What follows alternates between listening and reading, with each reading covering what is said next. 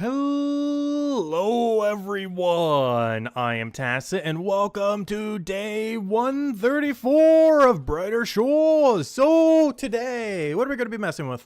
We are going to be getting level 210 all. It's something we were mentioning yesterday, and yeah, I figured we finally go finish it today.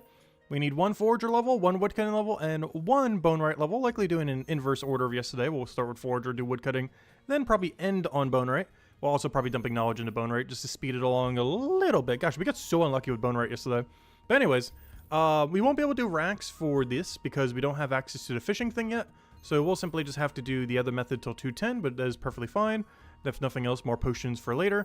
Woodcutting should be pretty straightforward. All we have to do is keep doing Hickory over and over again. We're actually got a really good EXP range for it, so it's actually pretty quick. And then Bonewrights could be a little bit annoying, but at least we get material we're going to need down the line anyway, so at some point we're going to have to do the grind, so might as well do it now rather than later. But that's pretty much going to be our game plan for 210 everything. Also, the poll for today. We're doing Xenoblade Chronicles X tomorrow. It comes out tomorrow. I'll be doing that. I'm not sure exactly how I'll be doing Brighter Shore stream during that time. I might just do one really late at night, I think, instead of normally at noon.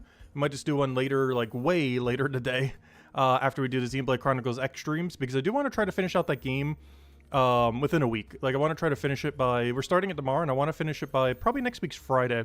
So try to finish it out basically all in 1 week. So any of our Brighter Shore stream will probably be after it, like way later at night. So a little bit of a weirder time for Brighter Shore stream over the next week, but it's just so we can go and get that other game completely finished. Because I don't want to rush it, but I still want to, you know, get through it within about a week. So we're just going to play it for like 10 plus hours a day until it's done or something. I'm not sure exactly how long the main storyline is, but we might do some of the side content and stuff too. We'll see. Depends how worthwhile it is. Might do some co-op. Not sure if Miles ES will be around, but I believe they're going to be doing it too. So we might co-op for some of the stuff as well. If they're still up for it for stream or whenever they're up for it. I'm not sure exactly what point in the game you actually get access to it, or if we'll be there at the same time.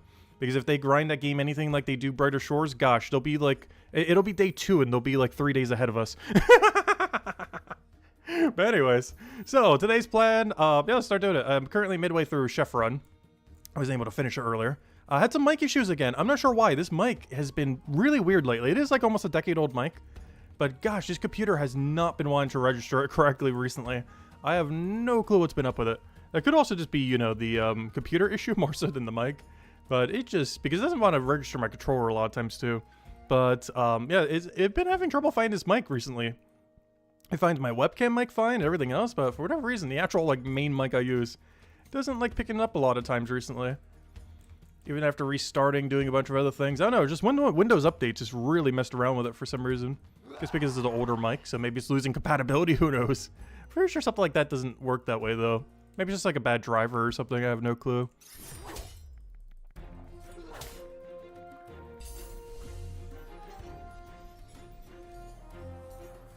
What did we come here for? Did I come here just for this and then we're going to the other place? Honestly, I might just walk there.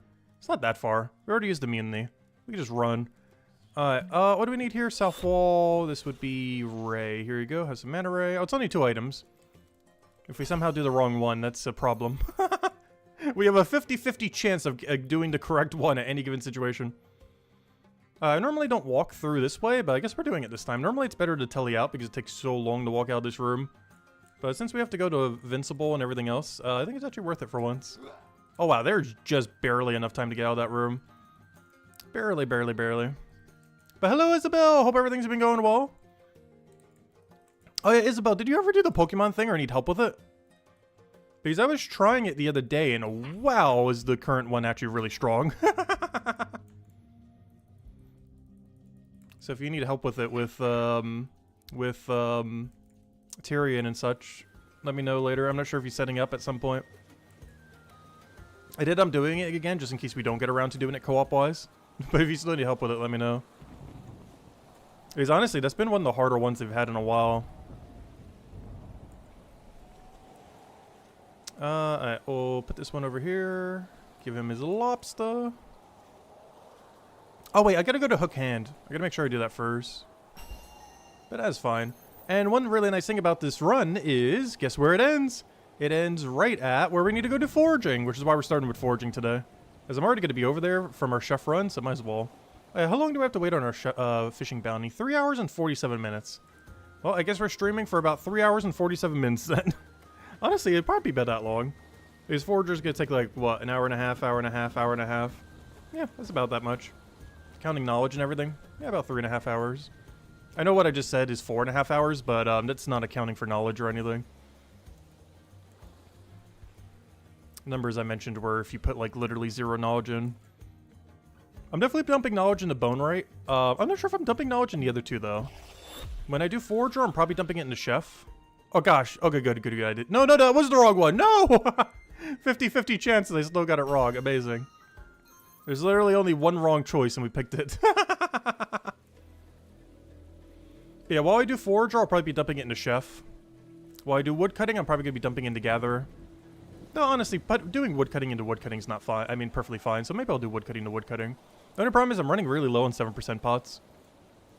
So I might just use a 5% if we do it that way then. And then when we do Bone Right, we're 100% dumping into Bone Right while doing Bone Right. It's not even in question. I felt like Bone Right took by far the longest yesterday. We didn't even need to do a full level either. Like yesterday, we only had to do like 2/3 of a level. And I'm pretty sure it still took the longest out of any category of thing we did yesterday.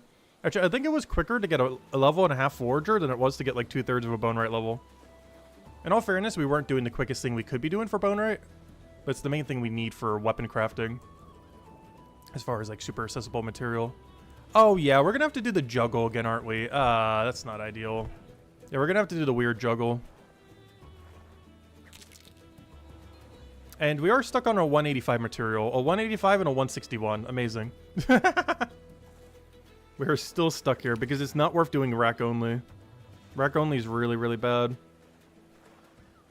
We need, well, after today, we're only going to need 6 more fishing levels because the dailies today will get us to 229.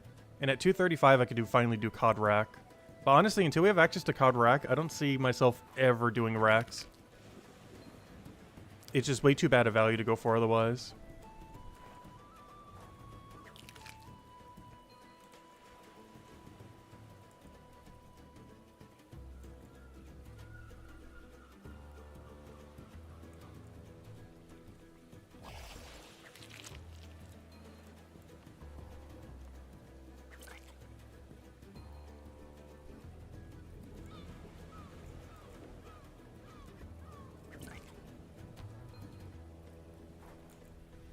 Yeah, it's kind of crazy how long you have to do some skills in this game that are still viable at a lower level range. There's a lot of instances of that. Like, for example, take this Bone Spike at level 280 for a Gatherer. You know how long this is good for? Despite all the things in between, you'd have to do this Bone Spike at bare minimum until leaks. And if for whatever reason you didn't want leaks, you would have to do this 280 Bone Spike all the way until Orchard. If you were banking all of these, and we were doing it just for EXP, but also banked EXP, you'd basically do Bone Spike all the way from 280 to 336. The only reason we will switch to at least Leak is because I need that for Chef. That's the final thing you need for Chef.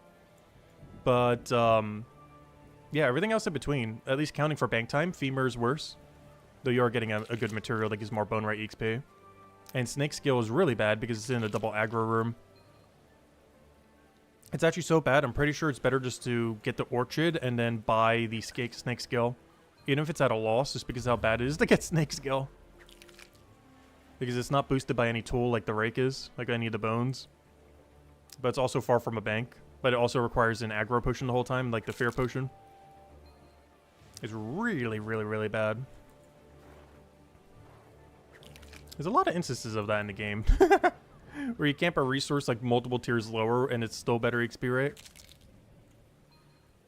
I've been able to do that a little bit with mining too. I've been doing a little bit of a weird wide mining route where we go mine all the Carbonies. Because what I've been doing for this lately is when I do a little bit of mining off stream, I think we got a level yesterday.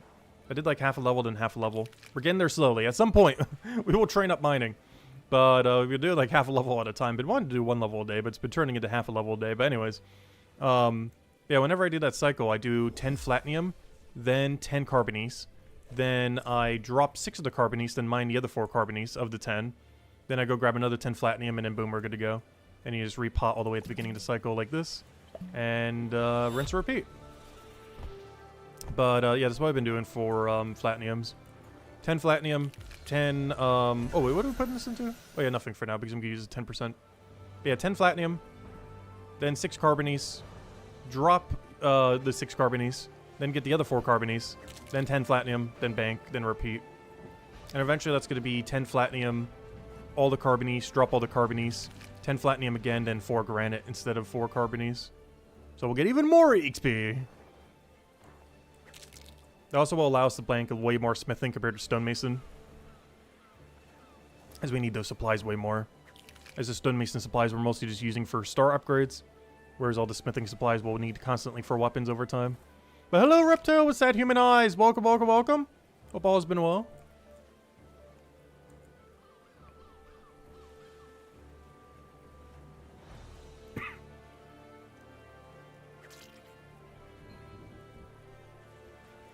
Yeah, no problem. Yeah, I do want to do a comprehensive mining guide at some point. We were going to back in December, and then I didn't because I wanted to wait for queuable action and a few other things. But honestly, at this point, if I was to go get 317 for the final mining method, after we have equipable potions, probably in the next few days, who knows, maybe even tomorrow if they finally do the update. But whenever they finally add the equipable potion quests, I think we have everything we need in the game to go properly show a mining guide. Because I don't think they're going to do anything too drastic. The most drastic thing that could happen is the shortcut that becomes available after Chapter 5, if they end up adding Builder and adding a quest that gives you a shortcut.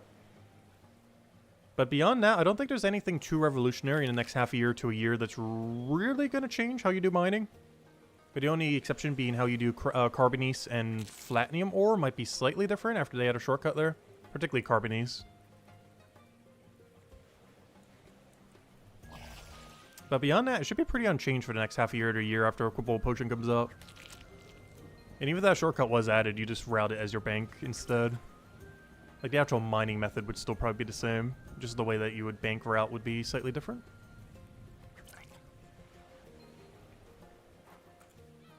But yeah, I'm considering it at 317 mining. The main reason I want to wait for 317 is that's the last unique mining method. Everything beyond that is just tier 6. Or tier 5 Deathstone and tier 6. But, you know, nothing... The methods for everything beyond 317 doesn't change. 317 is the final unique method for mining. Everything beyond that, just higher tiers of what you're already doing. Which, of course, functionally is the same.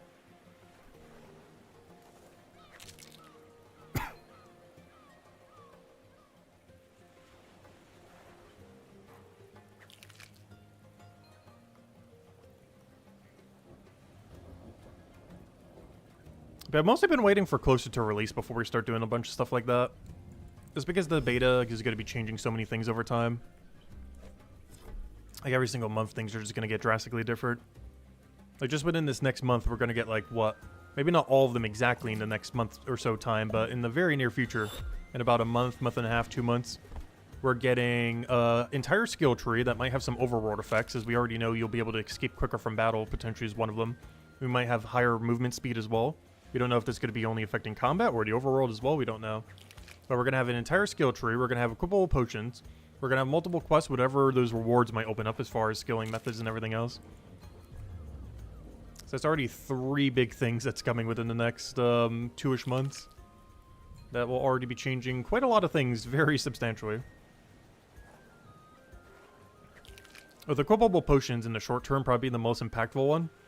As far as how it changes things. Because then you have access to 24 inventory spaces, which is something that we've never had since the launch of the game. They're basically increasing the inventory space by about 1 to 3. Not that they're actually doing it, but you know, if you never need a potion in your inventory, that's effectively 1 to 3 more inventory space. During a lot of activities that otherwise wouldn't be. As well as not needing to juggle them like crazy every single time. I hate juggling potions so much. I wish that quest would come out tomorrow. It's going to be really funny, though, because Xenoblade Chronicles X is coming out. Actually, that will kind of determine what order we do it on. If we finally get the new quests tomorrow, I will do the Brighter Shores stream first. Then the Xenoblade Chronicles stream after. But generally, the Brighter Shores stream, I think, are going to be later in the night when we do them. Rather than midday. Just so that we can power through Xenoblade Chronicles. But the day that it does finally come out, we will go stream it earlier. And go do everything we can with it. It'll feel weird seeing a new quest in the game. We haven't really had that experience for a very, very, very long time.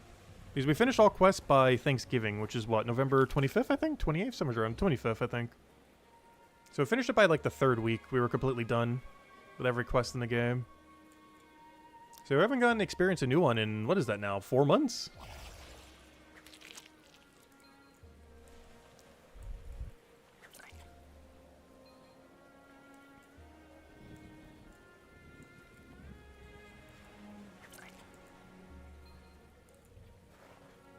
Also, the great thing is we never need to worry about any requirement. They mentioned a little while back that they're likely to never release any quest with over level 200 requirement. AKA, we have the level requirement for every quest for the rest of the time. So we never need to go to worry about going out of our way being like, oh no, this quest requires 270 woodcutting or something. That's never going to happen. I'd be even surprised if we get a triple-digit one this year. But they mentioned they plan on never making one above 200, quest requirement-wise. Potentially ever. Definitely in the short term it's not happening, but potentially even just like for the rest of the time. It's kind of interesting because it's the same philosophy as the other game kind of went by. And to this day still does, even after multiple new ownerships. Old School RuneScape has no quest requirement above like 75-ish out of 99. Which is basically the equivalence if Brighter Shores never had a requirement above like 150. Like if the highest requirement they ever did was a 150 requirement for a quest.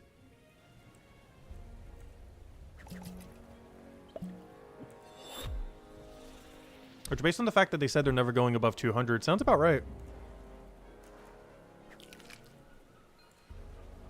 You worked all week to unlock your 200 woodcutting passive? Nice! Finally did it and heading off to work. Nice, nice.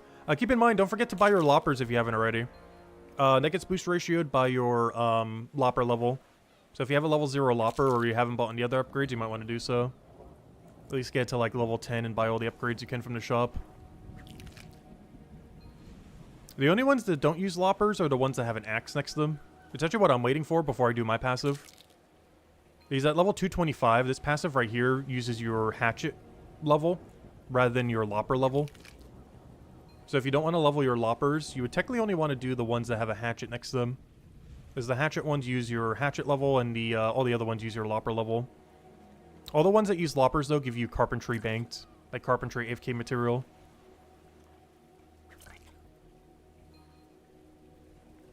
But yeah, do be mindful of that if you are doing them. Because that adds up to be a lot of extra XP. I am personally going to be skipping them, though. But I do plan to do, like, the 225 passive until Bramble. Like, we're going to eventually woodcut to 225. And I'm going to go 225 to 234 so we can unlock Bramble without having to do any more woodcutting in there. Because that will end up using our hatchet level, which is at 30%. Compared to something like our lopper level that would only be at, let's say we get it up like 20% at best. So we're getting way more value from our hatchet at that level range. Because I think you have to go a lot deeper before you get your thing all the way up. Oh no, they're both pretty deep. Oh wait, it's because I haven't bought any other one, that's why, never mind. That's because I haven't really been using it. But yeah, I forgot, I never bought the 205 lopper yet. I was wondering why that seems so much lower. But yeah, I never bought the 205 lopper, whoops. That's not too big a deal, because I haven't actually utilized it yet. I only first time bonused all of them. I haven't actually, like, AFK'd woodcutting properly a single time ever. I do plan to a 225, though. But, yeah, I forgot to get it. I was wondering why that number seems so off. That's because I'm missing the 5% from the other tool. I didn't buy it at the time because I had, like, no money at all after maxed. But now we are actually kind of loaded. If anything, we actually have almost too much money right now. Though this will be going down. When we do Xenoblade Chronicles, I will be doing Leatherworker, banking all leather. I won't be selling any of it because it's way more AFK to bank it than to sell. And we did the math. It's going to burn about 400 silver an hour. I'm going to have to do it for about 50-ish hours. Which, what does that come out to? 0.4 times 50. We would burn through about 20 gold. Oh wow, we have a lot of spare gold then. I'd still have like 16 spare gold then. Oh, that's a lot more than I thought we would have. That's not bad. And then after that, we'll probably do the cooking AFK. Assuming we're still playing that game for a bit. I plan to power grind it all out in a week, though. But the other thing will only last me for like 50-ish hours, and we're probably playing it for a little bit more than 50 hours. I don't think you can complete out the game in that time. It's a really long RPG. Oh, in all fairness, all RPGs are pretty long RPG generally. There aren't really many short RPGs out there.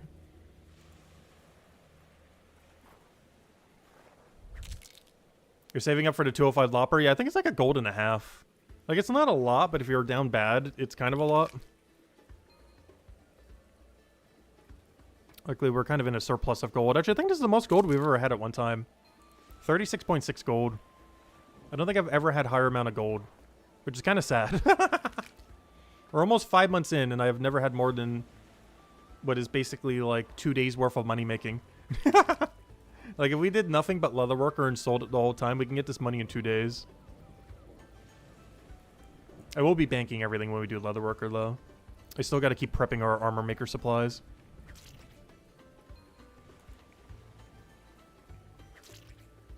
I'm not going to be rushing armor maker leaderboard or anything like that, but I do want to get like 300-ish, 400-ish, stuff like that. Enough to be able to supply our armor if we ever need it for PvP or bossing or anything. Because, of course, the whole reason why we're even going this wide, aside from why not, and just for a little bit more variety. But there is actually a reasoning behind it. Nearly every single one of these skills is needed to make either weapon or armor. The only skills that are technically useless are cooking and fishing. But aside from cooking and fishing, and I guess detective. But aside from those 3 skills, every single skill is feeding into something we really need. Combat, obviously for combat. Forager for alchemy. Alchemy for all the potion boosts for every single chapter. Gatherer for both Bonerite weapons and for alchemy, so we get XP boost everywhere. Woodcutting for weapons. Carpentry for weapons. Bonerite for weapons and shields. Mining for weapons and shields. Blacksmith for weapons and shields, which of the more important ones since we're Cryonite. Stonemason for weapons and shield. Leatherworker for armor, and merchant for armor, so we can actually get it at a cheaper rate. But yeah, there are only 3 that do nothing. Cooking, Fisher, and Detective. The only reason we get them up is because Detective is a lot of fun. And because Cooking is very, very free XP for doing basically nothing. Assuming you do the hourly.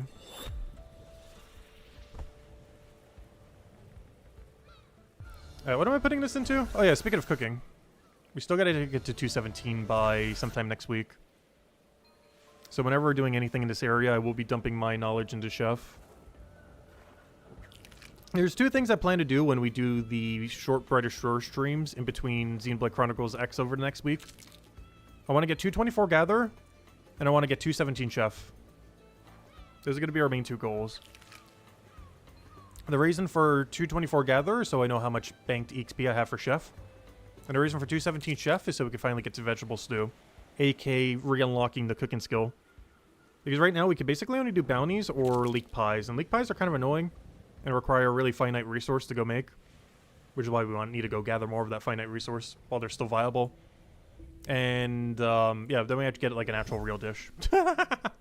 And by that I mean like one of the infinite ones that just give you all the XP you're ever going to need.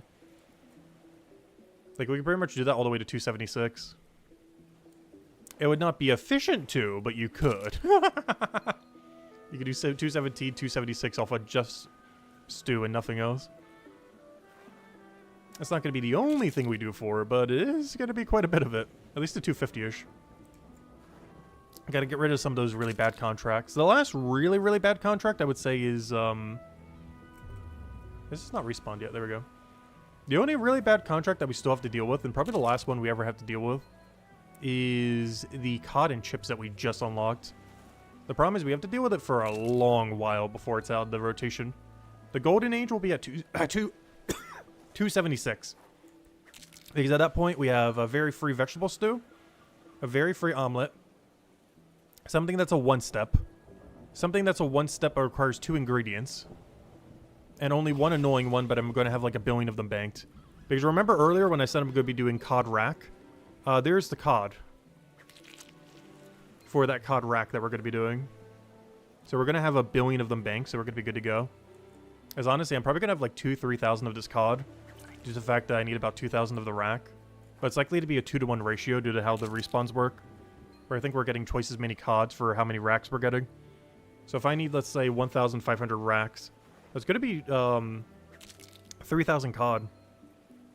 For that dish right there. I'm also going to need to get more of those potatoes soon. I think I only got about 1.4k, 1.5k of the potato that we can currently get. The only reason I'm not doing them right now is, it works better if we have multi-skilling to go with it. And our current level range with our striping system and everything, we don't have range for it. And we need to go get my combat up to like 1,100 or something. Which, hey, that's something we're kind of doing in the future, so we will be able to get back to it eventually. But yeah, I think I have like 1,300 banked, but we're going to need like 2 to 3,000 or something.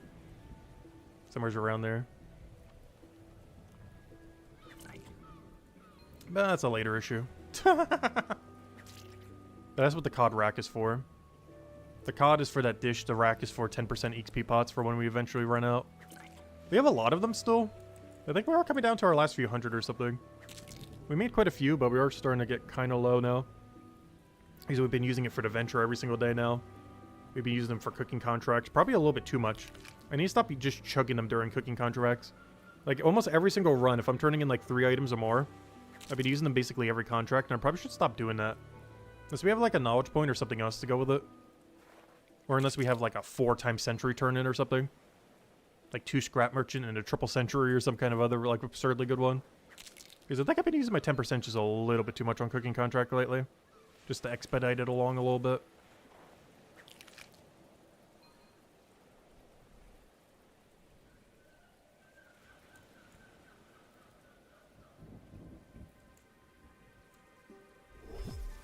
You're always down bad. Honestly, I felt like that a lot in the past. The only reason we're up right now is because I was doing a bit of detective and merchant. And both of those is make pure money with no downside. It is still the best overall way to be playing the game as well. Like 500 all Chronopolis. Because detectives is a pure money skill, merchant is a pure money skill. And depending on how you want to do leatherworker, it is the best pure money skill in the entire game. Hello, Tyrion! Welcome, welcome. Hope all's been well.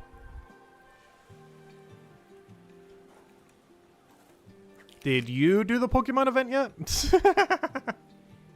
Because Izzy was mentioning she still needs help with it.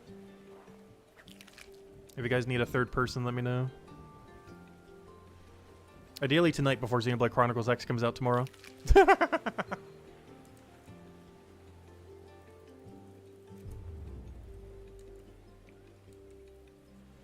You've been slacking?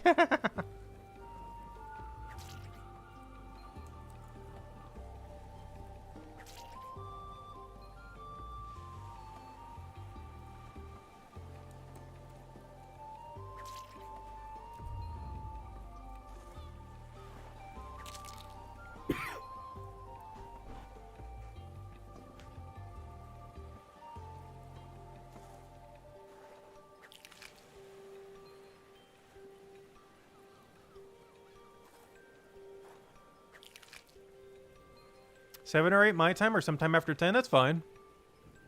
Yeah, just poke me on Discord and I'll help.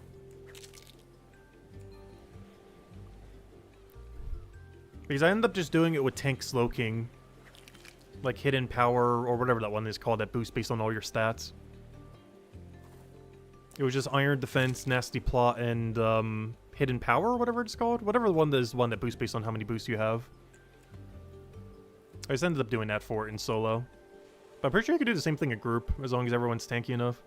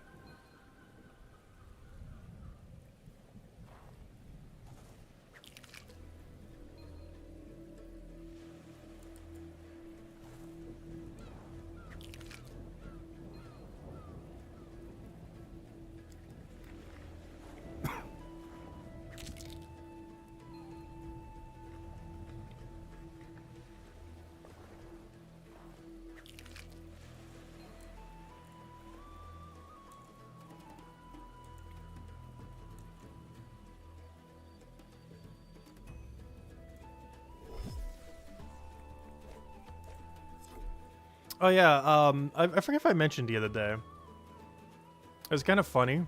My dad, I ended up calling my dad the other day. And last time I seen him, he was working on like last time I seen him like the other year, like 2 years ago, he was working on a boat. Then when I last saw him, he was working on a second boat, and now he's working on a third boat. Because he can't do houses right now, because pretty much all his life he's been fixing up like houses, flipping them, buying like really decrepit ones for really cheap and then fixing them up so they're actually like, you know, livable, stuff like that. But because the housing market has been so high, he hasn't been able to do that recently. So his new hobby has been just like doing a boat every single year. Because he has one of those like boat mold things, so he's just been doing those and just going out on the water with them as a hobby. Because he doesn't know what to do. He loves doing things from scratch like that. And now he has a boat obsession. Every time I call him, I feel like he's just working on a new boat. Whereas he hasn't tried selling any of them yet.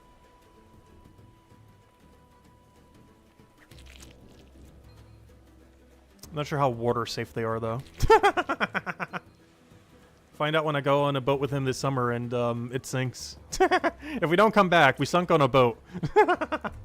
No, the water's shallow enough that you can just walk or, you know, swim. If the boat does actually go down somehow. No, the boats aren't that bad. They're actually pretty good. But, you know, there's like those like little minier boats. I like the really hefty ones, obviously. The ones where you just put up like a motor on it.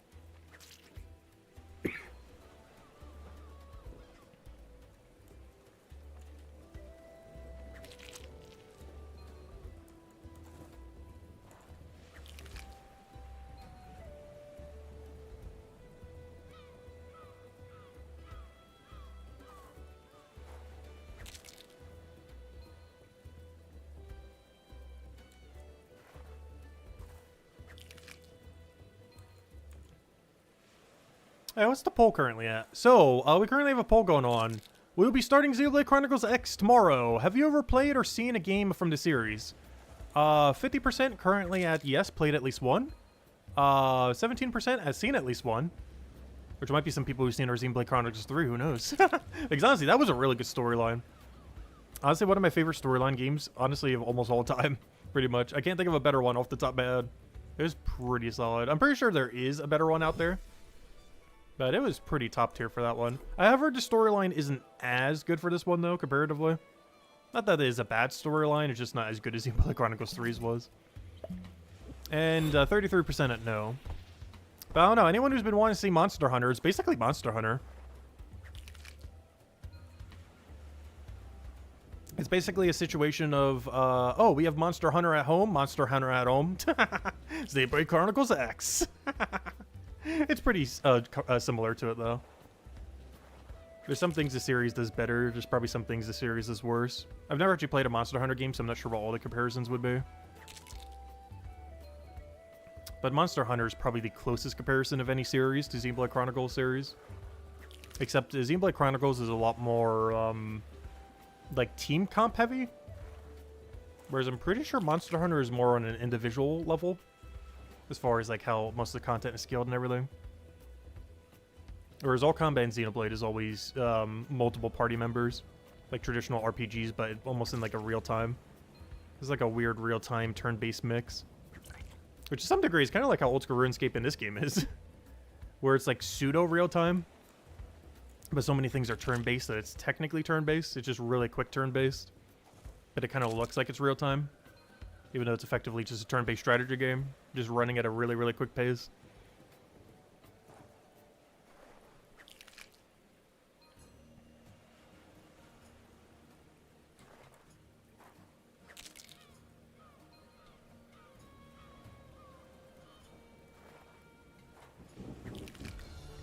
Oh, we got a meter. If we get that again, I guess we're putting into Chef again. Because I'd rather take a little bit longer on Forager and put it all into Chef. But we have a very limited supply on how much we could do into Chef. Xenoblade Chronicles X is just RS3 combat. Oh gosh. I still have not tried RuneScape 3. I really need to at some point. I've heard so many bad things about it, but I've never tried it myself. I really need to at some point, because I've never tried Evolution of Combat at all. I already left RuneScape before Evolution of Combat ever hit. So I've never actually gotten to try Evolution of Combat, ever.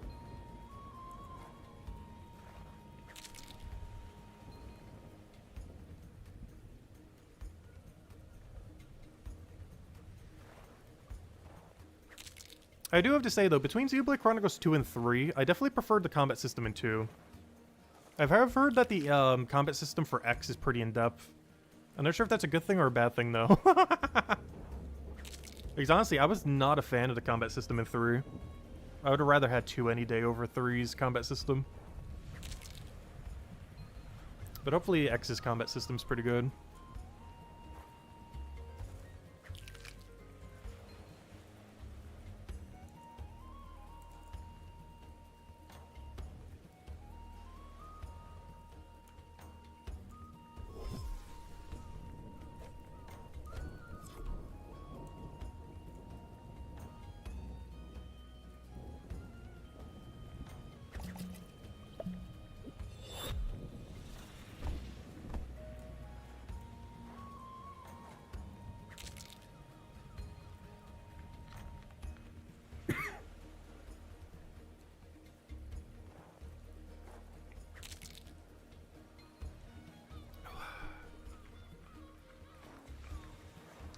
Oh no, I'm almost out of water.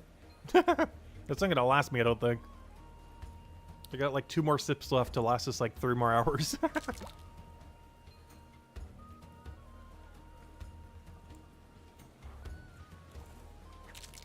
It's a lot like Xenoblade Chronicles 1 combat. I never actually played Xenoblade Chronicles 1. After this one, this will be the one will be the only one I haven't played.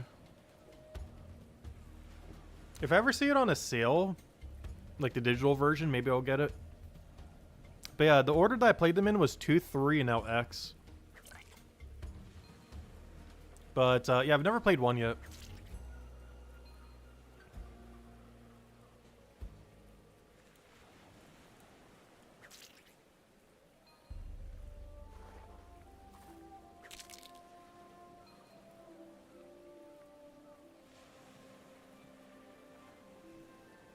Which is kind of funny because I'm going to play the whole series in almost reverse order. Like the first game is going to be the last one I play. If we get around to it at some point. I'm not sure if I ever will. If I do, I might just do it off stream. I might do it on stream some point. We'll see. I just want to wait until it's like on a mega sale though. Or even buy it second hand or something. Because I wouldn't want to spend anything more than like 40 bucks on it.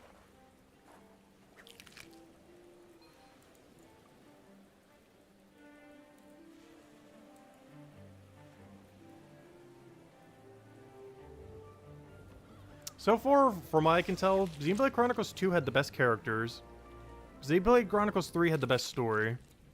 Xenoblade Chronicles X seems like it'll have the best gameplay loop. And I'm not sure what one did the best. But it was there. It did exist. Because at that point, that's pretty much every core mechanic.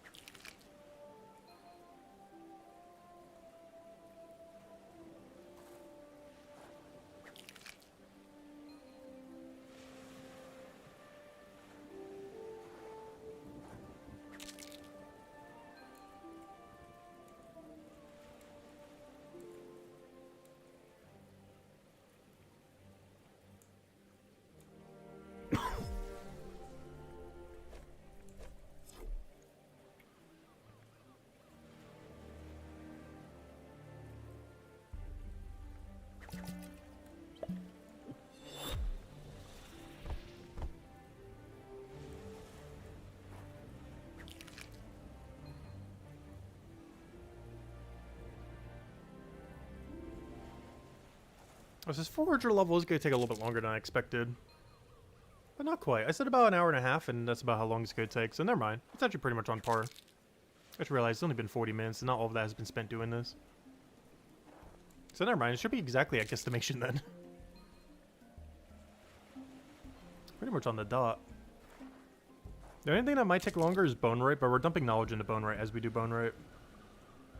I'm probably going to dump wood cutting into wood cutting while we do it too. Just because we don't really need hickory poles as much. If you were a hammer mage, I would say yes. You need a lot of them. But I believe we only use it for 2 things as a cryonite. And it's both our 2 yellow weapons, oddly enough. It's used for a lot of yellow weapons, basically. Both for our class and for cryonite, I mean for hammer mage. It's a really yellow heavy carpentry material. Actually, if I'm not mistaken, isn't literally everything you make out of it yellow? I almost forgot about that.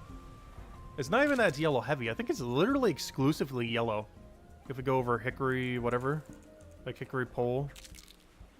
I think literally 100% of everything you make from it is yellow. Except for maybe that one green hammer mage weapon. But otherwise, I think it's all yellow. Oh no, it's used for the fist as well. Never mind. Oh no, it's actually only used for 2 yellows. Never mind. Oh, never mind. It's the other one that uses pole. It's only used for 1 weapon for hammer mage. I mean for cryonite. And it's mace. Okay, so it's used for a lot of the one-hand weapons for hammer mage, it looks like. Oh, so hello, Mr. Sahel. Welcome, welcome.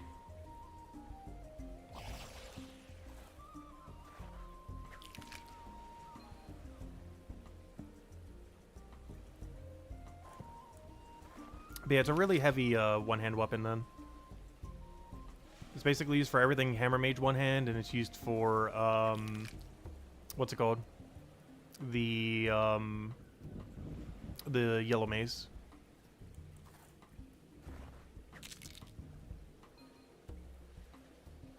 Oops, I didn't mean to grab that one material there.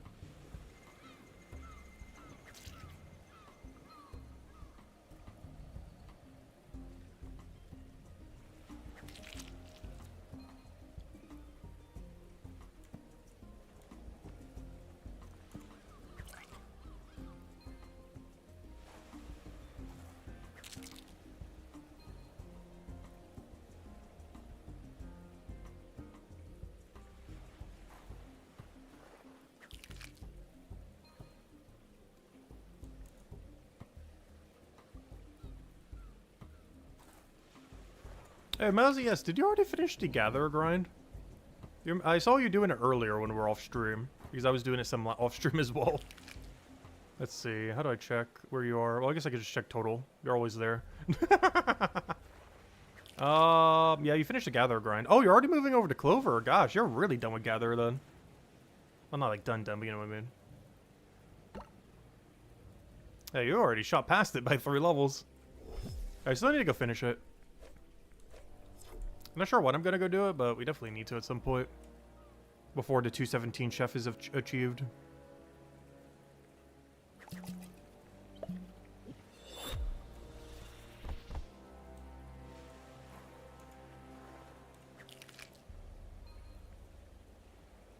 You're picking up clovers right now? Nice. Yeah, I'm working on it soon for alchemy. Likely for the same reason you were doing them. Oh, you already got 268 alchemy? Wow, you've been working on alchemy a lot. I knew you were working on it some. Wow. You shot up like 1 billion levels. Every time I look at one of your levels, it shoots up by like 30 the next time I look at it.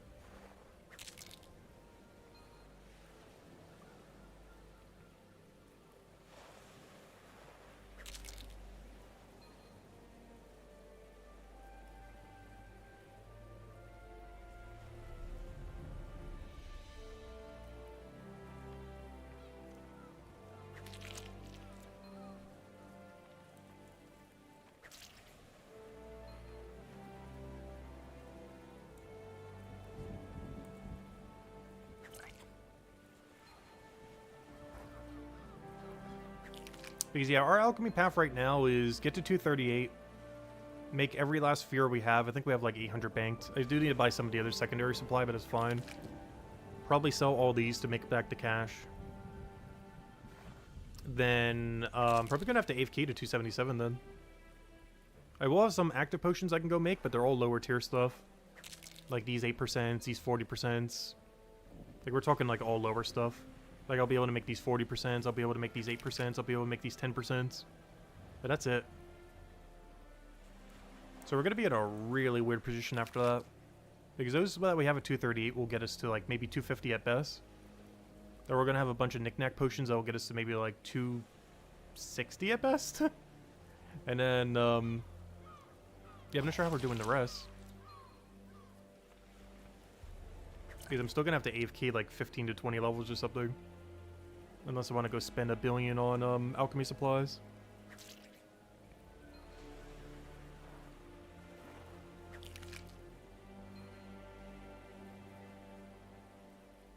As an absolute best, we're gonna get like 260 from everything we have banked. Which is very specifically not 277.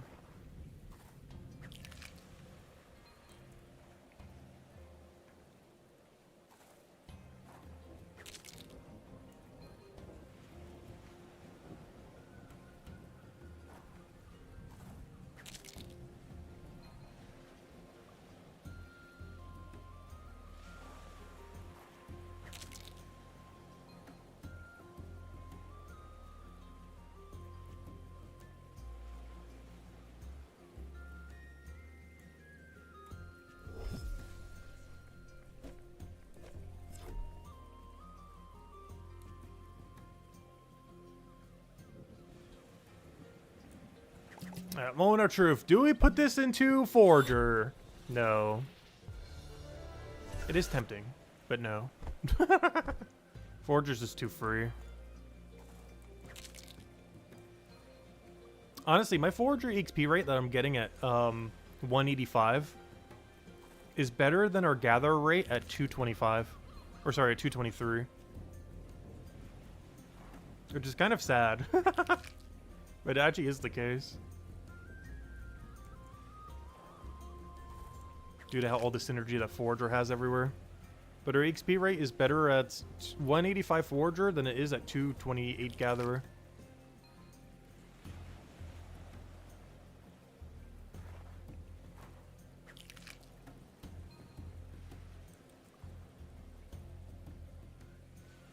But then at 224 it gets a big upgrade though. And at 280 and 248 it gets a really big upgrade. Particularly 280.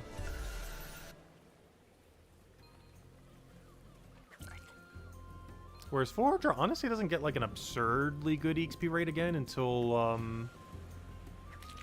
when does it get something absurdly good synergy? Pondweed isn't. Probably Bell Plant. Bell Plant Potato is actually really good. Like your XP rate at 321 is absurdly good. As the Potato Water Lily Bell Plant route is a lot of XP.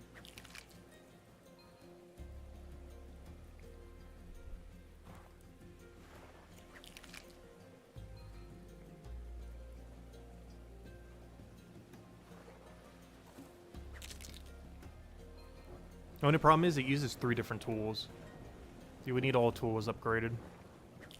Because you use all of the 3. That's the other reason why so much XP too.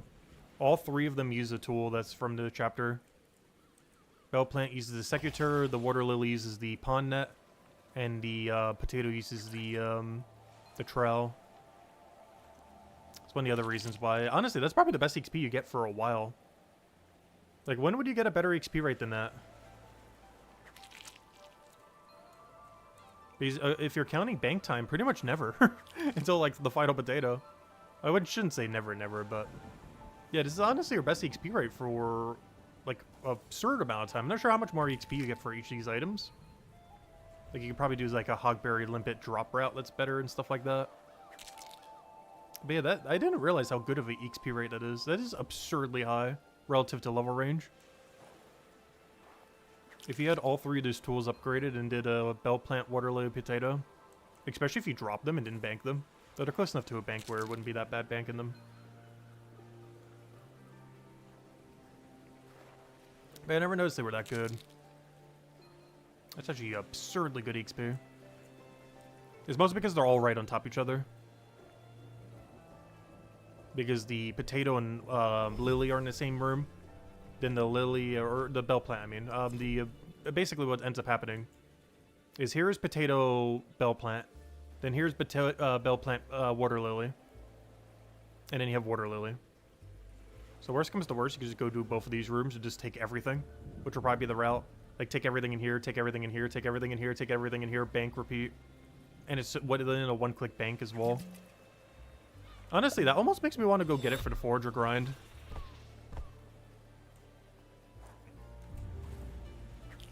I don't think it's worth it, though. The biggest issue is one of them's for the green potion. I believe the bell plant is used for the green potion. The water lily, however, is good. The water lily is good and the potato is good. The problem with the bell plant is it's used for plus 70 Arboree. And plus 70 Arboree is this really weak one right there. Despite it requiring like 260 whatever forager. It's used for one of the potions that don't give good EXP rate. But that water lily though is a little bit different. It makes this plus 70 Cryone, which is not only for our class that we're currently using, but is also helps fill the gap. Oh no, did we go for it? There's no way I do that. There's like 0 chance we bother doing that grind just to help with that. That would take way too long. I'd rather put that all into mining. There's no way I'm doing 302 forager. At some point, yes. But not at some point early enough to be able to utilize it for 258 to 277. That just is not happening. Unless we want to take like a few week tangent doing nothing but forager. Which is not going to happen. Even though it feels like the last 2 days. Also, hello MK Jets. Welcome, welcome. Hope all's been well. Even though it definitely feels like we've kind of been. Yesterday we did forager. Today we did forager. It's beginning. No. After today, I don't plan on touching forager until 235 Fisher. And even then, I only plan to touch it until we get like 2,000 rack. Just so we have a bunch of 10% for later down the line. It's around 1,000 to 2,000. I'm not sure how many I'm getting. I believe we have about 1.4k banked, but we're going to keep getting more slowly over time. As every single time we do a cooking contract that goes to Sentinel, we get 5 of them.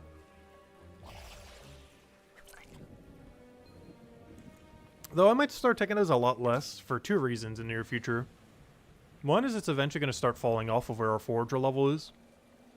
But the second reason being is, one of the reasons I do that is because I need to go there anyways to go grab potions. But if we have equipable potions added to the game, that's not a mechanic we're going to have to route anymore. Because one of the reasons we route that now is I have to always go back there in order to go change to a real set of potions. Like if we're doing a chef run, but then transitioning to like chapter 2 or chapter 3 or something else. So we have to go back there, deposit everything, and then go and... because the deposit's free because we have to go there anyways. But if potions are equipable, we're not going to have to go do a potion run. As the potions will already be on us. This is going to be an interesting mechanic that kind of changes that. Which means, yeah, however many I have banked is probably going to be how many we have banked then. Long story short, we need 1.5k rack then. Is what that ultimately comes down to. I shouldn't need 2,000 plus.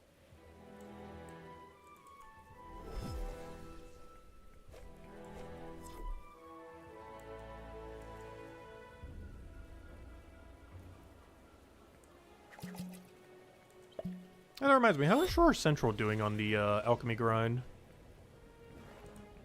Because he did a 500 forager, but I'm not sure how much he banked from 500 forager. Or how he went about it. Because he's not doing any gatherer for some reason. He like has a vendetta against chapter 2. Obviously it's because he's focusing all in on chapter 1, but... it's just kind of funny. 3 people have maxed. In short, the first zone, let me see. What was he at? Yeah, 433 is almost there. He's in the final stretch. I believe that's Minds of a Tubin potion at that rate. He's definitely not doing the Chronopolis one that burns so much money. Actually, I think that burns the most money of any potion in the entire game. The 8% for Chronopolis. I'm pretty sure that was the one that was absurdly absurd that you would never make it in like a billion years. It's so bad. Pretty sure it was that one. I know one of these over here was really absurdly bad. I'm pretty sure it was the 8% for Chronopolis. It has the highest amount of money that you can burn per hour. So you should never, ever, ever do it. Isn't that the one? I'm pretty sure it is. I'm like 90% certain that's the one. Like, it has a hilariously high number of burn rate.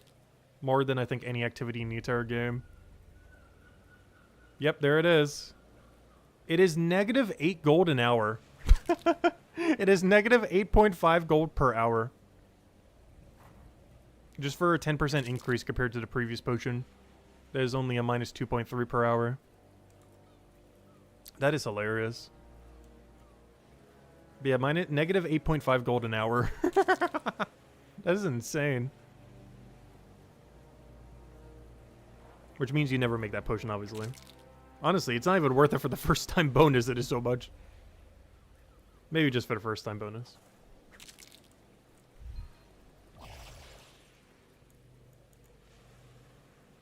But that is crazy high. I don't even think there's a moneymaker in the game that makes 8.5 gold an hour. Yeah, there's one that burns 8.5 gold per hour.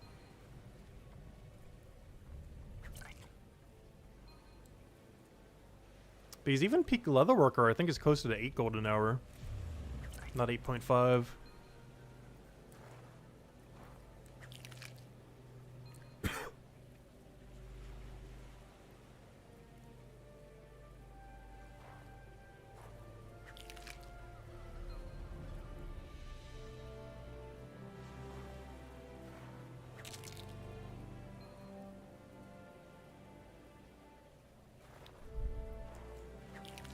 Gosh, the neighbors were smoking earlier, which is why I'm coughing right now.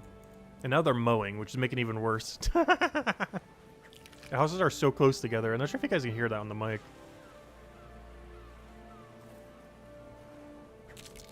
The mower's probably like several feet away from the house right now. Alright, now it's moving away though.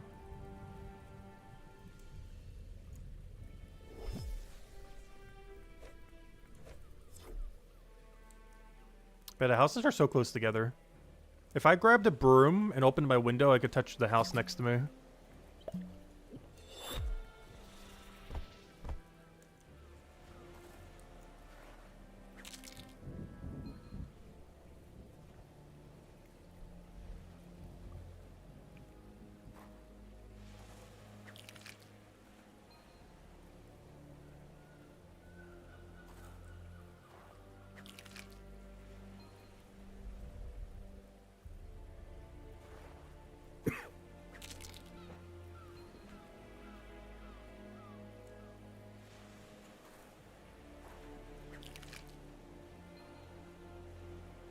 Yeah, third of a level to go. We're nearly there. And then 2 more to go. And we'll be saving the one that we did first for last this time around. The dreaded Bone Rat grind. It's only right that that's the final one. Oddly enough, it will not be our last ever 500. If we were to somehow 500 all sometime in the future, it would definitely be far from our last 500. Actually, what would be our last 500? Let's say, hypothetically, we 500 everything in the game. Which, if they keep doing content this slow, might actually be a possibility. But realistically, we're never doing that. But let's say, hypothetically, we 500 everything. What would our last 500 be in the current state of the game? Because Chef would eventually get there off of bounties. Fisher would eventually get there off of ventures. Honestly, I think it's Forager. I'm pretty sure in the current state of the game, Forager would be our last 500. Because Alchemy we would need it for all the boost potions. Like, Chef would get done off of bounties. Fisherman would get done off of Venture. Alchemy would get done because we need all the 10% and 8% boost potions. Gather would get done because it's needed for everything. Woodcutting would get done because of weapons. Carpenter because of weapons. Everything in Chapter 3 because of weapons. Detective technically would be pretty low priority, but because I like it so much, I would probably get it done at some point before it would be our final one. Even though it's bad enough to be your final one, but it's like so much fun to do, so I actually enjoy doing it. And then Merchant Leatherworker for Armor Maker. And then even if you look at skills from Chapter 5, if Builder is good, that'd be really high immediacy to get that up. Armor Maker is pretty much your weapon making skill, except slightly less useful, but it's only 1 skill rather than 3, so it's a lot easier to train. And then Delver is just better Forager. Like, if I had to place where Delver is likely going to be, I think it's worse than Gatherer, but better than Forager. If I had to rank, like, around where it would be, roughly. Because it's not going to be better than Gather, because Gather gives you like those fear potions, it gives you the weapons pieces you need for 4-star weapons. It gives you the best combat potions in the game, at least currently. Whereas, what really is Delver giving you? It's giving you your armor pieces you need for 4-star equipment, at least for Bonerite. And it's giving you some alchemy supplies, a few other knick-knack stuff. But it's mostly because it's giving you the 4-star armor that makes it relevant. Yeah, that's going to be the main thing that likely carries Delver. And honestly, it's pretty much the same thing that carries Gather as well. The bones. Because if Gather didn't have the bones, it would be a way worse skill. It would still be usable, but it'd be a completely different skill if the bones weren't there. And Delver's going to kind of be the same way, but even more dependent on the bones compared to before. Because it might be one of the better ways to go train Armor Maker. Just do Delver to 500, then go do Armor Maker to 500.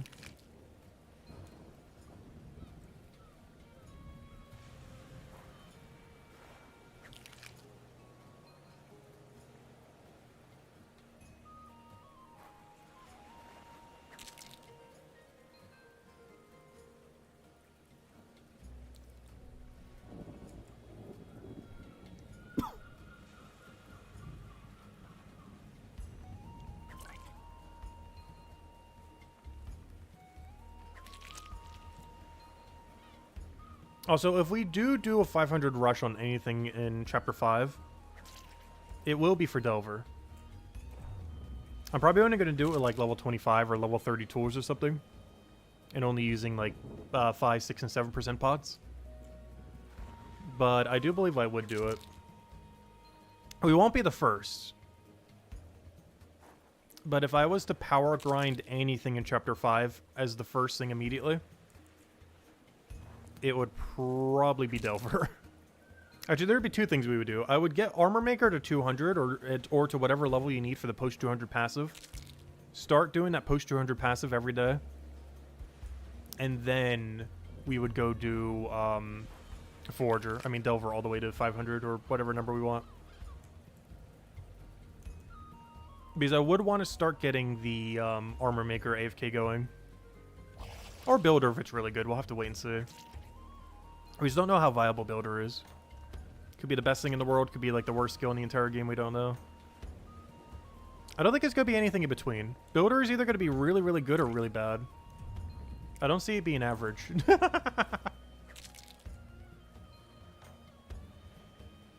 It's either going to be so good that it's going to be like one of the top 3 or 5 skills you want to prioritize getting up immediately. Or it's going to be so ignorable that it's basically Detective all over again. Where you might use it for like a few shortcuts and that's about it.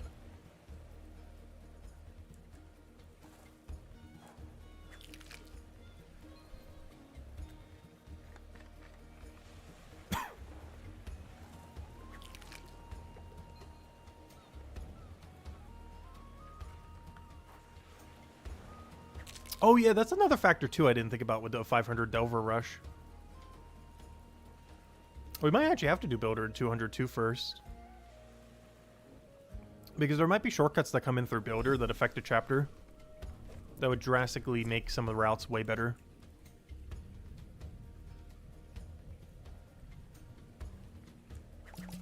Which makes sense, because my current plan for Stonewall Hill, as far as our master plan, if we do end up going heavy on grinding it, I still haven't determined if we will be, but if we do, let's say hypothetically we want a 500 all that chapter.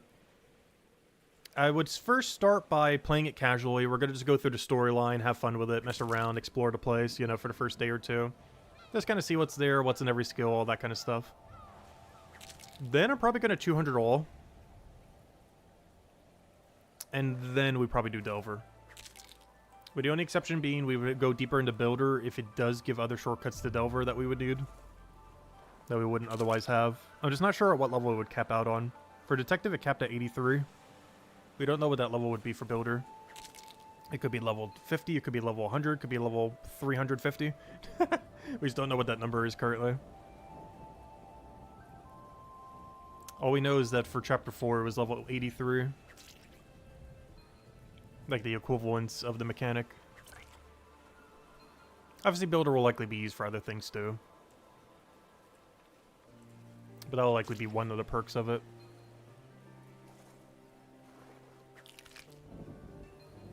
This is basically a pseudo shortcut skill like detective is, partially.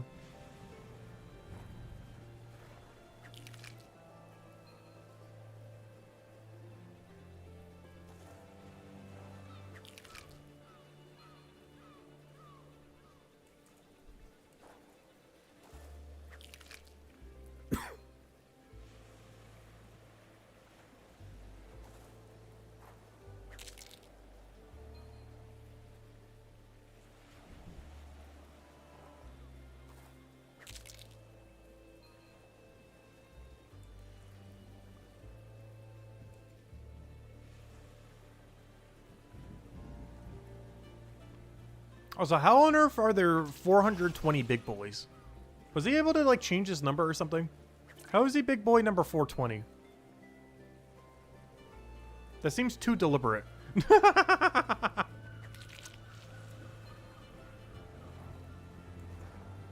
There's just no way there's 419 big boys in the game. And he just happens to be the 420th one.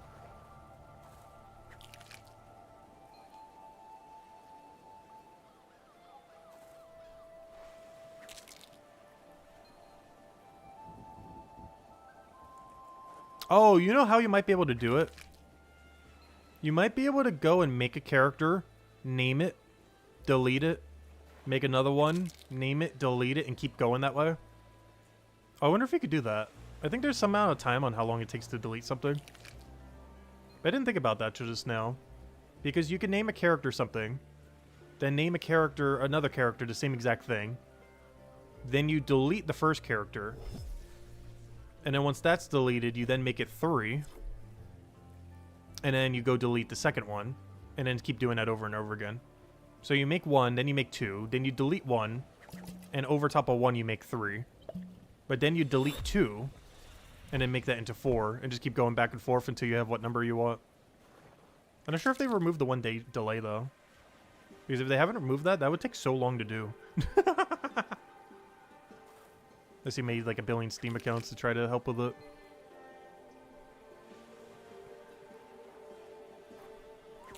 Because even with 10 Steam accounts, that would still take like 2 weeks to go do. Assuming there's a 1-day delay on renaming, or on deleting your account.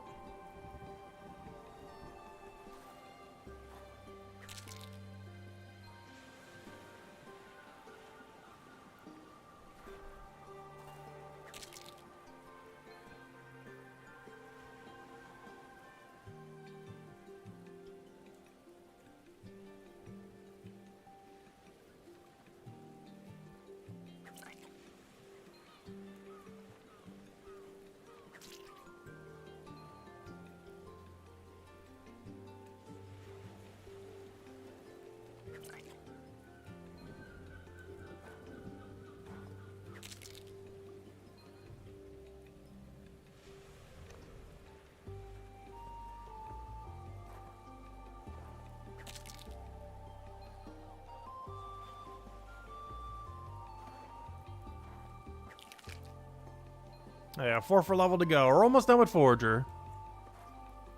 And with time to spare, I said it would take about an hour and a half. It looks like it's going to take, honestly, actually, it still looks like it will take an hour and a half. So we're exactly correct. Which checks out. Woodcutting watch would be a little bit quicker then, I think. Because we're getting about 5.5 key per node. But we don't get the extra few like we do with these. Though, the only problem with doing that... Okay, maybe woodcutting will take about the same amount of time. Because, even though we're getting more XP per drop, the bank is further. Whereas the bank is really close while doing this. Not that the woodcutting bank is that far. But here it's like 10-ish tiles. Over here it's like, from here to there. Which is way closer to like double that. Even though the XP drops are better. Because when we move to woodcutting, we're going to be getting like 5.5k drop rather than 4k. But when doing this, we get 9 nodes instead of 6, though. But each one that we do get is worth more. I mean, worth less here, I mean.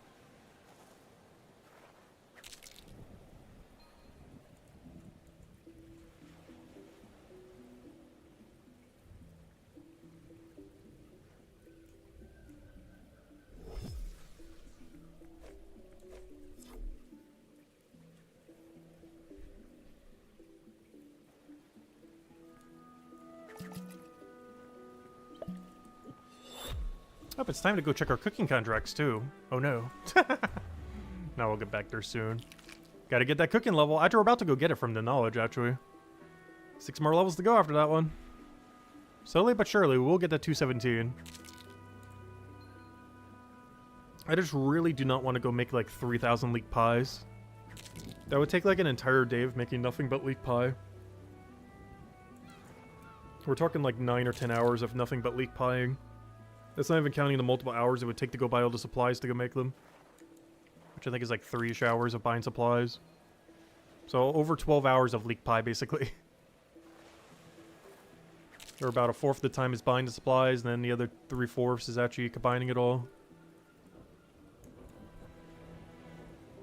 We would make a lot of profit during it, though. It's over a gold an hour. Which I think it was almost like 2 golden hours. Actually kind of high. Because we're getting like 4 point something each. And we're making a bit over 300 an hour. If you get a cooking contract for it, it turns in for even more than that.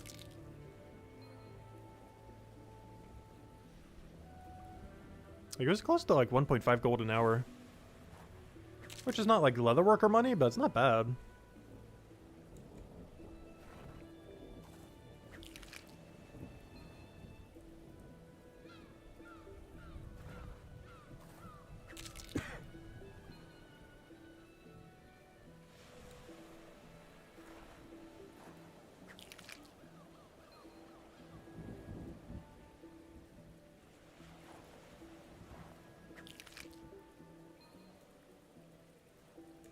I know, we're about to over-encumber our knowledge meter. Fine, I'll have to drink to 7% here. Don't really have much of a choice here, unfortunately.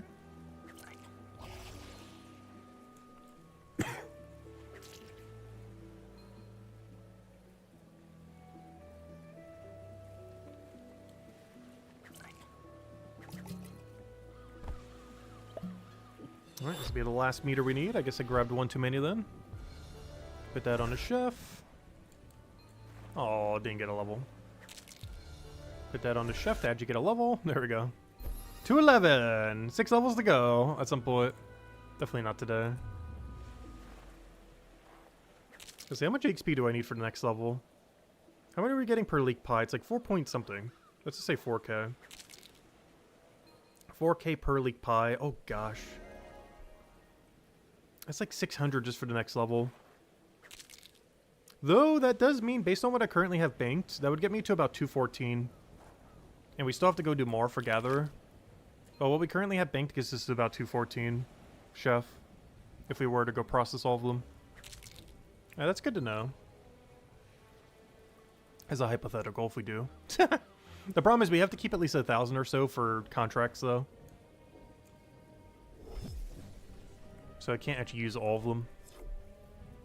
And that proposed number does assume using all of them. But we would get more from doing gather. I still have to gather more of them. We don't have to gather that many more of them, but we do have to gather, I want to say 2,000 or 3,000 more.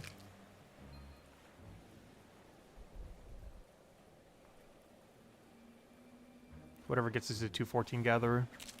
It's one of the reasons I kind of wanted to finish that gather grind sometime soon.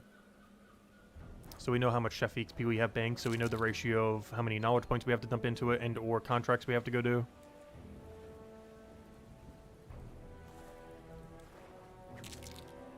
Because knowing our total amount of leaks allows us to do all the math all the way to 217 chef.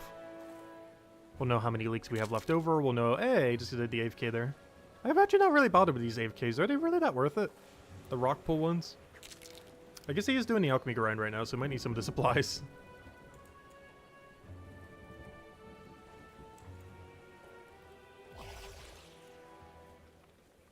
Because honestly, I found the Forager and Gathering AFKs to be really, really bad value overall. Basically, any gathering skill AFK where you don't have an EXP bonus doesn't seem worth it compared to the ones where you do. Like, for example, woodcutting when you're using your axe, or even your lopper. Both of them have a boost.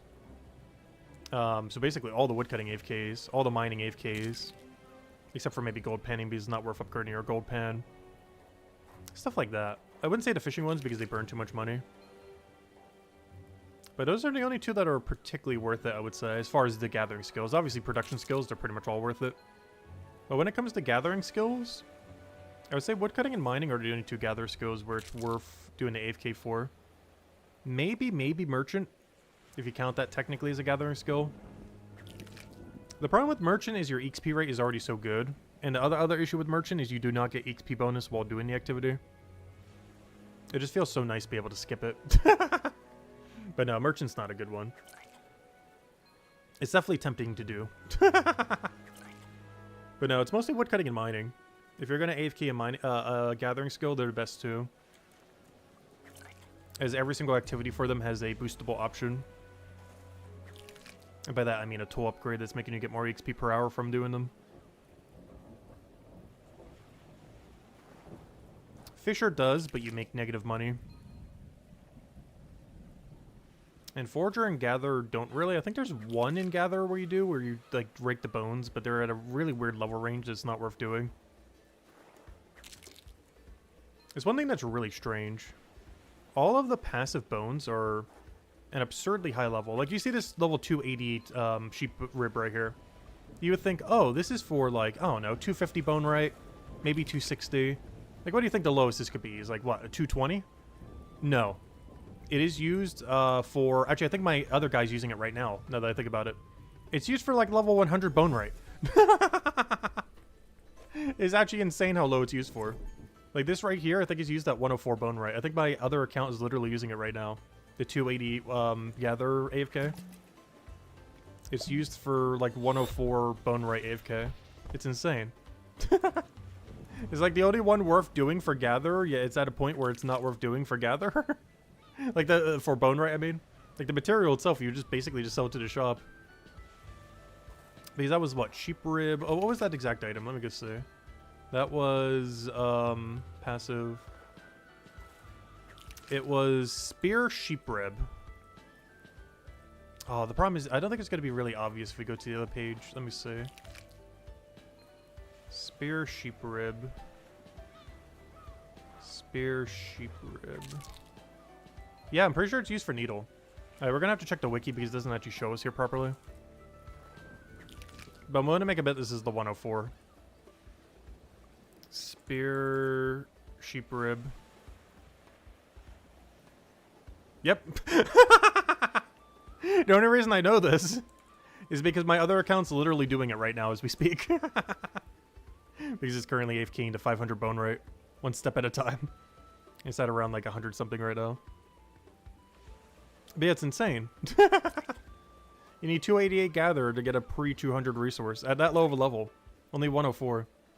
It's like a third the level. I don't understand why it's scaled like that. Which is bad, because that's one of the few things that's actually worth doing for passives. But the material is so bad that it's kind of not worth doing. And the reason why it's worth is it actually does use your rake percent. So like this sheep rib right here uses your rake. This sheep rib all the way at the end uses your rake. Stuff like that. Oh, that means you can actually AFK pretty well all the way to max then.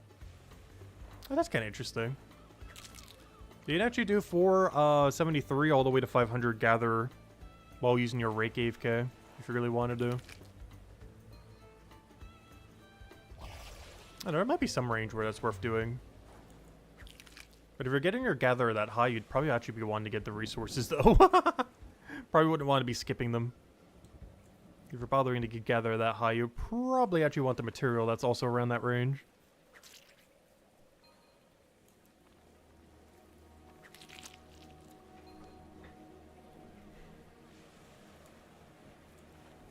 Oh yeah, that's a poll we haven't actually ever done. I'm actually kind of curious on. The actual thing I was thinking of is like all the people who have, if anyone has done any amount of EXP after level 500. But of course, the more basic level of that question is, I wonder how many people in our chat actually have a 500. Because I feel like the enter is kind of low.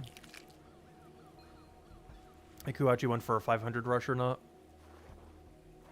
But there's definitely quite a few.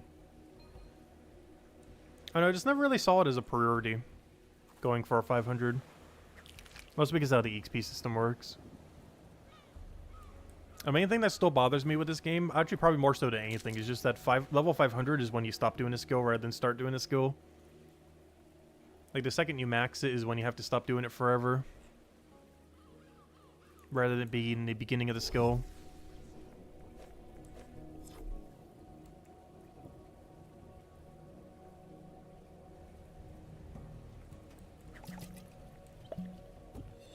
There are exceptions to that though, of course. Like production skills for weapons you would always do. Even if you have 500 XP in them. Because you're doing it for the weapon, not for the XP necessarily.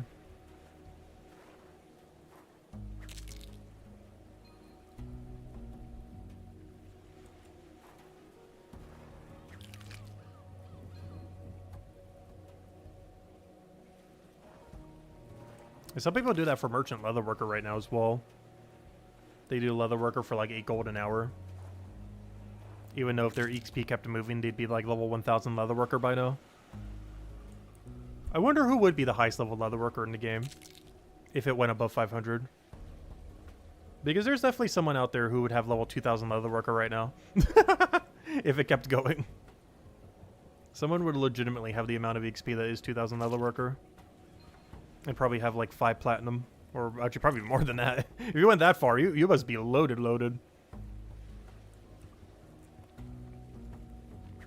There's probably a double-digit number of platinum. A currency most people don't even have a single one of. It's kind of crazy if there actually is a currency after 1000 platinum, though. Because in the current state of the game, it is... I wouldn't say it's impossible to get 1000 platinum. But we're talking about amount of time that is a 5-digit number. We're not talking like a 4-digit number of thousands. We're talking about a 5-digit number of tens of thousands of hours.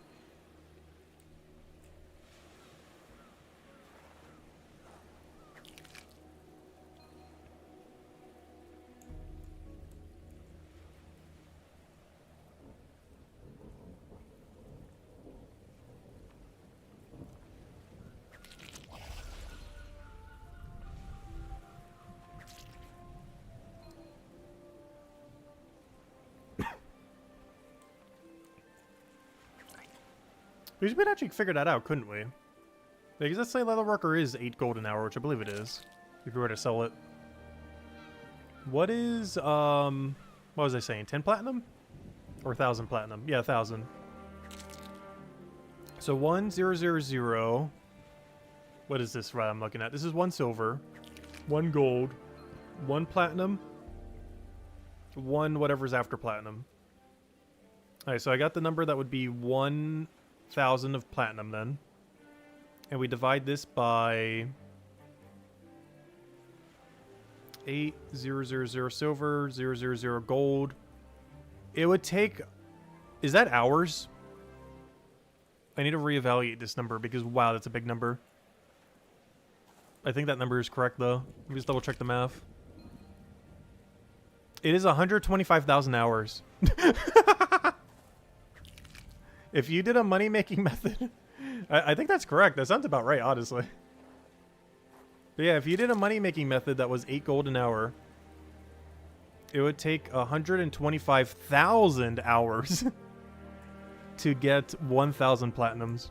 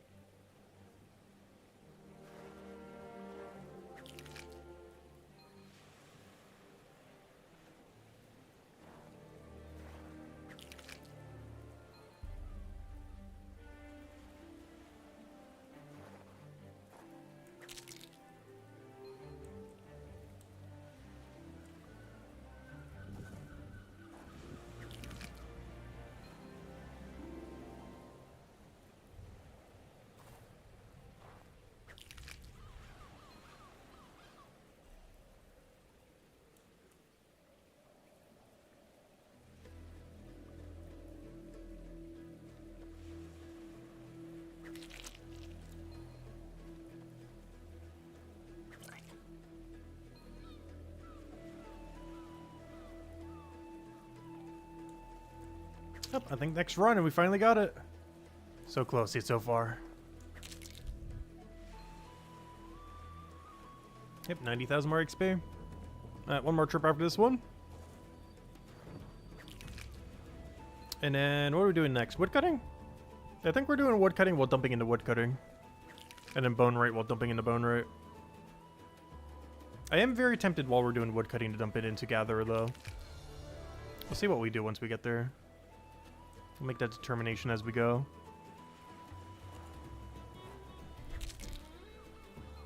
Because I don't know, we're just getting such good woodcutting XP at our current level range. Seems like a waste to put into woodcutting, even though I do want my woodcutting to be a bit higher.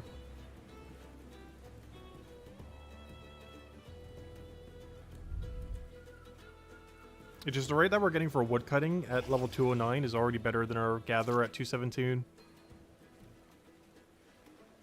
Honestly, our woodcutting rate at 209 might still be better than our gathering rate at 224, even once we have the better method. I think it is actually still better XP per hour doing woodcutting. Mostly because the gatherer doesn't get boosted by a tool, but woodcutting does at that level range.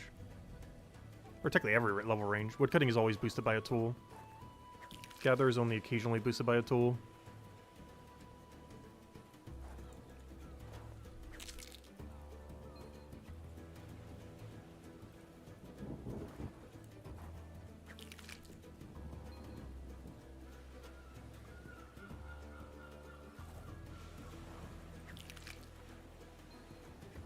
Yep, one more inventory.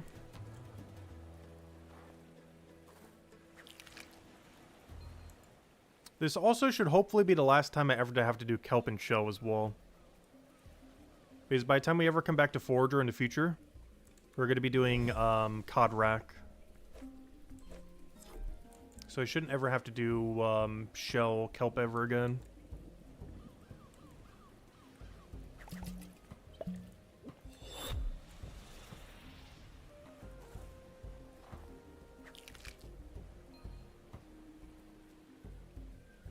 Unless we really want the potions from it. But probably not. Compared to how much worse the XP rate would be for both Alchemy and Forager.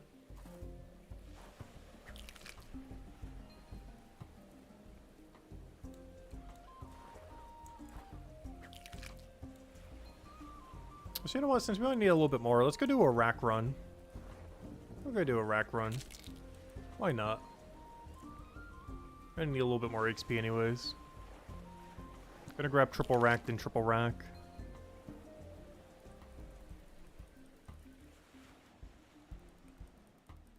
Actually, maybe like triple rack and then go get the blood nettle and everything. We're gonna do a really wide run here. Just because I need to teleport back anyways, regardless of what we do here.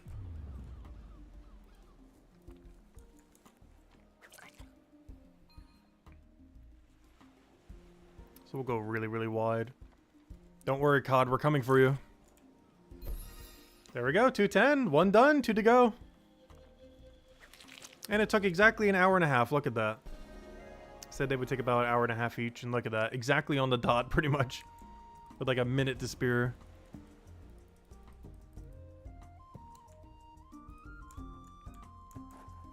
Hey, Detective Sanders doing combat. Good luck, good luck.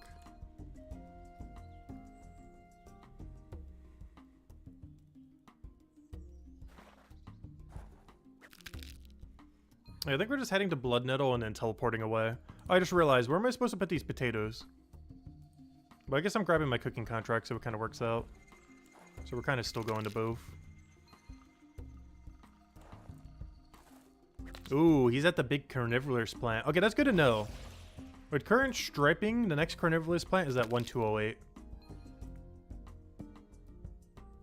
Yeah, that's good to know. Yeah, 1208. That's some good intel. That it will shift when Chapter 5 comes out, though. But at least currently it's at 1208. It'll probably be a little bit deeper after the 5th stripe comes in, though. Probably close to like 1,300 or something.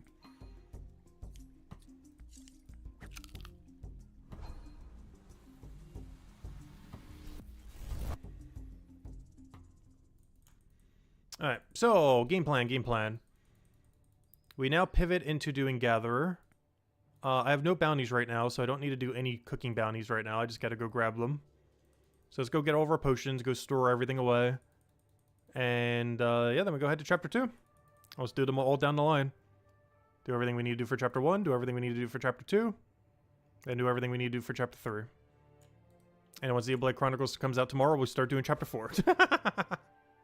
Because that's when we hard pivot into Leatherworker all the way to basically 240. That's one nice thing that's going to come from that. And we'll be banking every hide along the way. Alright, grab all those potions, keep them on us. Grab a bunch of random supplies. Grab a bunch of that. If you wonder why I keep doing the stock normally now, it's the next fish we have to do is stock related. It is only a 1 step, but requires 2 material. And if you already have that material banked, it's really, really, really quick. I don't think we get the fish until 261 fishing, though.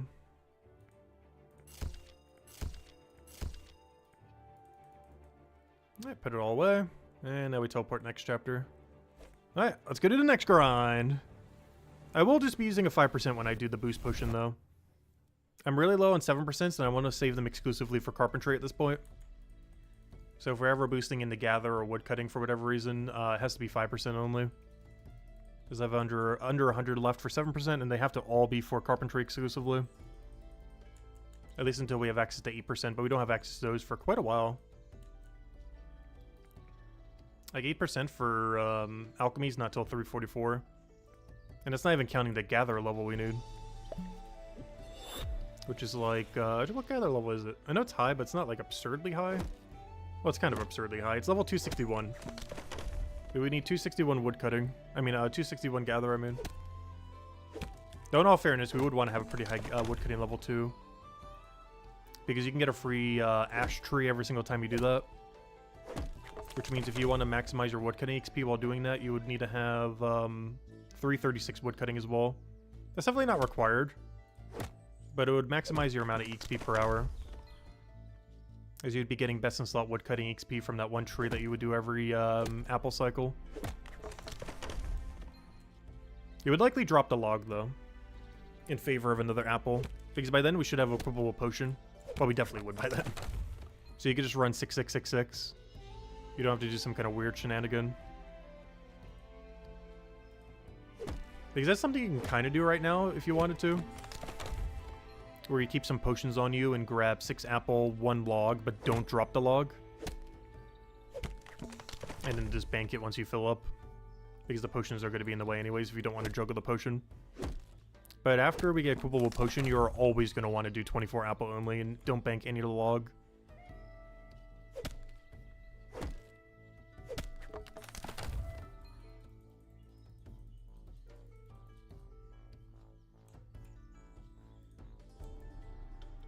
Also, unfortunately, I can't grab these Tangle Fruit, even though they're really free XP, same as the Orchids. We are under the level range to do so. Definitely has something I want to go get before we go too heavy on woodcutting grind. And the reason we're doing 210 all right now is because why not? But when we actually get serious about the woodcutting grind, we do need to go get 264 gather at the bare minimum. So all of these Tang Fruits are actually worth grabbing. As you pass 3 0-tile Tang Fruits while doing this. Which is so much free XP that we're just leaving on the table. And it even has an upgrade once you get to Orchid as well at 336. As there is also 3 0-tile Orchids. You do have to manual click it though. Oh, I guess if you click this one first, it would kind of click itself. And if you wanted to go for that tree, you would also have a 0-tile one.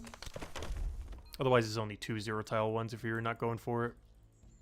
Which actually, I don't think you need to ever enter that room once you have, I don't know, it depends what kind of cycle you want to do. But once you have a equipable potion, I don't think you ever really need to cycle into that room. You could just do this room into that room. Which would be 3 0-tile Tang Fruit and 2 0-tile Orchids. But the Orchids aren't worth it till 336, and the Tang Fruit isn't worth it till 264. Tang Fruits do get another upgrade eventually as well. Their final one's at 425, but for obvious reasons, we are not going to get that. That is way too big a number. But we do want 264 before we come back here. That's a pretty important number before we get really serious about doing Hickory trees.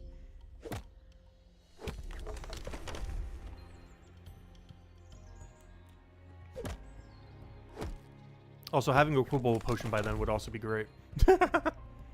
Because you have to do a really weird weave when doing Hickory Tree currently. Because of the potion blockage. But you won't have to do the weird weave anymore after potion equipability comes out.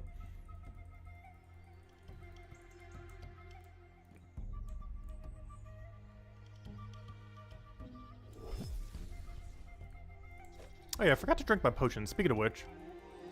The main time I would probably drink it, I think, is after you do a 6 cycle. I think we do a 6 cycle, then a weave. This probably could be how we do it. Because I believe there's like the slightest amount of downtime on your very first cycle. And this could be the downtime that we drink the potion in. There isn't any downtime if you do it with Gatherer, but we are not at the Gatherer level where you can synergize Gatherer, unfortunately. Even though you definitely wanted to be doing when doing Hickory Tree, we're just at a bad level range to be doing Gather with it. Up to 2 nodes are way too low level. One's at 71 and one's at 174. I don't know, 174 I guess isn't awful.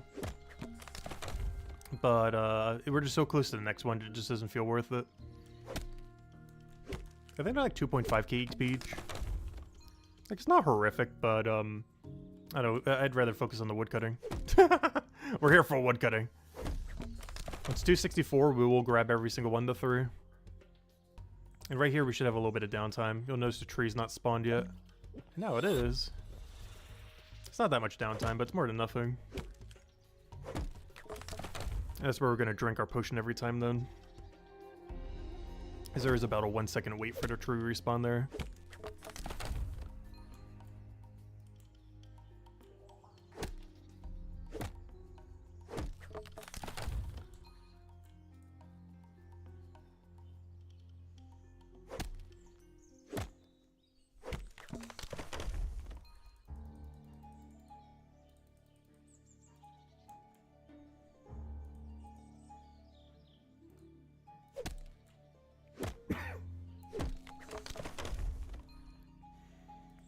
How much XP do we need?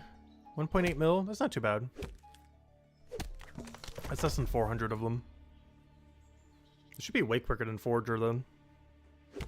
Well, maybe not way quicker, but definitely quicker. Because we're getting like 5.8 per node when we're boosted.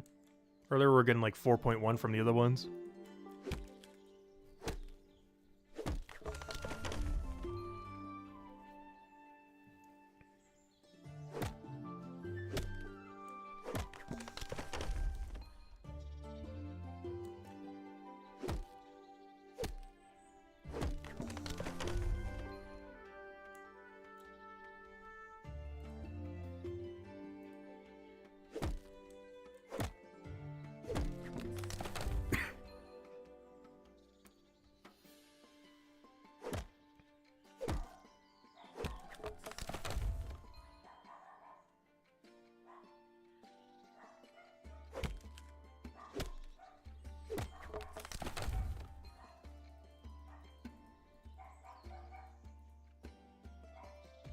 Yeah, speaking of barking dogs, if you can hear that. That is one thing we'll do for Xenoblade Chronicles X when it comes out. I'll be muting the mic for every cutscene. Just so something like that doesn't happen.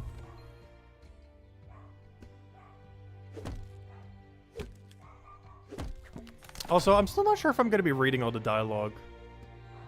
I think this will be one of the first RPGs we do in a while where I actually don't read everything. We'll see, though. I'm just such a slow reader. It'd make the game take, like, probably 10 hours longer if we read everything that isn't voice acted. In all fairness, like, 70-80% of the game is fully voice acted. But a lot of side missions and stuff like that, I believe, aren't voice acted at all. As well as, like, a lot of shop interfaces, stuff like that. Like, only, like, the main storyline's fully voice acted.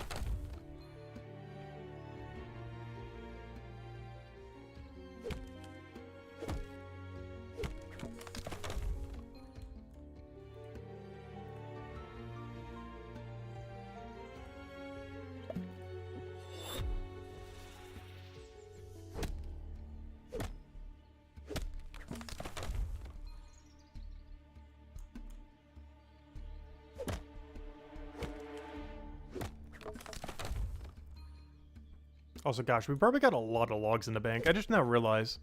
I think I have 1,000 hickory in the bank between yesterday and today. It's definitely at least several hundred. We're gonna have to do that at some point.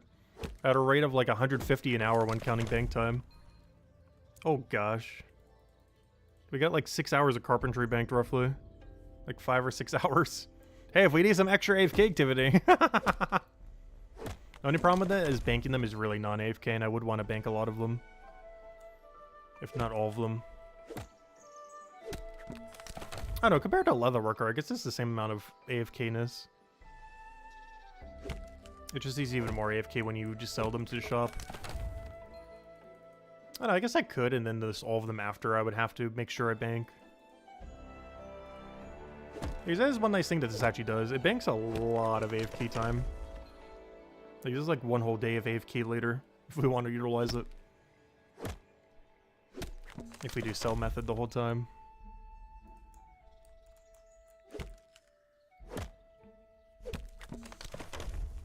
Yep, wrong way.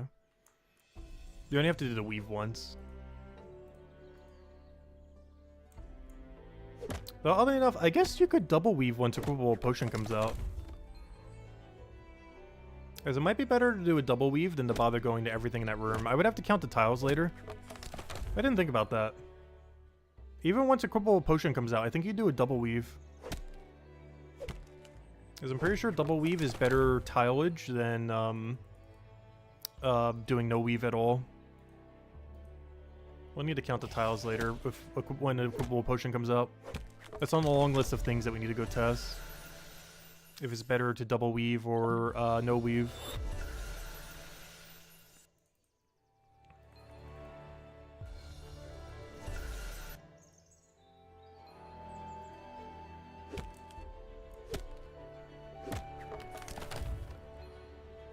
Because how many tiles are we using every time we go over there? 1, 2, 3, 4, 5, 6, 7, 8, and a up. So we're using like 8 tiles.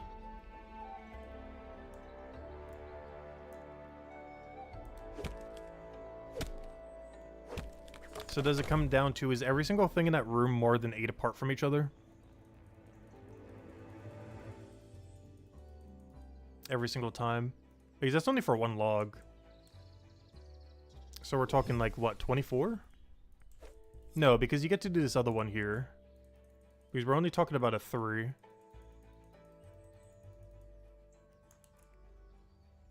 So we're talking about 19 tiles. Alright, let's do some math real quick. So 19 tiles. What is the alternative? You would have tripled here, so from here is where you have to count it compared to the other thing. 1, 2, 3, 4, 5. We're trying to beat 19 here. 6, 7, 8, 9, 10, 11. Yeah, I don't think it does. 12, 13, 14, 15, 16. Yeah, it definitely doesn't. Plus, it still needs to get back. 17, 18, 19. It's already break even right now of doing the weave. 20, 21, 22, 23, 24, 25, 26, 27, 28, 29, 30, 31, 32. Yeah, long story short, triple weaving is better. How about weaving the other room, though? We can double check the count on weaving the other room compared to weaving the one tree. How much does a full room weave from this tile? It has to beat 19 tiles. 1, 2, 3, 4, 5, 6.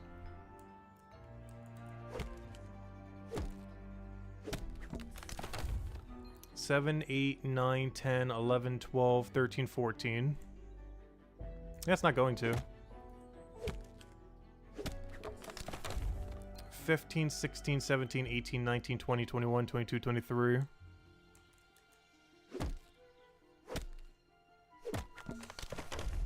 $24, $25, $26, $27, $28, $29, $30, $31. Yeah, it's not worth it.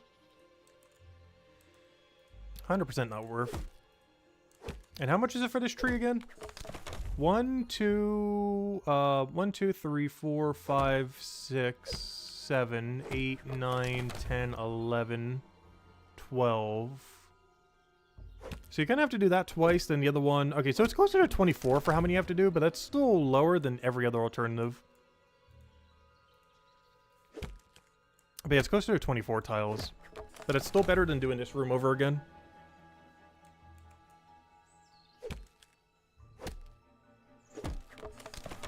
And let me recount this room one more time. If it's 25 or higher, it is definitely worth doing the weave. I mean, not worth doing the weave, I mean. Like, where you just weave the one instead of weaving all of them. You only weave the one really good tree.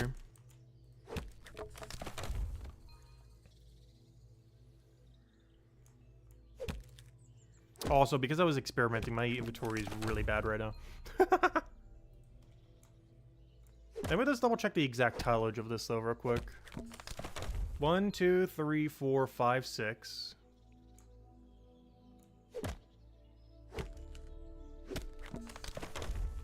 Seven, 8, 9, 10, 11.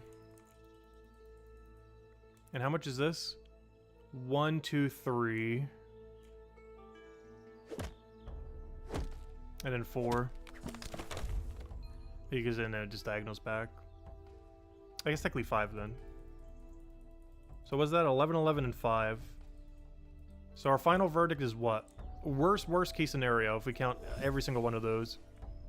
It is 27. Alright, now let's go count the other ones then. It is 27 tiles, like worst case scenario. If you count it like in a way that's like the worst possible option for it. Alright, so 27's the number to beat.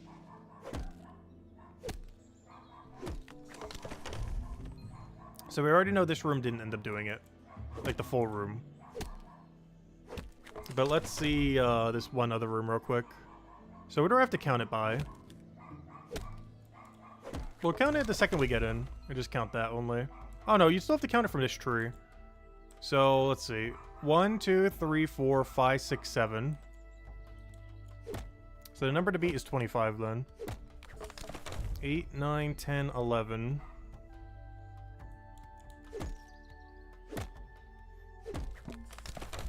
12, 13, 14, 15. Yeah, the original thing that we're just going to do of 3, 3 is still better. 14, 15, 16, 17, 18, 19, 20, 21, 22, 23, 24, 25, 26. Yeah. So the original plan of doing 3, 3 with no weave is still better. You should never enter this room ever unless you're doing orchard. Or if you're doing the single weave, because we have to do the weird potion thingy.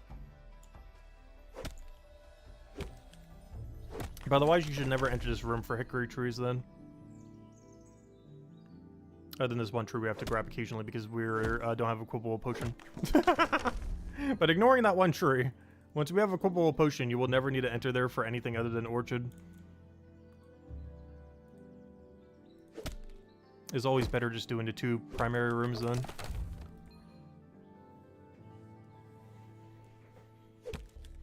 Even more so if you have the gather level for Tango Fruit. Which we'll have by the time we come back to Hickory Tree, seriously. Because at some point we have to do the 210 to 225 Hickory grind. And when we do, we'll be doing it with 264 Gather.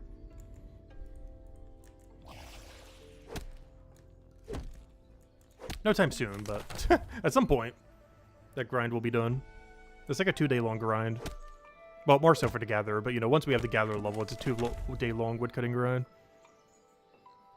No time soon, but it is on the list of things that eventually need to get done.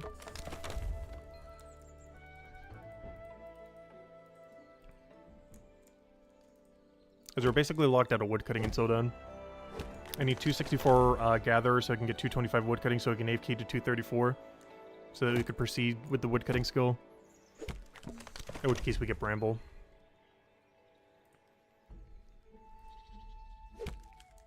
Which means we're going to be stuck on Hickory for like the next 2 months.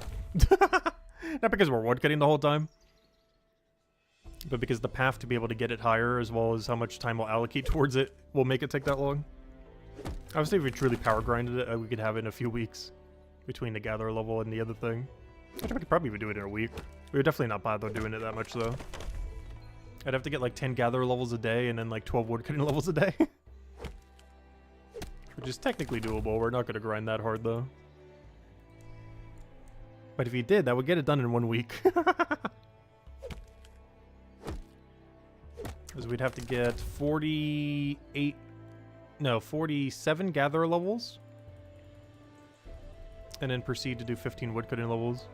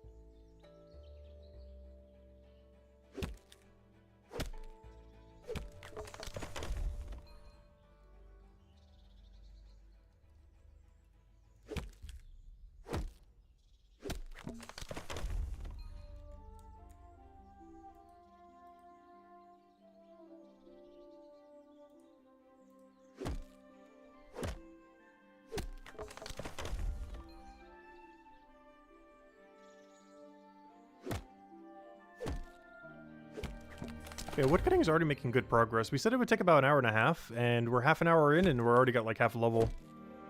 So it looks like it's closer to an hour then. That's not too bad. Does make sense though, because we have all the tool upgrade and everything. It's amazing what 25% extra XP does. Adds up. Sorry, 30% extra. Though in all fairness, we did have an upgrade while doing the other activity. Just didn't feel like it because it was such a lower level material.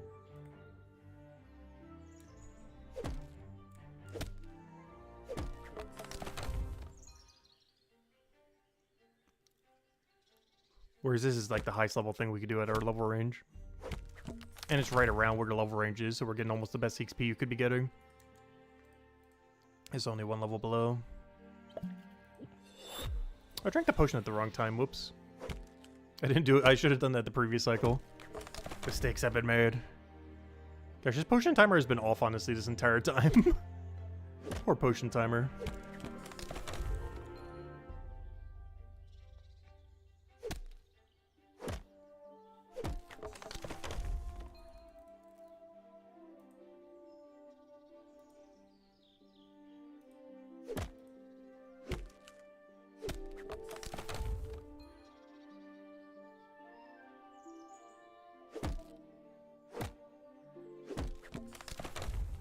Oh no, he didn't take it for 0 tile. I know he's going for the other thing, never mind. I thought he was doing the farming method. Because if you ever try taking this for 0 tile, it's only... Oh no, never mind. I lied. He takes it really close. You can actually click on it. I was gonna say, if you take it wide, you would save a tile, but never mind. It's such a sharp turn, it's actually fine to click on directly. I might want to do one set just to kind of figure out what the route is for later. Because I want to know how many manual clicks we have to do. We always have to manual click the first woodcutting tree. Beyond that, I want to double check there's any other manual click we have to do the entire time.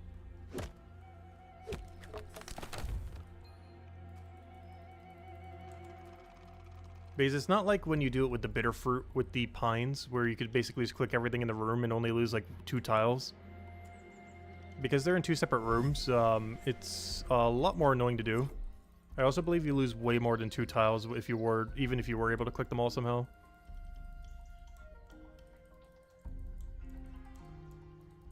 But let's see, how many manual clicks? Let's keep a manual click counter.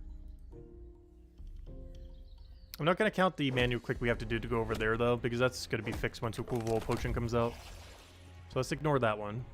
The manual click that you have to do to north of this. Which also, if you're doing Orchard, isn't even manual click because you just go click on Orchard. But this is the first manual click because you got to be on the south side of the tree, not the east side. Otherwise, you double waste a tile. So that's 2 tiles saved right there. This I'm not counting as a manual click because you have to click into the room anyways. So, yeah. Okay, it's only one manual click, same as the other method. Okay, interesting. They're both only one manual click. You just gotta make sure to do this hickory tree before you click on this, otherwise you waste 2 tiles. But both of them only waste 2 tiles if you queue up everything.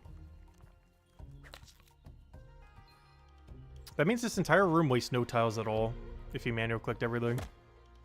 Though if you're ever doing Tangle Fruit only, keep in mind you do need to manual click the second Tangle Fruit over there.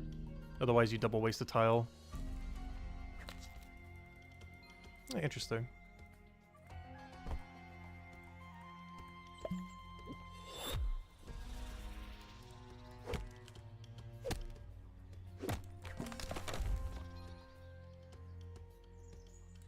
And since a Cool Potion isn't in the game, there is one other manual click we do have to do. Normally this would just be Orchid and that. But our Orchid's too low a level to do that. But you just have to do it in the other order. Like how we took the Hickory Tree, then the Tank Fruit. This is the other way around. Where if this Orchid was good, you would have to take the Orchid, then the Tree. Rather than the Tree and then the Orchid, otherwise you'd waste 2 tiles. Like here, if you want this Tank Fruit, you gotta click the Tank Fruit second. Otherwise he'll path right there and double waste the tile. But for the Orchid, it's the other way around. You gotta click the Orchid first, then the Tree. Otherwise you double waste the tile for the Tree.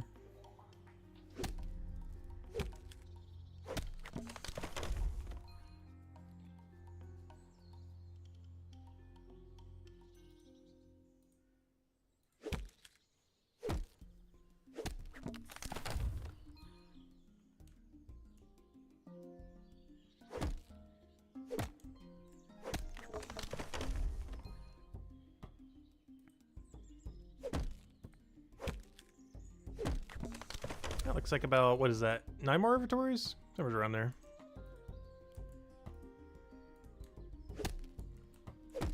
There's gonna be so much Carpenter later. But hey, we gotta bank as much AFK XP as we can. Because starting tomorrow, we're probably AFKing for like 10 hours a day for an entire week. Most of that's gonna be leatherworker though.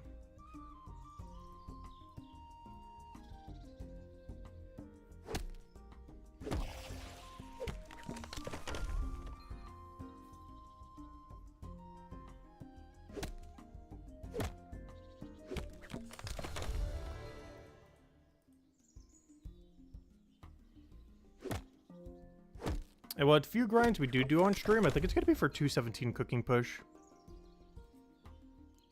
That or 224 gatherer push. So that we can go do 217 cooker push.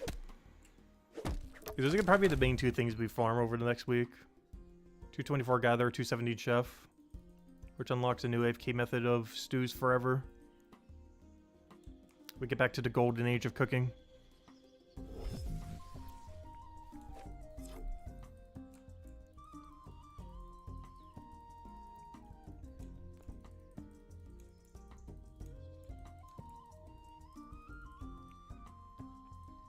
I do find it funny that half the cooking profession, though, like 1/3 of it is grocery shopping, 1/3 of it is cooking, but then the other 1/3 is like food delivery driver. You just bring the food to people.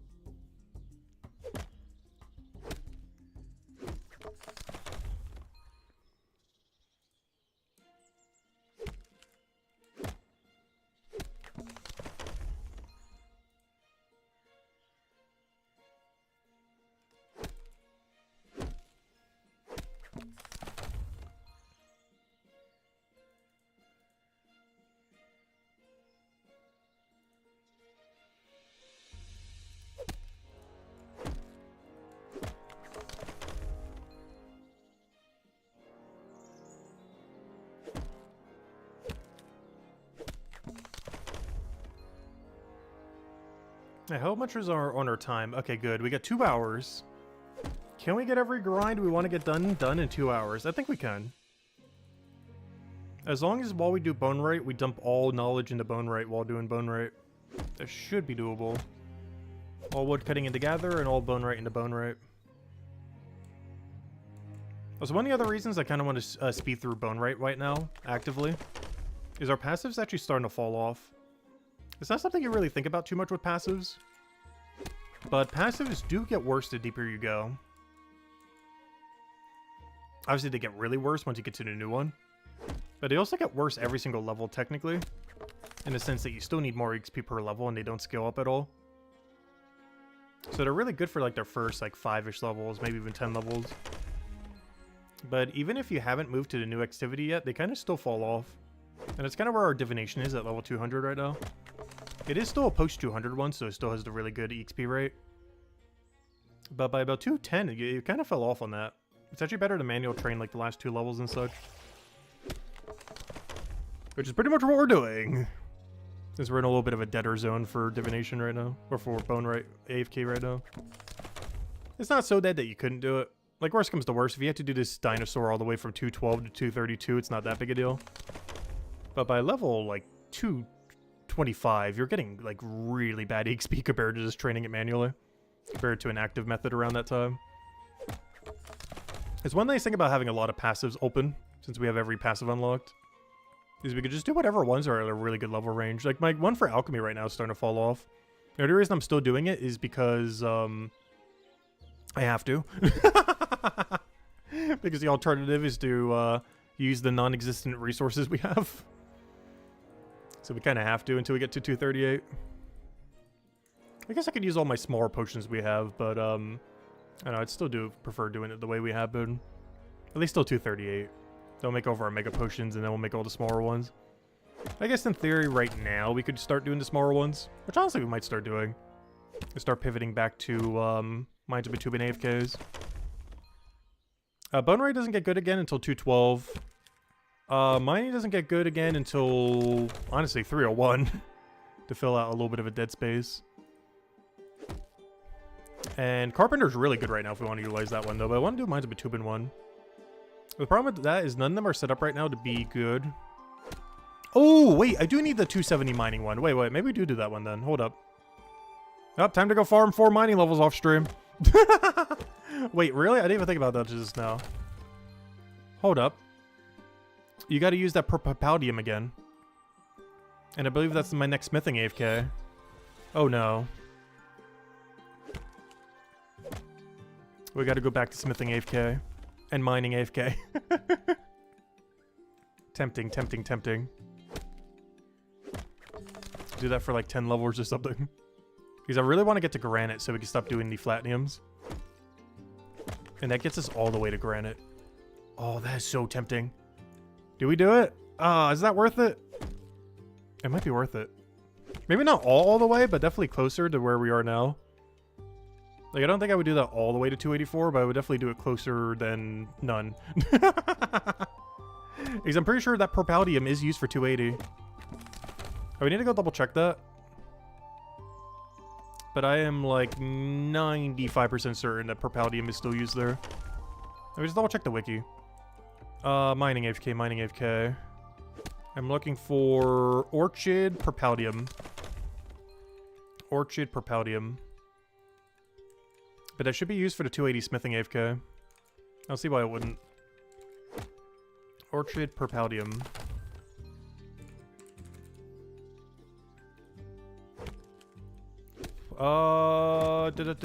Yep.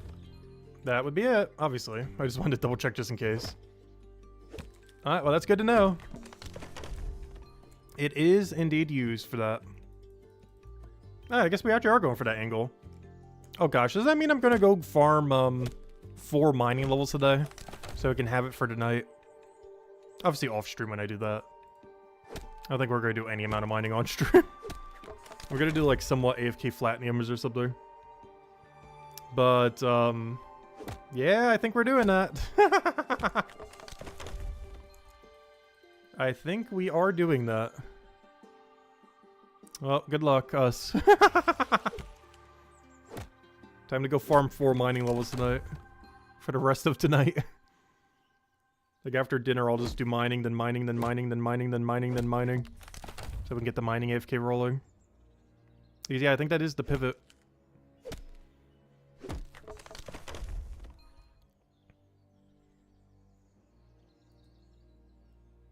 And you know what else that allows us to do for smithing? It allows us to unlock the 287 broadsword. Because right now I'm only making long swords right now. Because that's all I can make. And because they're better XP per bar. However, broadswords are a better weapon. And we will need some amount of them for when we start training combat again.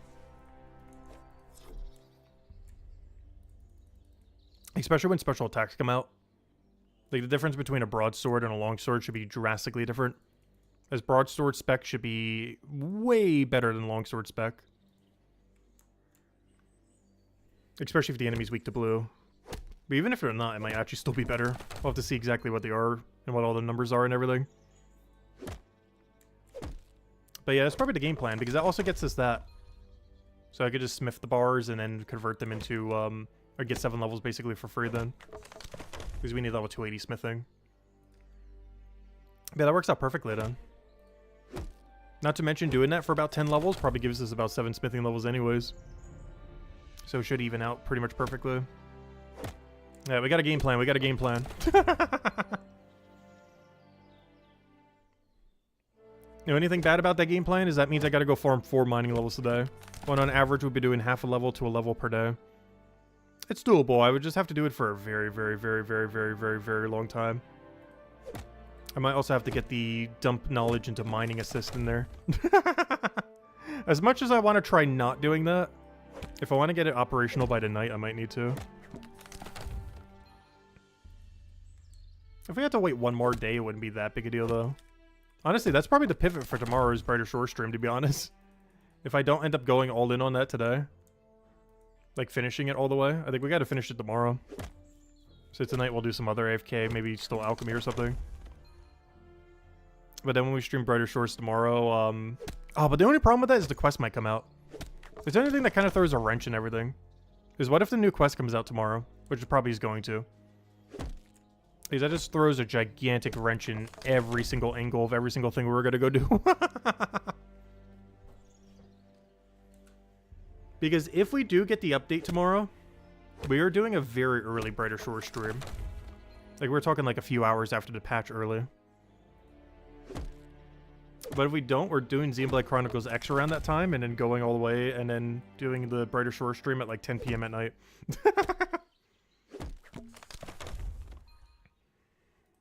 So Brighter Shore stream tomorrow is either really early or very late. It's either going to be like a few hours after we get the new quest update, or like at the end of the day. We'll find out. You don't know until tomorrow. But obviously if new quest comes out, we're going to be doing that almost immediately. Probably not immediately, because the patch will probably hit at like 6 AM my time. At a few hours after that, we'll be doing it. If there is one.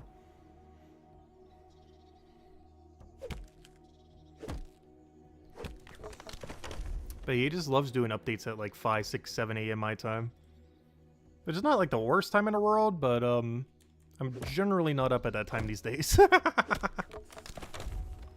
It's not that hard to get up at that time, but I'm generally not naturally up at that time. Especially if I went to bed at like 2 AM the previous night.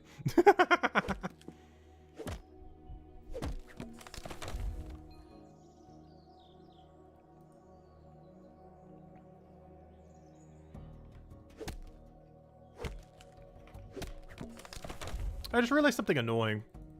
When we do Xenoblade Chronicles X, my current fishing daily is in the middle of the day. So I gotta remember to not forget to do that. Luckily I have a giant red button over here being like, go do it, go do it!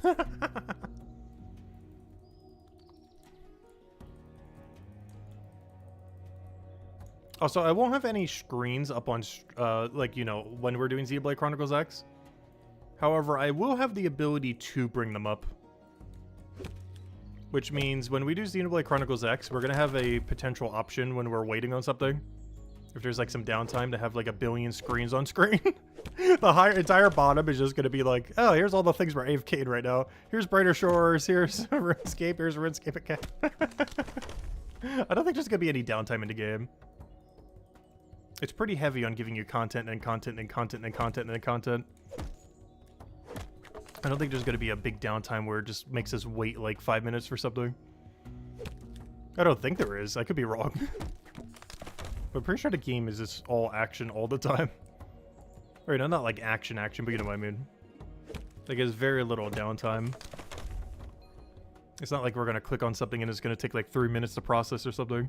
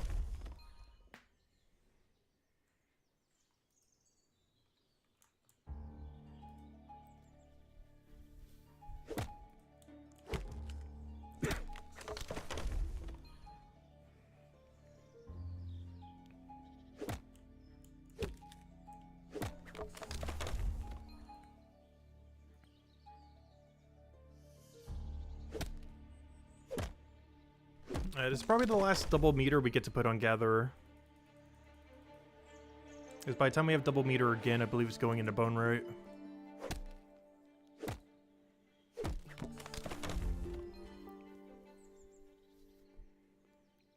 Which means we get to start Bone Right with a double meter. This could be nice. Start our Alpha already a 4th completed. Because I did put a double meter earlier as well. Before I started the stream, we put a double meter on it. Just so we don't have to do as much Bone Right today. And then we'll have another double meter probably from woodcutting when we go dip into it. And then we'll probably have like 2 more double meters or 1 more while we do the activity itself. Which saves good half an hour, if not more.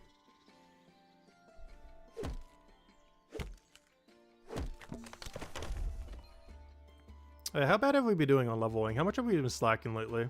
Honestly, I've been just checking the leaderboard as my slacking meter. How much higher these 2 people get than us is how much we've been slacking.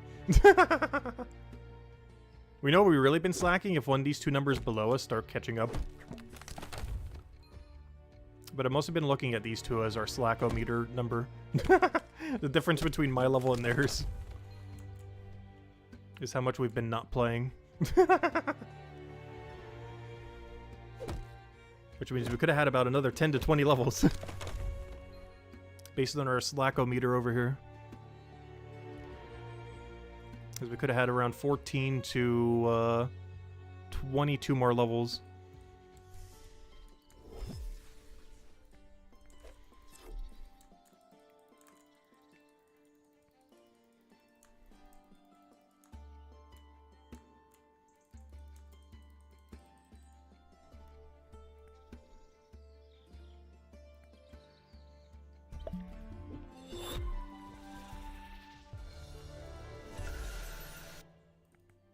Oh yeah, oops. I'm trying to use the knowledge point I don't have yet. That's not going to go over too well. There we go, now we can use it.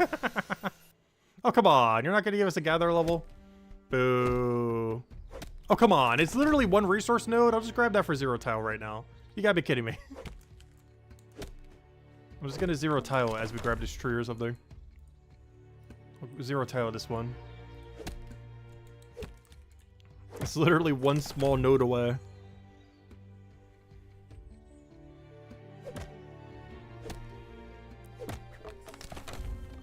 There we go. 218.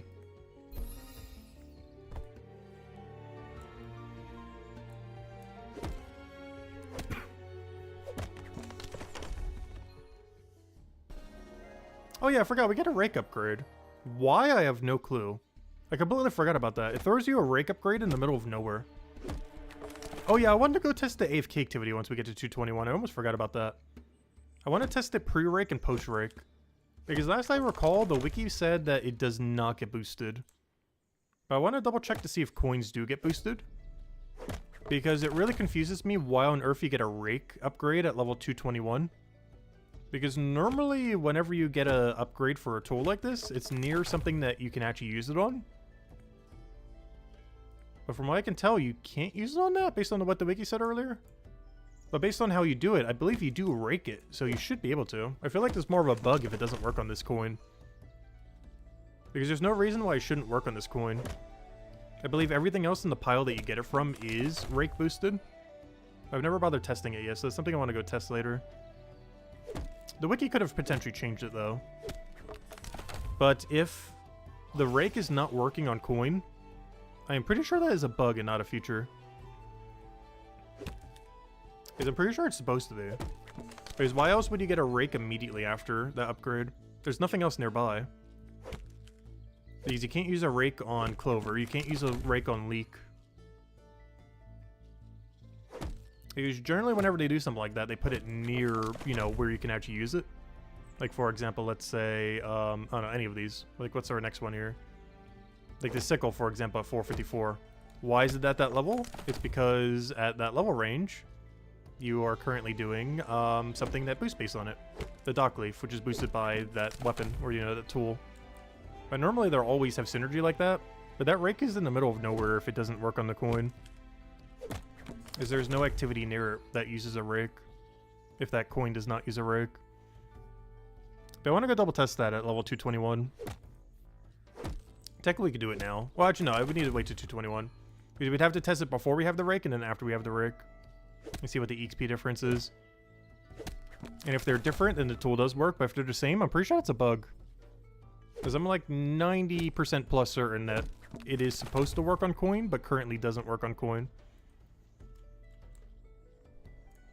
Although it may or might not work. I've never tested it on coin. But if it doesn't work on coin, I'm pretty sure it's supposed to work on coin is the thing I'm 90% certain on. Otherwise, it's really weird game design if it doesn't. I should probably change that. Either moving where it is or making it work on coin, either or. Ideally, just making it work on coin if it doesn't already. Though even if it did or it didn't, that would have no effect on me doing that AFK activity, by the way. If it did or did not work on that coin, there would be no point in doing that AFK activity. I'd rather just keep dumping knowledge at it. Oh no, I guess that AFK activity would be awful. If Rake does work on it. Because it does fill out the dead zone from 216 to 224 when you have enough leaks. Like, let's say hypothetically you have enough leaks for all your cooking grind and you just don't want any more. It would actually be really good to do that AFK activity. If Rake boosts it. If not, you would never do that AFK activity. But if Rake actually did boost that AFK activity, it would be a great way to go from 216 to 224. As you'd still be able to do Clover for 8 levels. I mean, you'd still be able to do Leak for 8 levels, which will probably give you all that you would need. And then you'd be able to go to the Clover that actually starts mattering again. But no, we'll wait and see. We don't know until 221 Gather. Whenever we finally get that grind done. But yeah, I think our next grind is 270 mining, though. I want to go get this passive. So we can get the smithing XP from it. But more importantly, to be able to get to granite. Because one cycle I really want to start doing is 10 Platinum, 10 Carbonice, drop all 10 Carbonice, 10 Platinum, 4 Granite, because the potions are equipable by then, right? Right? And then Bank. So 10 Platinum, 10 Carbonice, drop Carbonice, 10 Platinum, 4 Granite, Bank, repeat, drink potion at the beginning of every cycle from your potion belt, and good to go. Okay, that's going to be some really good XP. Right now, it's kind of meh. But that would not only be stonemason XP and smithing XP, but also all the mining XP. Like, it's a great mix of everything. Because right now, not being able to do the granite is kind of annoying. And it helps expedite us to be able to start doing the granite cycle. Unfortunately, that falls off the second we reach level 294. But I'm not going to do any knowledge once we hit 278. I'm not going to do any AFK activity, no knowledge. We're just going to keep cycling that triple.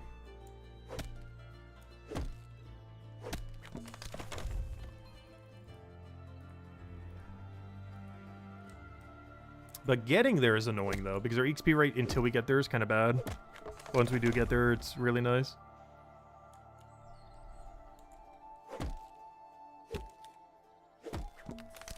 Also, I still need to get 233 Stonemason, by the way, to get Stonemasonry unlocked. Poor skill. I haven't been able to do Stonemason for so long. We've been locked out of it for like 2 to 3 weeks now. In all fairness, even longer than that. It's been like 2 to 3 months. If you count all the time since we got to 200. It's been closer to 2 to 3 months, not 2 to 3 weeks, but yeah, it's been a long time since we've been able to partake in the skill. We'll eventually have it re-unlocked, though. It's been walled off for a while. The main issue with it is where they put mining the other 2 material. Flint and basalt are put so close to iron, and iron is just so much better to do. That they become obsolete so quickly. You do 1 for 5 levels, you do both of them together for like 7 levels. And then you're locked out of it forever until like forever. Because you're not doing Deathstone. I guess it makes the bold assumption that you would do Deathstone from 207 to 223. Which I'm pretty sure 0 people in the history of the game have actually done. I am pretty sure there has been 0 total people in the game that have done that grind. They might have done some Deathstone, but I don't think there's a single person who did 207 to 223 minor, doing nothing but Deathstone mining the whole time while dumping no knowledge into mining the whole time. Literally 0 people. I refuse to believe that is a case. I really hope they buff blast mining at some point. I actually really enjoy it, but gosh, is its value so bad. Unless you actually want the material. Like, if you're actually going to be using the material for some stuff and stuff like that, it's fine. But its knowledge and XP rate is so bad, especially at the lighter range, because you don't get any tool upgrade on it. You get it skilled in a way that doesn't really assume that you're not getting any tool upgrade from it. Plus, you're burning money the whole time if you're buying the explosives. Though it is still cheaper than have to buy the resources outright, though. Oh, we're almost at our wood cannon level. At this point, what, 4 more inventories? Oh no, more like 5. Ah, 4 or 5. It's hard to tell. 4 more after this one, that's for sure. If you count this one as like the 5th.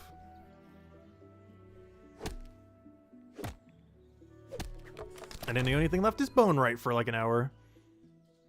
Technically an hour, 15 minutes probably by the time we get there. Oh, that reminds me, I think we need to go check our cooking contract for the hour. I can't remember if we checked it this hour or not. I gotta go there anyways to go get my Minds of Bitubin potion, so it kind of works out. Because we already have to go there to switch out potion. Because of course there's no tool belt for potion. If only that patch would come out sometime soon. Gosh, I'm gonna be so disappointed if one of these 2 quests is not equipable potion. I'm expecting it so much at this point. I'll pretty much be disappointed with like literally any reward that isn't equipable potion. It's just going to be such a core mechanic the second it comes to the game. Like, how on earth could he ever live without it? It'd be like if the game didn't have storage rifts. Like, yeah, you'd still be fine, but gosh, you're playing a completely different game when there is or is not storage rifts or not. An equipable potion's going to kind of be like that. Where, yeah, you can get by not having it, but gosh, is the quality of life so absurdly high for having them. The amount of time save you're going to have.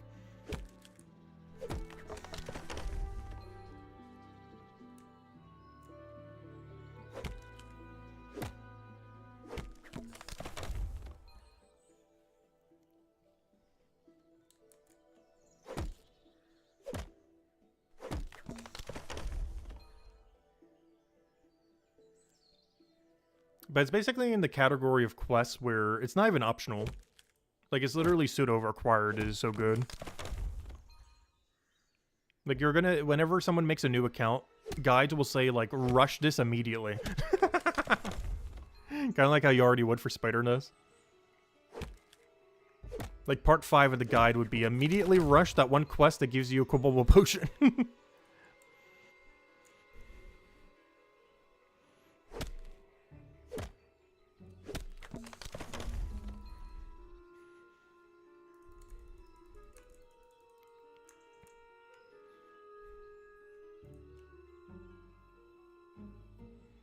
I'm curious to see what a few years from now what the macro efficient guide would be for, let's say, like level 50 all.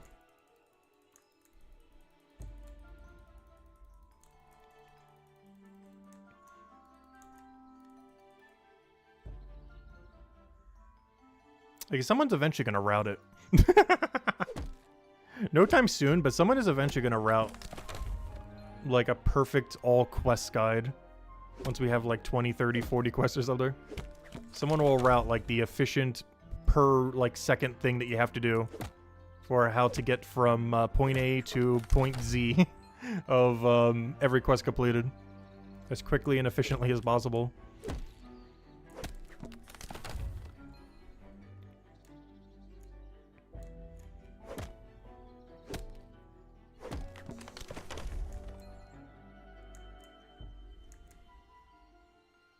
Though the route would be way different if you have access to trading, though. Because if you have access to trading compared to an Iron Man, the priority of getting to Chapter 4 as quickly as possible is weighted way heavier compared to an Iron Man account. Because you basically have infinite money the second you get to Chapter 4. Because you can just give the account like 100 gold or platinum from another account. And then boom, infinite money.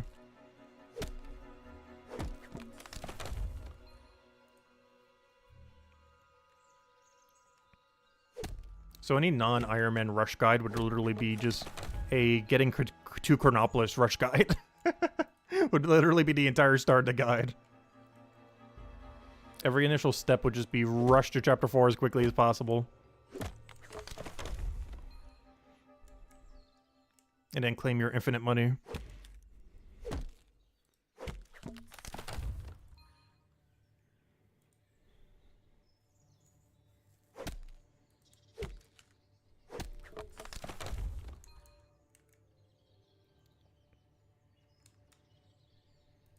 Did I say Chapter 5? I meant Chapter 4. You know what I mean. The trading chapter.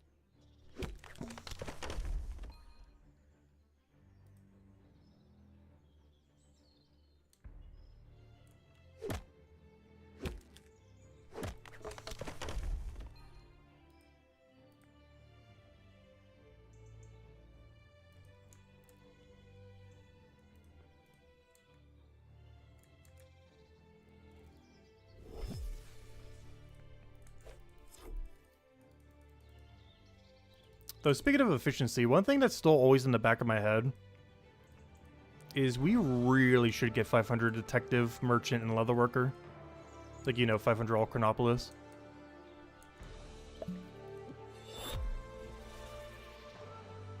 Because anytime I think of any issue we have, it's normally these days, it's like, oh, we're running out of money. And it's like, I wish I had an 8 gold per hour money-making method. Instead of like 2 to 3 gold an hour at best.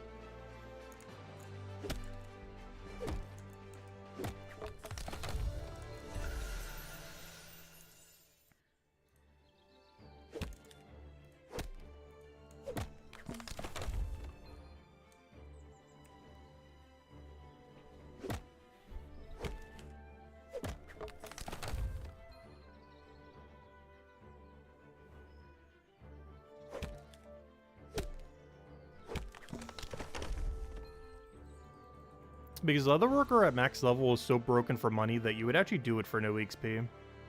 It would still be time efficient to get 0 XP from it just from how much money it is. The only long-term exception to this is combat. Combat at a high level range is really absurdly good money as well. After the rework they did.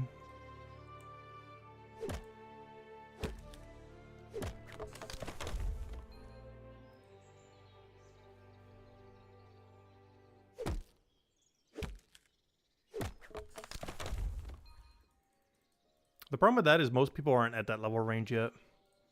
Because we're talking like level 1,500 plus. And that currently includes like, what, 4 people? Yep, exactly 4 people, soon to be 5. That's a very small amount of people.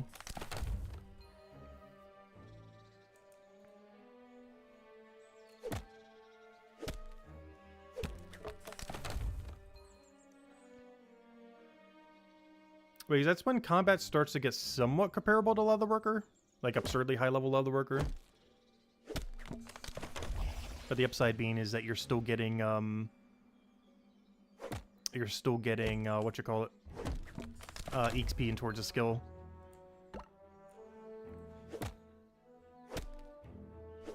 Oh wait, does money from combat stop scaling at 1,000? Never mind. Oh, okay, that's not too good then. Really? So we're not at the best money then yet. There's 120 levels better than what we have now. Oh, you shouldn't have said that. Now I want to go AFK combat for 120 levels.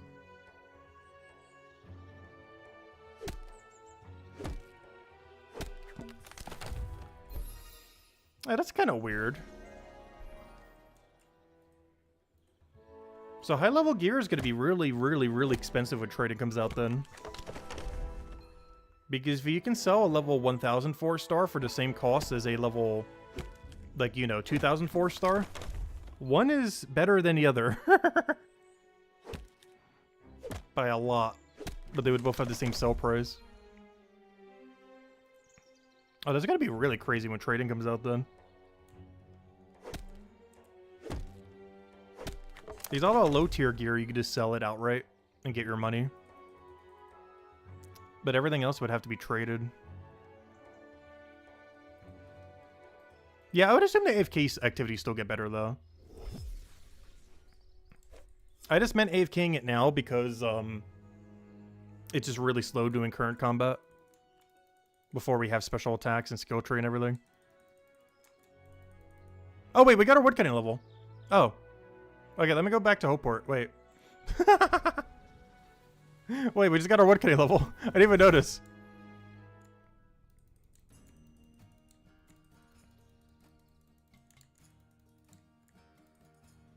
Well, that's kind of interesting. That means free-to-play gets the best money-making method from combat, then.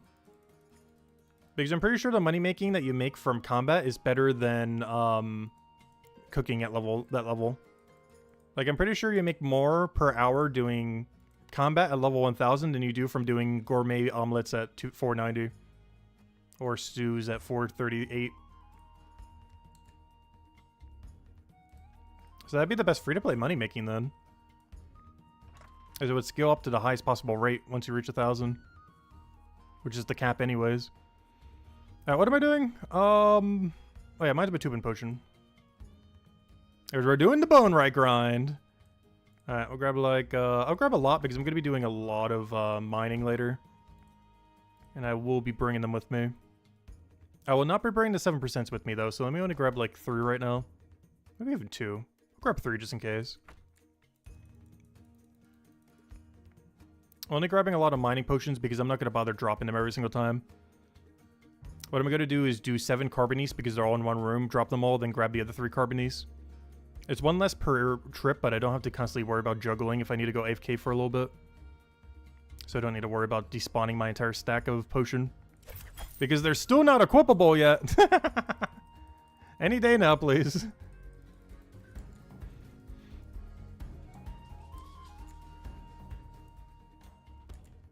Alright, what do we have? Anything good, anything good. Sentry, wow. Or do we have good options? Gimme. What else do we have? Little Lucy, I'll take that. Should probably do chef run soon, but not right now. Alright, off to the mines. Let's go get the final level. I'll go do a chef run when we go turn in our thingy.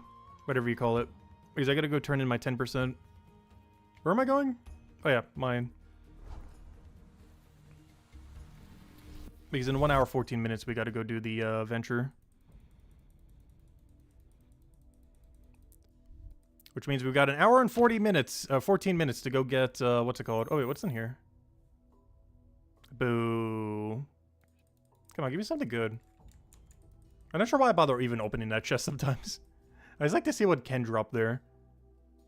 It's really only the ones in chapter 4 that are particularly worth it.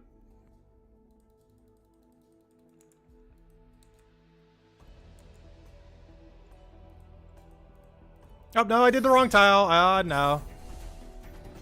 Guys, we're too rusty on Mines of Matubin.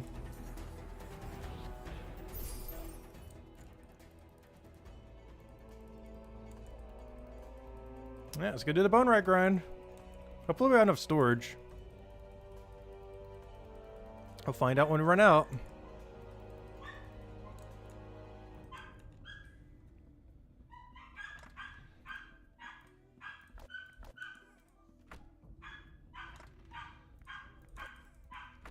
Yeah, bone spike's right at the top. That's kind of convenient. Crashing. Come back.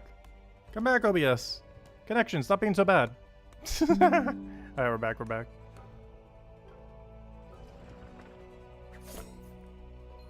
It's kind of funny because I feel like a couple years ago, it was like, oh wow, I'm not having any issues with my internet service provider. Because several years ago, there was a lot of issues. And for the last few years, it's been kind of fine. But honestly, this last half a year, I'm not sure what's been up with it, but it has not been one to cooperate.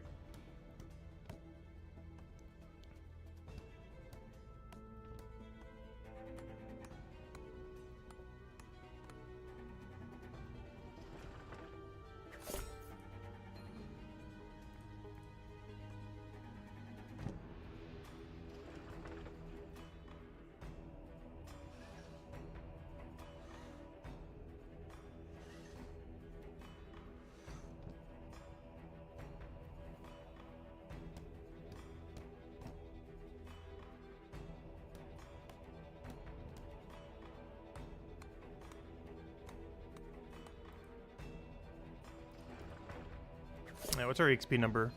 We need 2 mil. Each knowledge point will be 160-ish K. And what's our XP drop? Let's do some math. The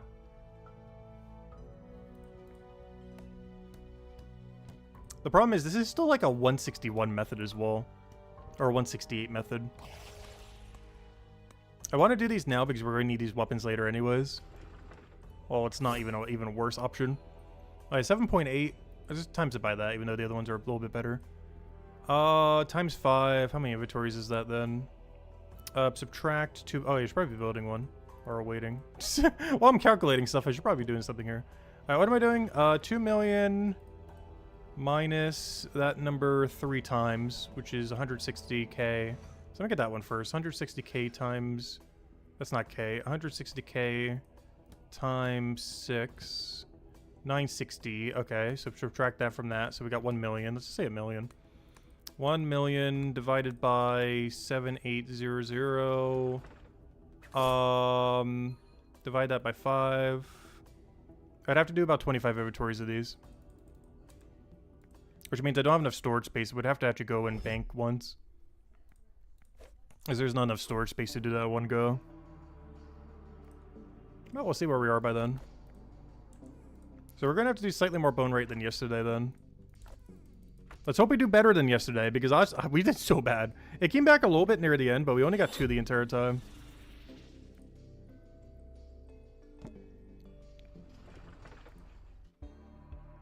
I still got to kind of manually train it to 212 though as well, so we can get the better passive. Not all right now, just 210 for now. But in the long term, we do need to get it to 212 manually. And honestly, this is probably the way we would do it. And just dump knowledge along the way just so it doesn't take as long. And every 3-star we get, we just keep for a weapon. Or, you know, for an eventual 4-star upgrade.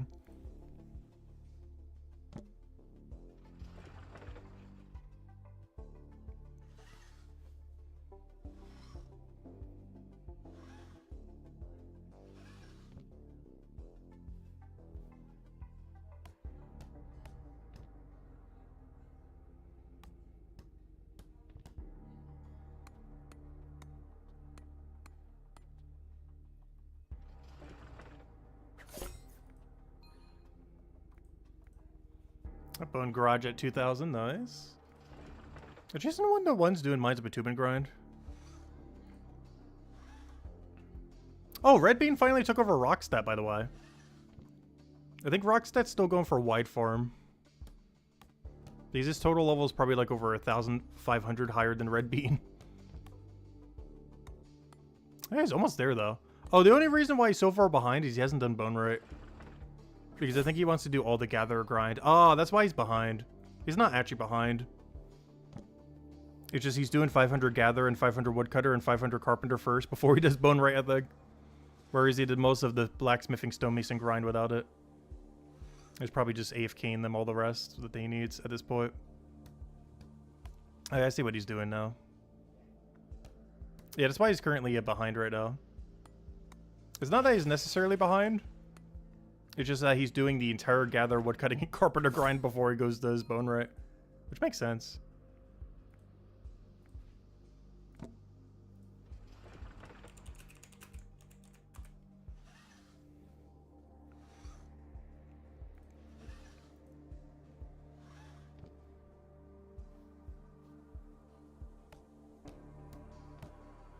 But it does mean Red Bean will probably be the first person to get 500 All Mines of Bitumen done.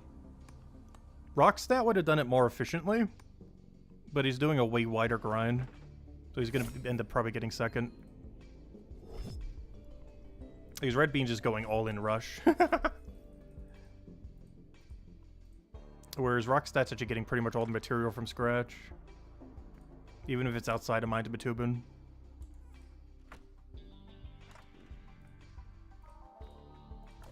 Which is kind of what we're doing too, but at a way smaller scale. That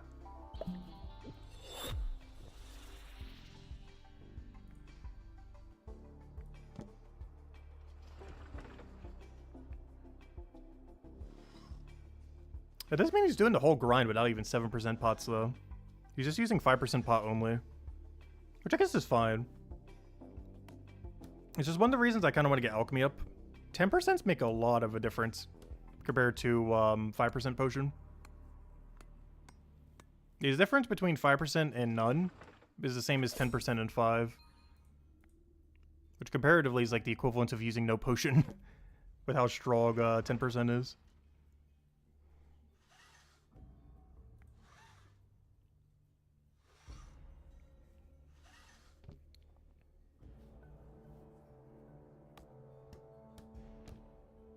It just takes so long to grind Alchemy there. Hello, C-Steve. Welcome, welcome. I wasn't well. I think the biggest issue is the combat wall. This combat wall right here is probably the worst part of Alchemy. Because you gotta do a combat potion, a combat potion, a combat potion, and a combat potion before we get back into EXP pots. Which means you go all the way from 185 to 344 before you get another EXP pot upgrade. Which is kind of insane. It's almost a 200 level gap.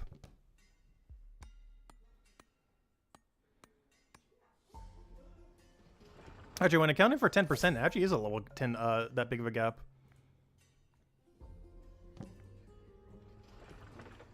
Because, yeah, the difference is, what? 364? Compared to okay, it's not quite 200, but it's pretty close. It's almost double. Like the first 10% compared to where the second 10% is. You're also doing some bone? Nice, we're boning together. Yeah, we're here finishing our final 210 level. Not sure how long it's going to take, but we got to go for another hour possibly. I could always just do that venture off stream. It's not that big a deal, obviously. But yeah, we're going until we get the Bone Right level. I will be dumping all knowledge into Bone Right, though, just to speed up a little. But yep, then we have 210 all. And then tonight's goal into tomorrow is probably to go get 270 mining so we can get the AFK method going. As I really want to start doing a wide farm of granite, flatinium, carbonies. Or you do flatinium, drop the carbonies, do flatinium, grab the granite, bank everything, repeat. This is going to be quite viable for a while. Oh, there you are. Nice. Good luck, good luck. Is that your main account or one of your alt accounts?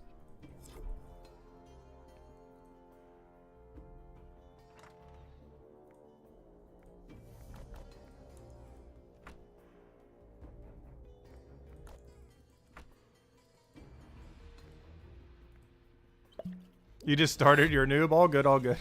I just wasn't sure. Because some people do run ults as well. Honestly, I advise getting them operational pretty early if you plan on enabling trading. Just get them a level 20 and just have them start AFKing forever. And use them to generate money or resource or something.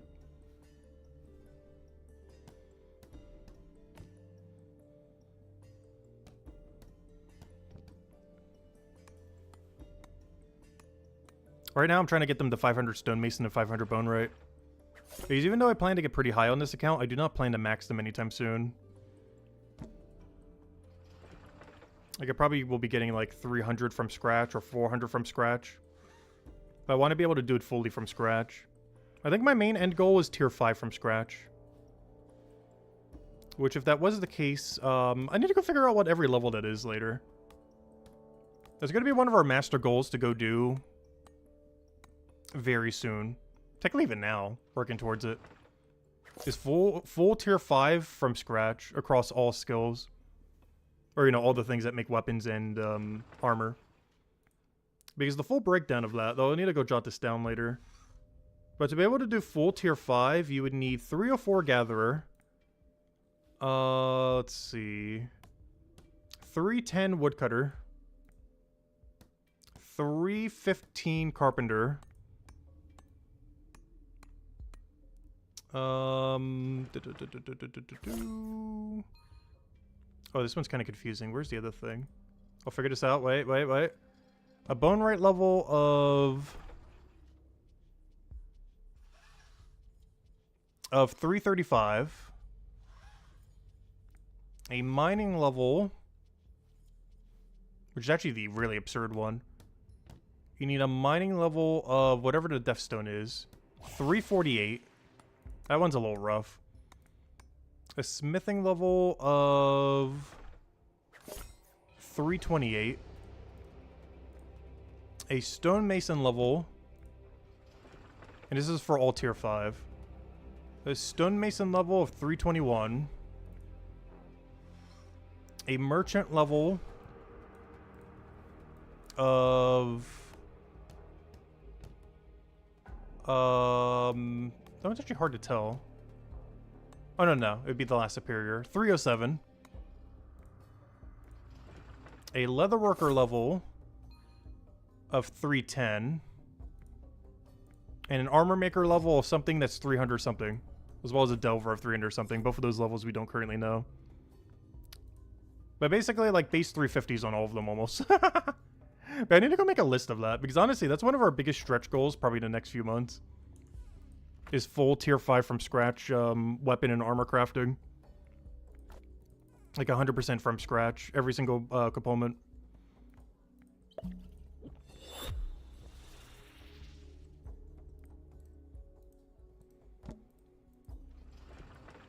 Because that's the biggest stretch goal that we're going to be doing in the next few months. Ideally, I want to do it before the next combat merge, but there is 0% chance we're going to get that much grind in that time. Even if it's 2 months from now, I don't think we get there in time. Also, some of the grind we can't even do till chapter 5's out. Like Delver and Armor Maker. Which both probably need to be about 350-ish, give or take a few.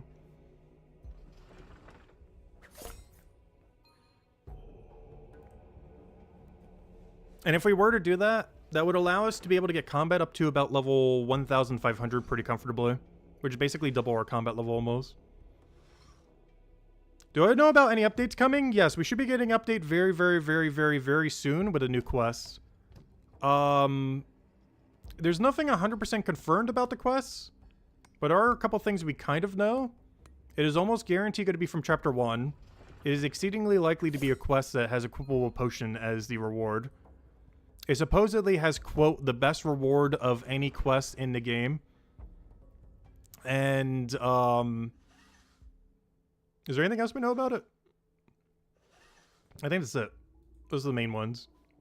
There's also a second quest, but we don't know anything about that. My speculation for the second quest is it's probably what unlocks Brick and Tile for Chapter 4, as that's currently not possible. It also potentially will add another slot for your ventures. There's currently 4 that are locked, and it's very likely they'll drip feed them like one at a time or something. And we have yet to get any piece of content that unlocks these lock slots. Like, the lock slots that you have in your storage, you can. Like, when it comes to all your items, but there's no way to unlock them for, ventures yet. I highly doubt one quest would unlock all 4, though. It would likely be one at a time.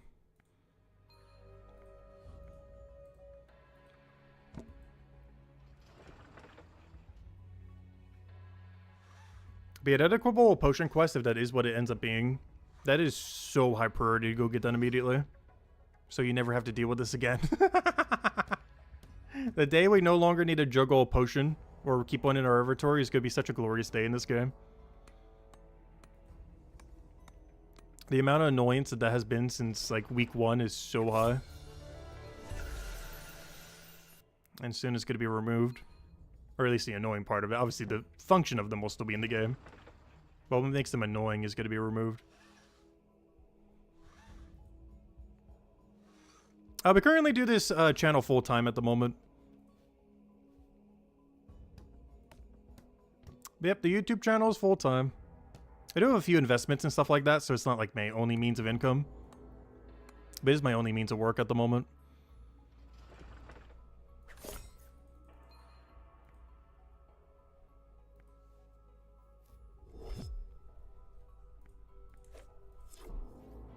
How old are we? 30.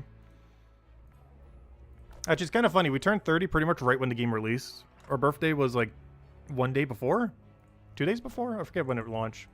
But I think the day before was our birthday. Oh, I'm already on the XP boost. I don't think we get that in time though. Oh no. Hello, JK Gaming. Welcome, welcome. Do I have any recommendations for early game alchemy grinding, like until level 60 or something? They nerfed all the good methods. I believe the ones that lose the least amount of money are the plus 60s, but you don't get them till later. Like the plus 62 or the level 62 and level 77 potion, I believe, are the only 2 that make profit now compared to before. But I believe those are the only 2 that profit now. Which is not ideal, but I guess better than making none. But yeah, it's really rough. The best way to get it done in this level range is to go get Forager up. As Forager gives you the 30% heal potion here. It gives you the 6% Hope Port potion here and the 7% Hope Port potion here. It also gives you the plus 50 potion here for Arbore. So if you're looking to do the 60 grind for free, you should probably do Forager first. I personally skipped it when I did my Alchemy grind, but Alchemy was also set up a bit differently back then compared to how it's set up now, where you basically lose money doing absolutely anything for Alchemy now, even if you sell it back. But yeah, I would say get Forager first if you want to do it without spending any money, or very minimally money-wise. As at level 29, 41, 50, and 56 are all potions that you make your money back on. I mean, you know, you all get them from Forager, I mean. Like, if you get every single one of those from Forager, you will profit the whole time. Or you can just keep the potions if you want them. Because it makes it so you're not in a negative while going through it all. Which is really important now because alchemy is more costly than it's ever been. After all the updates they did with the combat merge and everything. Because a lot of the ones that were really free basically got removed. Like the 35% heal being profit. The these 2 are still profit though. The one at 62 and 77, those 2 are still profit. But they got rid of like this 104 fear used to be less than 1 silver each. Now I think you burn like half your cash stack making it. Instead of like quadrupling your cash stack. It now burns half of it. And a bunch of other ones like that. Also, this one used to be profit and now have some amount of negative. I don't remember how much though. But it used to be like the last profitable potion, but now it makes negative money. Though they didn't nerf the Stonewall Hill ones though. These 2 Stonewall Hills I believe are actually still pretty good.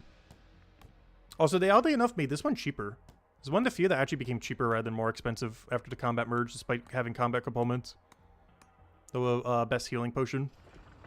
I think it's like 4 to 6 silver cheaper than it was before.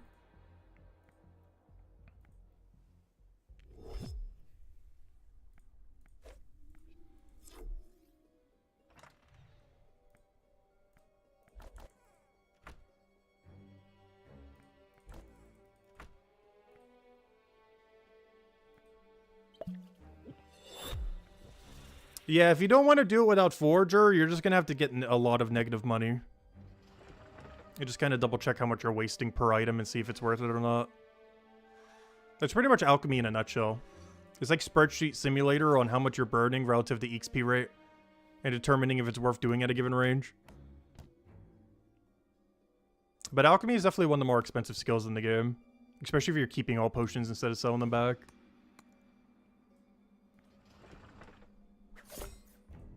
Because they basically tried to reform it in a way where you basically have to gather the stuff. You ideally, while training alchemy, want to gather at least one of the two components. It's fine if you don't get both of them, but if you get neither of them, you will waste a lot of money on alchemy. Like a lot. What about Chef? Chef's pretty straightforward. You basically just do what the free one is every single time while doing the contracts in between.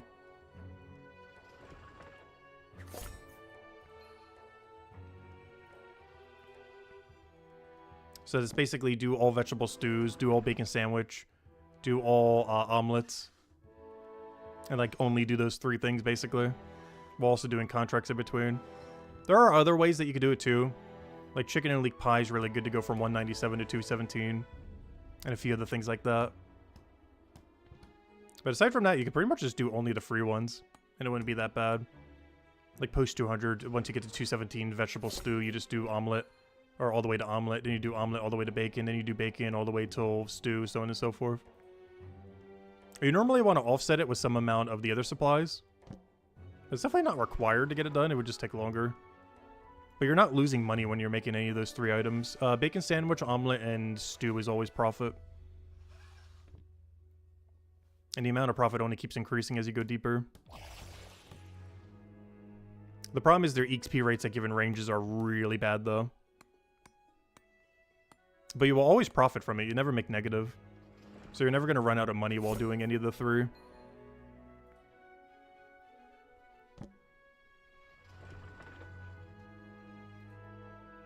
It's just really slow at some level ranges. Like if you're in a dead zone for it and you're not dumping any knowledge, you could go like actual hours before you get a level post 200 in some of the dead zones.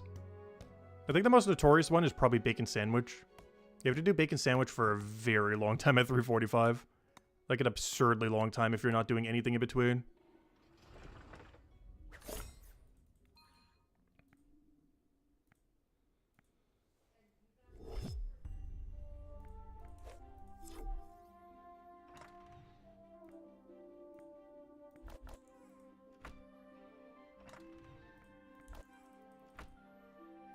I forgot, we're gonna have to bank at least one time. We mentioned that earlier. I wonder how much space we have left.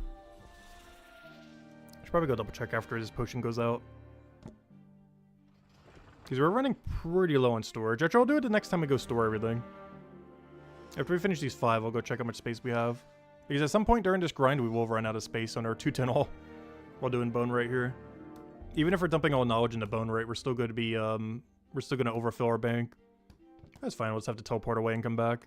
We got a lot of storage now, but unfortunately it's not infinite. It does have a cap. Can't just grind here forever. You can definitely grind way longer than you were able to before, though, which is nice. I wish they would have buffed Branolf Inheritance a little bit with the new change. It still gives you just as many slots as it did before. But given how the new storage works, those amount of slots are a lot less valuable compared to before. Whereas doubling your untuned storage was a lot more effective before compared to just like 16 more slots now or however it works. Surprised they didn't make it a little bit stronger, like 30 slots or something. Like, it's still 1-to-1 what it was before, but it being 1-to-1 technically makes it weaker, not stronger. Given that the total amount of storage you have is technically bigger now. So the amount of effect that you get from Branolf Inheritance, despite being the same number, as a percent is less valuable than it was before. Whereas before it was 2 times in your untuned, and now it's like a, what, a 15% buff to your total storage now? Roughly somewhere around there. So as a percent, it's a lot less needed. Like, the priority of doing Branolf Inheritance went down so much with the rework. Even though the reward effectively does the same thing. It just, as a percent, it does way less than before. But hey, 16 slots is 16 slots, or however many it is, 20, I don't remember the number. Somewhere's around there. It still helps. Like, there's gonna be like 3 to 4 of these turn-ins without having to go and bank. That's like a whole inventory.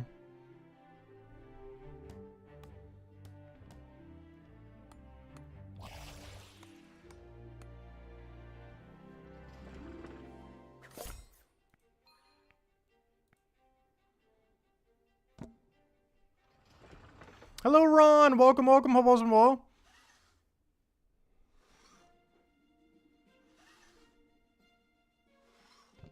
As Ron mentioned, definitely feel free to leave a like on the stream. Helps a lot and is greatly appreciated.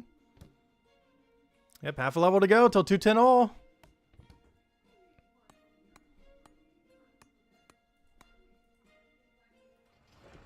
Alright, let me double check how much storage we have. Finally!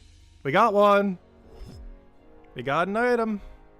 Oh, we still got a lot of storage left. Yep, there's all of our other weapons. Slowly but surely, we're getting our 4-star armory ready for spec weapons release. That's another byproduct of doing this, which is pretty nice. The Mind of a Tubin grind right now. Aside from just getting the levels we need for later, but we got a lot of spec weapons already going to be pre-made for the update. In about a month or two from now. It's better to have it done now than later. You're still going to always have to make one adjusting item, though. As you always have to custom craft 1 to 3 to get it to the exact level range you need. But having them pre-banked is still nice, even for all 3. Because then you just craft the easier component real quick, and then boom, you're good to go. But you can never pre-make all 3 of them, though. At least in the sense that you always need at least 1 to adjust what level it is.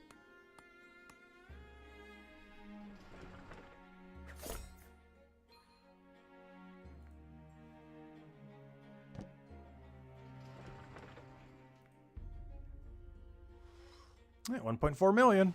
So we got, what is that? 600k right now so far, then. All of our bone rate we've done so far. And I almost filled up the bank.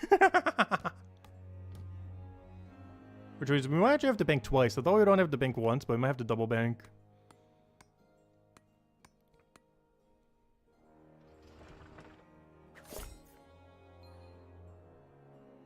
Yeah, this is why we saved bone rate for last. In all fairness, we are doing a 168 method at 209, which is not the greatest. The problem is the next bone spike is until 280 gather. I'm not sure what bone rate level that converts to. Actually, I can tell you. It converts to bone rate level 158. So at 280 gather, we can start doing 258 bone rate. So by the time we ever get close to 258, we have to have 280 gather by then. This when our XP rate gets really good again for bone rate. Which means, honestly, I'm probably AFKing most of bone rate to that level, realistically. Like every passive up to that point. Oh, we get bone meal cement there too. I kind of want to do that for that whole level range. In case we really want to do the builder AFK. Because we can do that for 13 levels. Which will hopefully give us about 13 levels of builder XP down the line. This is used for the builder AFK. Or at least one of the methods for builder AFK. Knickknacks is kind of bad, though. It's kind of unfortunate. Because I don't think I have a good active training method from there to there. Which means we would have to do the really bad knickknacks for 13 levels, which is not ideal. Before we get access to good bone rate XP again. The other big issue is the really good passive activity. Is right when we get the very good active activity. Which is a really bad combination to have. Because both the passive and the active get really good at the same time, which is not ideal. Normally you want them alternating.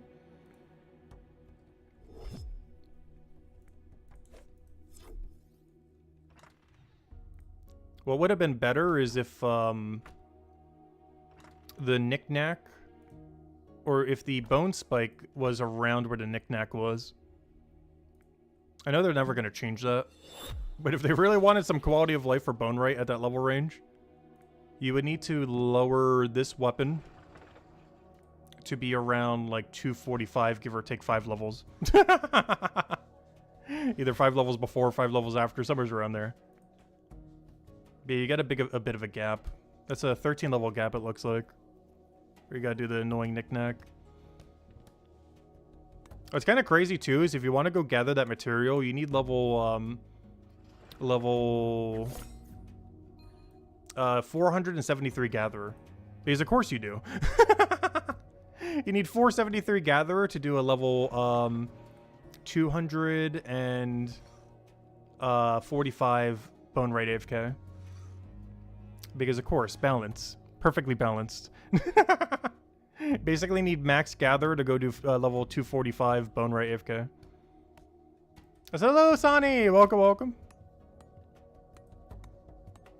Which is just a little bit insane. I know that's pretty low on the priority list, but I do wish they would kind of rescale that a little bit for bone rate. Some of them are just at really weird odds that are just don't make sense at all. That being one of them.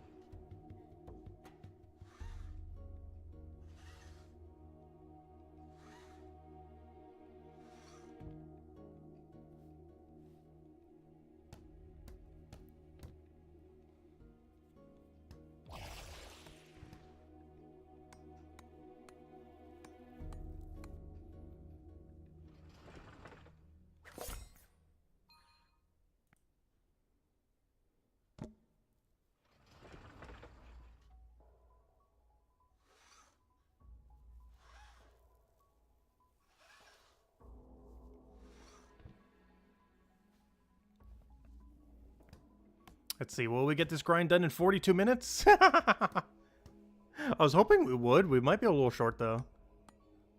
Because at this rate, that does feel like about an hour to get there. But we will get there. The other alternative is to go make something out of the other material. I was not sure if we should. We probably shouldn't. Like the higher level material that we have. Like the ones that would actually give us better XP rate. The problem with that is I have a really, really finite amount of them. Because the best thing I could be doing right now is this. The goat horn brood. I wonder how much XP that is per drop. I can make cudgels out of it. What do you need for a cudgel? Hypothetically. Hypothetically. One sturdy oak pole. Hypothetically. I wish I would have banked a little bit more of these. Alright, let me do one more inventories of these and then we'll heavily contemplate that. And by heavily contemplate it, I mean switch to them next. But yeah, I think we're going to do the control. At least one inventory. We'll see what the XP difference is. If we're talking like 15, 20,000 each, we're doing it. Like if we're talking like double the XP we're getting right now, 100% we're doing it. But if the XP drops like 10k, 12k, we're not doing it. I think 15k is my threshold. If it's even 14k, we're not doing it. If it's 15k or above, we're doing every last one of them. Or, you know, until we have our level. I could do all of them, obviously.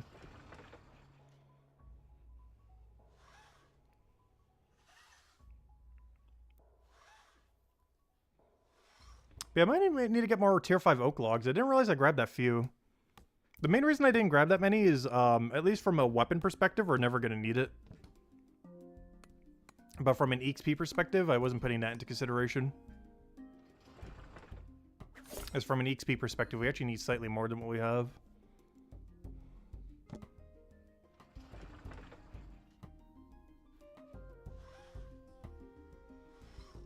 The only problem with doing that, though, is that does go into our shield stock. I guess the other alternative is to go make shields out of it. How much worse XP could that possibly be?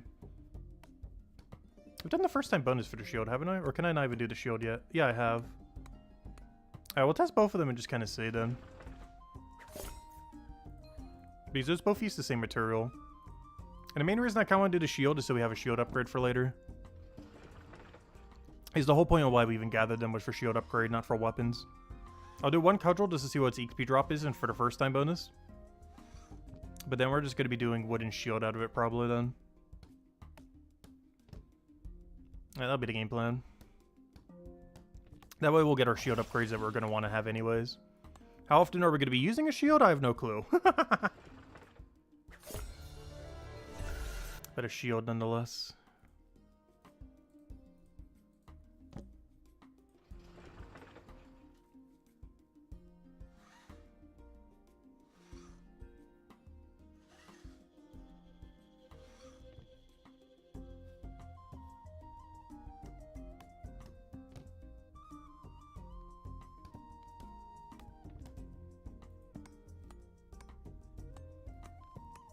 Alright, let me make sure I get the correct amount of material here, so we don't have to come back.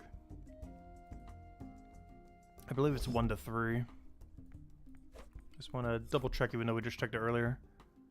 But it should be 1 to 3. Yeah, 1 to 3.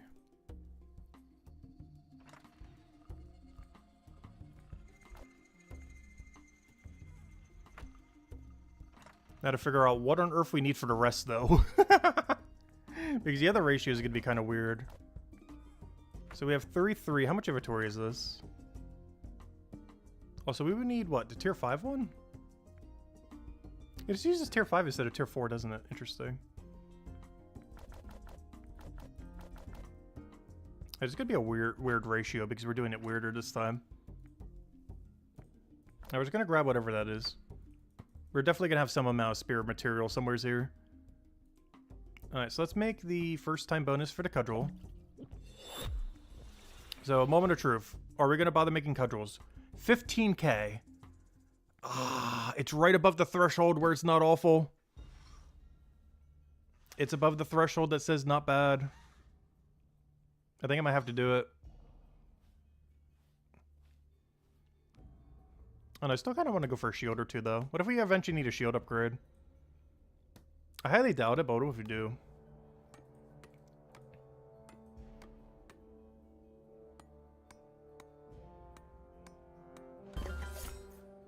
Yeah, first time bonus for that. Which is like nothing.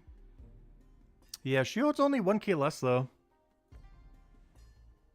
It's not ideal. But it's still double than what we're getting otherwise. And I do like double EXP. Double EXP is good. Yeah, how much more is this stuff selling for? This is worth 11. That does not seem that much higher. How much is this shield? The shield is 14. Huh. Interesting. Very interesting. Why is this so much more? Because the material cost is actually pretty comparable. The shield's like an extra 3 silver each. It is slightly worse XP though. It's like 2.5 silver more. I guess the material is slightly more, but not much. Like, we're talking a very slight difference between material costs here. And I guess we're gonna make the shields then. Worst comes to worst, we get a shield upgrade or two for later. It's not like we're always gonna run 2 hands. At some point, we might need a 1 hand for an enemy. It'll be very rare, but there might be a situation where we run hand. So having a few 3-star shields isn't that big a deal. Or, you know, it can be helpful. Problem is actually getting a 3-star one. Yeah, how's our bank looking? Oh, shields go all the way to the top? Oh no, that's the one-handed thing. I was gonna say, I thought they went to the bottom there. They do. The only problem is I'm only gonna be able to make 3 shields per inventory, but actually that's kind of a good thing. Because that's how long one potion lasts for anyways. Easy, I'm just gonna grab 12 and then a whole thing of bone. And just rinse and repeat. Yeah, we're just gonna do shield then. Oh, I grabbed the wrong one. You do need to grab the right material though. That might help. Alright, now... Luckily there's enough downtime where I think we still get the bonus for all 3 of them. Even with that mistake. There's gonna make 3 shields at a time, boosted the whole time, while getting 15k per shield roughly with the 5%. It's almost double the XP from what we were getting before. Not quite, but it's a bit quicker. And it's a material we need anyways. Like, we do eventually need a shield upgrade. It's not like we're doing this for nothing. And we also make more profit during it. We'll double check, like, the difference between the spear and this, but it should be a, like, 3-4 silver difference per item.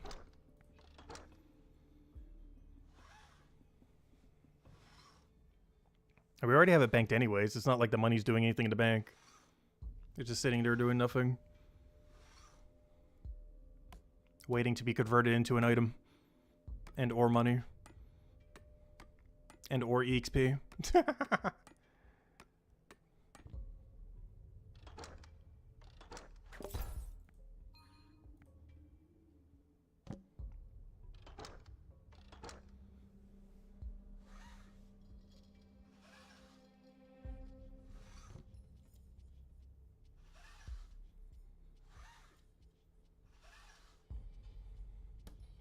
Also, all these things are so close to the front of the room, except for the two-hand thing over there.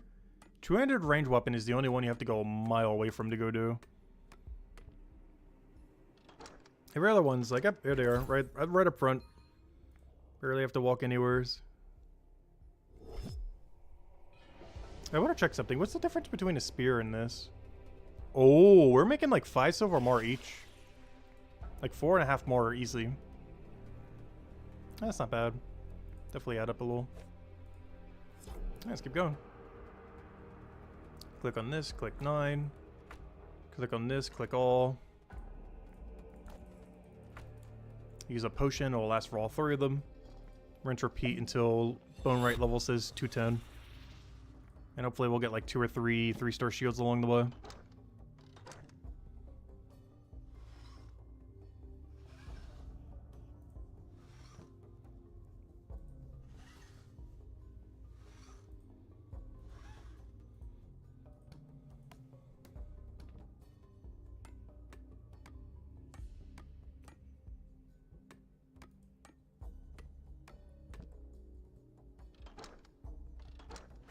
Hey, well, there's one.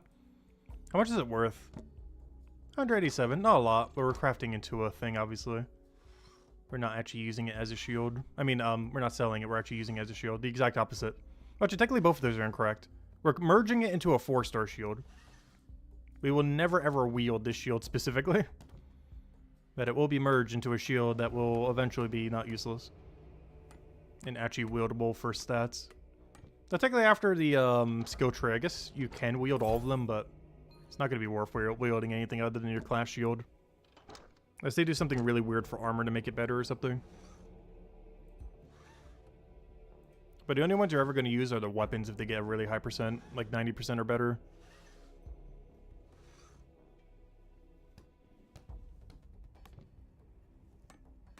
I do like the little symbol on it and everything though. This looks like a Viking shield.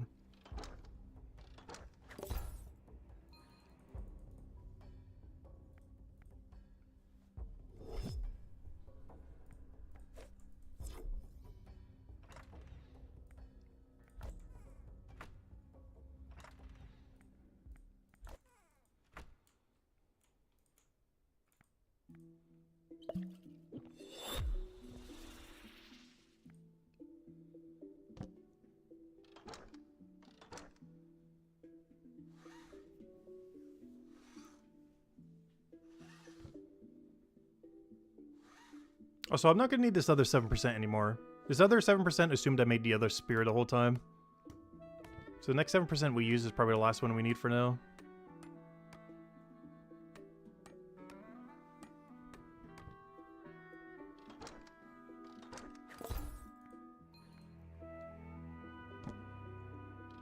Because I don't think we're getting another 200% meter. We might though.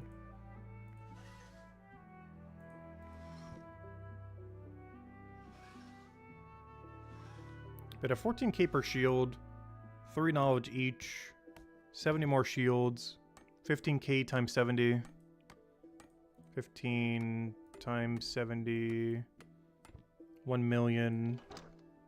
Yeah, we're not going to need the other one. We would have if we did spear, we're not going to because we're doing shield now.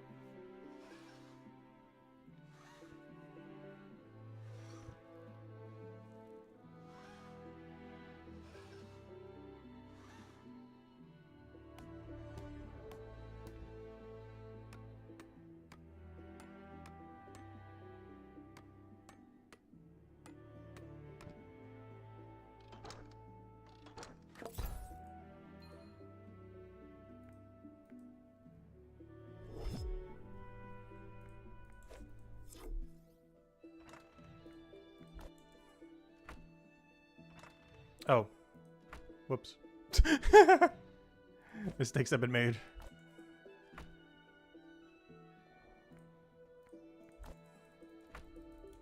If only there were a equipable potion and you didn't need to worry about 2 potions being in your inventory. Imagine that. Imagine that being an update that happens tomorrow. And finally fixing this issue forever.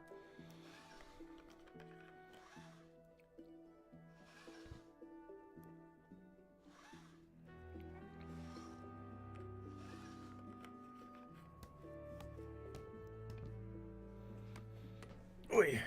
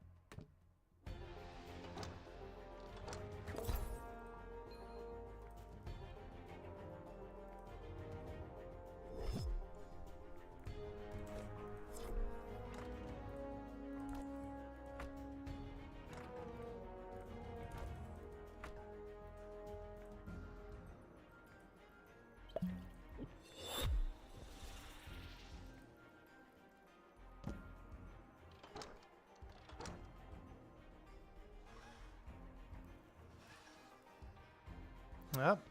2 more and less than 1 million to go. After his inventory. Then we get 320k at 200%. And the shields cover the rest then. There is another angle though that's kind of funny. Which we might end up doing. Oh no, I'd probably use it for the venture, never mind. I was gonna say, while we're doing the cooking contracts, we could use that for the rest of it. And then double knowledge into bone rate.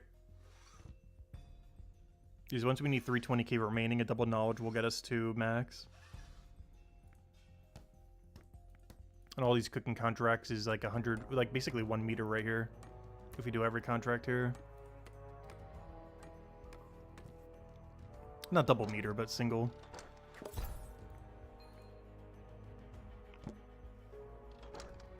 Is doing this will get us to 200% and then 100% again. But then after that 100%, doing all these cooking contracts would get us to 200%, which can then be done to go get this to 210. I don't know, I might still do that. The only thing that throws a little bit of a wrench in that is this 25-minute timer. As we do want to go and do that 25-minute timer pretty much the second that it ticks down. Ideally. Doesn't have to be perfectly so, but the closer the better.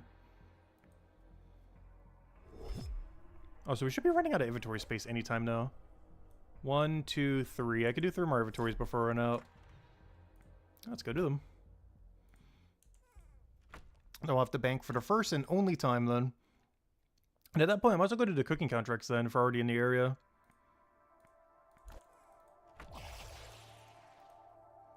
But yeah, 3 more inventories. I just realized that's not enough percent, is it? What's 9 times 3? Yeah, it's not enough. It's gonna be slightly short. I might have to do 1 more inventory then and just keep it in my inventory. That's fine. But yeah, we'll do 4 more inventories then. Bank the next 3, and then the 4th one we just keep on us. There'd be one situation where it'd be kind of clunky if we got a 3-star though. Though I definitely wouldn't mind. He's gonna have to go juggle one of them back in, but that's fine. It's definitely worth it for a 3-star.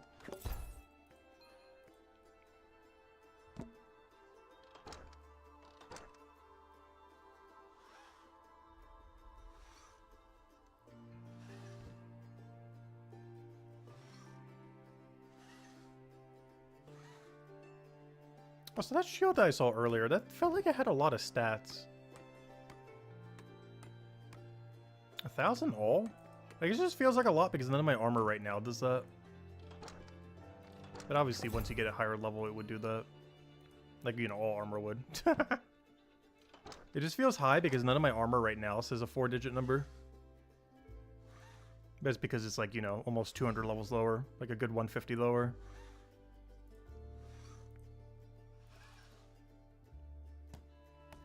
Because I don't think we have anything that has a 4-digit number on it yet. Not even my best weapon right now has a 4-digit number.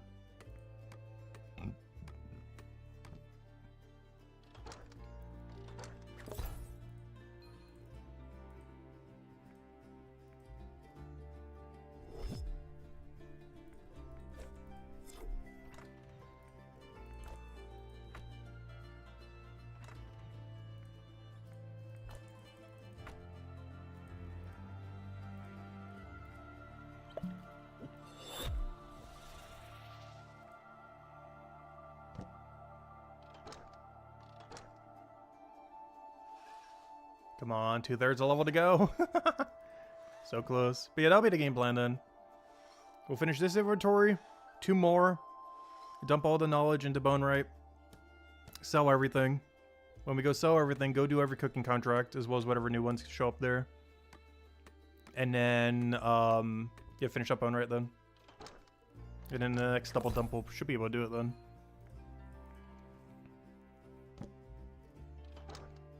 And we're getting at least 1 meter from doing all the chef, if not like 1.5 meters.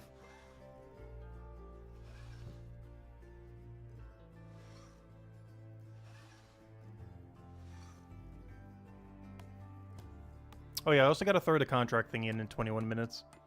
Not sure exactly how we're routing that though, because that means I might have to just chill in Hope Port for like 21 minutes. Obviously, we'll be doing cooking contracts during that time. I just don't think my cooking contracts are going to take like 19 minutes long. I don't know, maybe they will, because we're going to get a double board. So not only do we have to do 6, but probably another 6 on top of that. So maybe it won't take that long actually.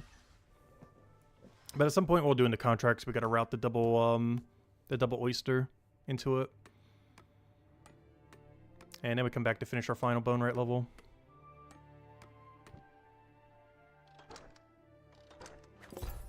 Ooh, bigger shield. Shiny. Not quite a 3-star though. How much is it worth? 46. Not anything crazy. I feel like that should be worth a little more. Okay, we can do 1 more. And then the other one we keep on us then. Also gotta remember to use the bigger potion after this next one. Not this one, but the inventory after this one, we gotta go do it. Alright, I've also only used about 100 of these bone spikes or so. Like 150, 200. That's not that too bad. We're using 3 per shield. But this is why we got them.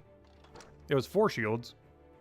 Like, the whole reason we even have these is to make shields out of them, so might as well make shields out of them. The only exception was the one first-time bonus we went for. But otherwise, this material is made for the shield we're making anyways. Whole reason we banked it is for future shield upgrades, so that's what we're saving them for. Future shield upgrades. We're just cashing in their XP now rather than later.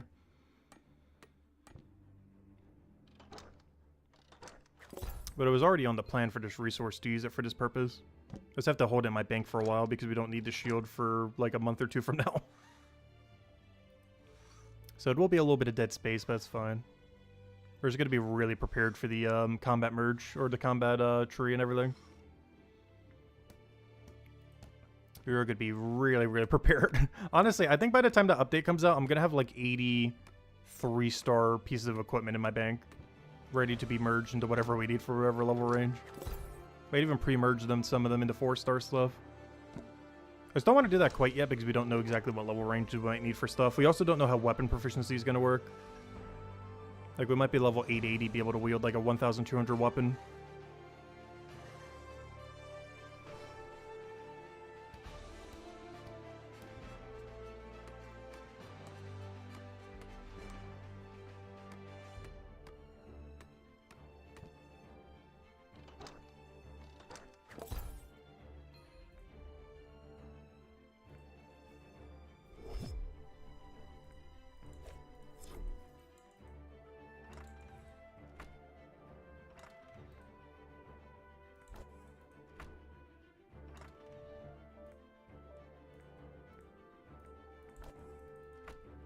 All right, remember to drink to 7%. That's why we have it. Put that in the bone rate.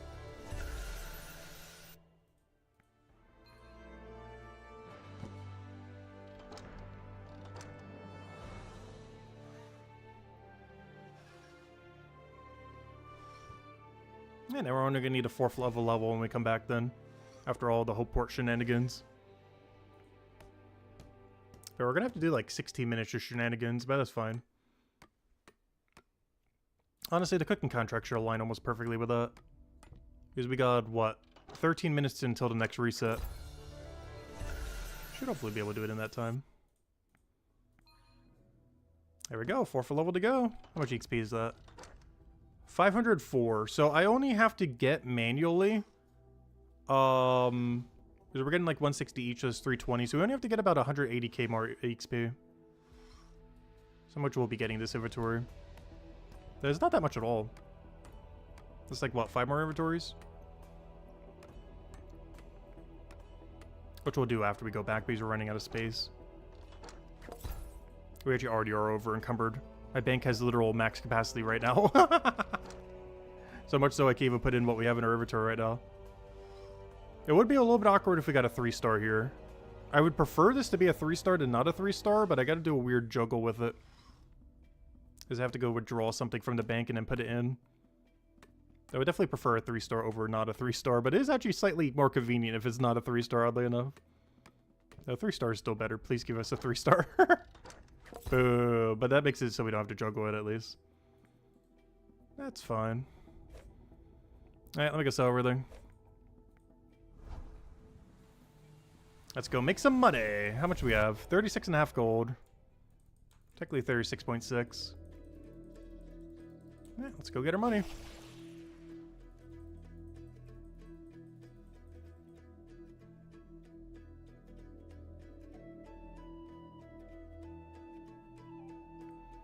Yeah, I don't trust myself dropping the 480, but I'll drop the 1 real quick just so we can go a little bit quicker. Selling them all. Alright, we did that for the first time bonus. Grab all these. Boom, boom, boom, boom, boom, boom, boom. I wish there was like a withdraw all 1-star, withdraw all 2-star option.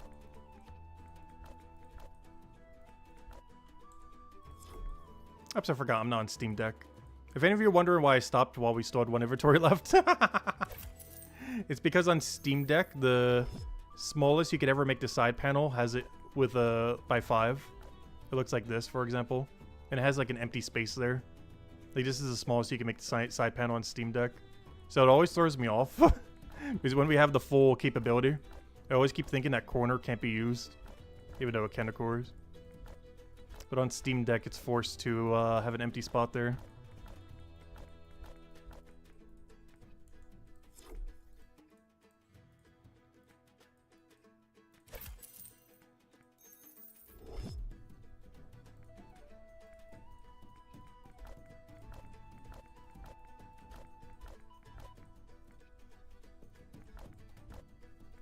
Gosh, stop moving. Stop changing position. We only got 1 good shield the whole time. But hopefully we get at least 1 more with the rest of our crafting later. After we go do all the chef runs and daily. Yeah, it looks like we made a little bit over 1 gold from all that.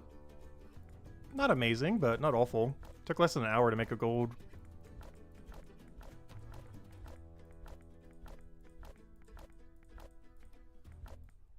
Though, of course, we already had everything banked.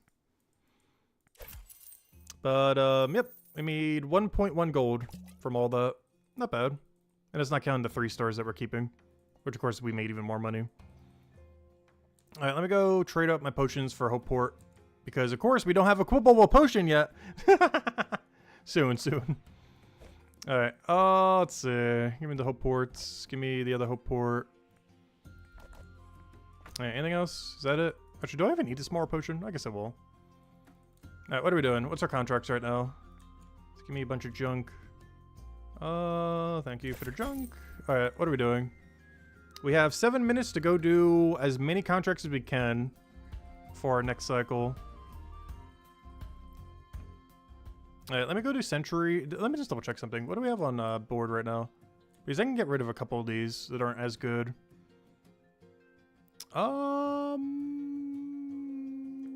Yeah. Anything else? Another hairdresser synergy. Oh no, hairdresser's not that good. But it's something I need to make for EXP anyway, so we're just gonna do it. Okay. The rest of these we can kind of ignore. Invincible for 10 honestly isn't awful. For Oyster. You make a lot of money off of it. And EXP is not bad. If we have time to grab it, we will. If we don't, it's not that big a deal. Alright, we'll do everything here though.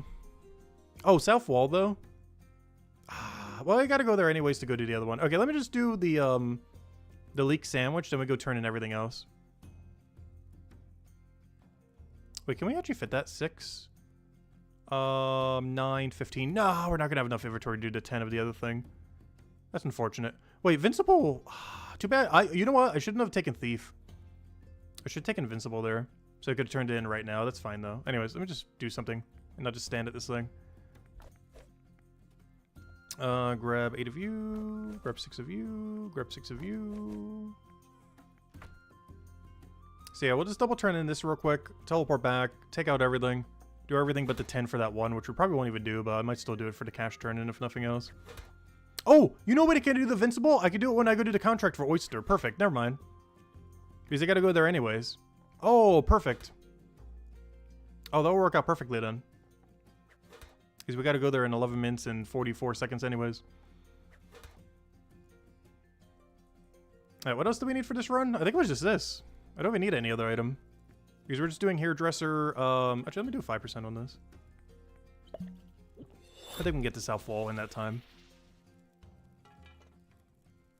But yeah, we just gotta go to hairdresser, turn that in, go to South Wall, turn that in, teleport back, cook everything like this, use the 10% for all of it. Actually, can we do that? No. I can't do a 10% for Thieves' Den. I can use a 5% while cooking everything and then try to get to Thieves' Den in time. But I would have to use the 10% at Little Lucy. As there's no way we're going from Thieves' Den to Little Lucy to Sentry within 2 minutes.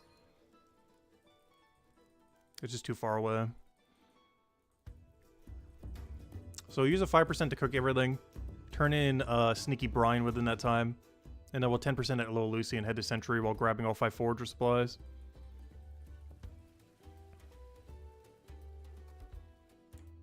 And by then we should have a new bounty board as well. Because that resets in about 5 minutes. And at some point during all this, when we go back to Invincible, we'll go and do the daily down there as well.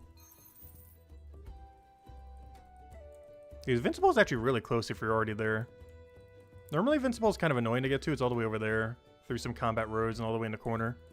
But if you have to go there for the daily anyways, it's like 1 room away. It's actually really close. If you're already over there for the daily. Come on, hit him, hit him, hit him.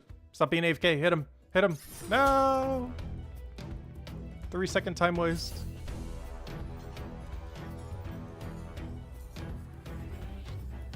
Still gonna make it in time though.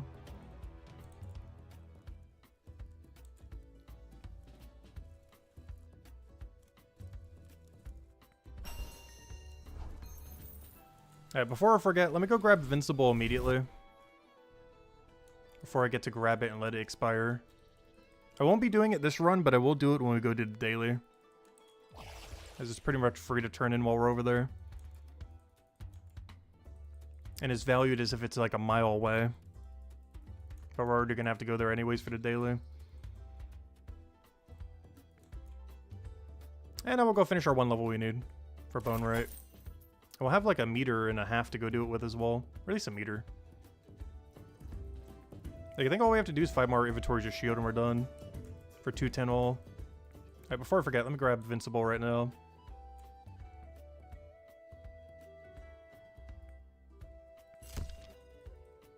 But that's not bad. You make 8 silver each one? Wow. That is actually a lot of money. Let's see. What are we doing? Oh yeah, whatever's on here. Everything but the oyster. Though we do have some oyster to make though. 6 of these. Oh, I should do lobster first. I'll still do these. I'll just drop them on the ground there.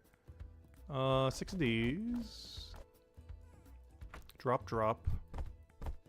Yeah, I should go do the the lobster first. So we grab 6, 6. Oh no, we only need 5. Oops. Wait. Change the plan. 5, 5. Could have sworn that was a 6 earlier. Apparently it was a 5. Well, if that's the case, I can just 5, 5, 5 then. Where's my lobster? Why do we need another inventory? That works out even better. Oh, is there anything else we gotta prep? No. So we can just cook now.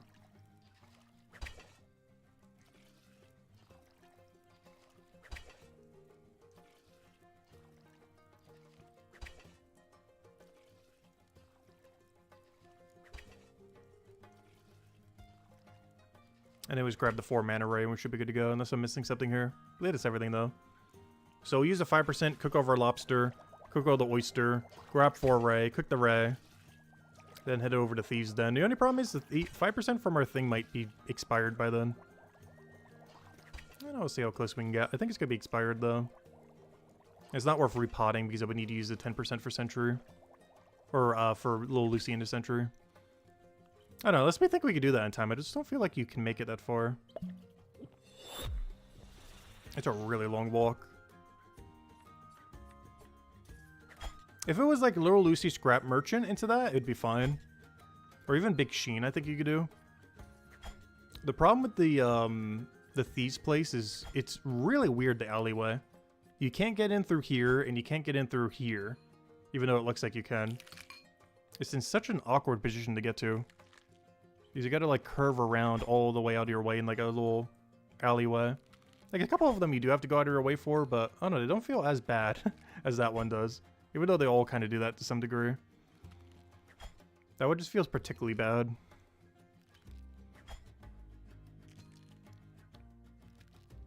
Oh, maybe we can make it a Thieves' Den in time. Let's gotta grab the ray really quick. Should have probably pre-dropped it on the ground.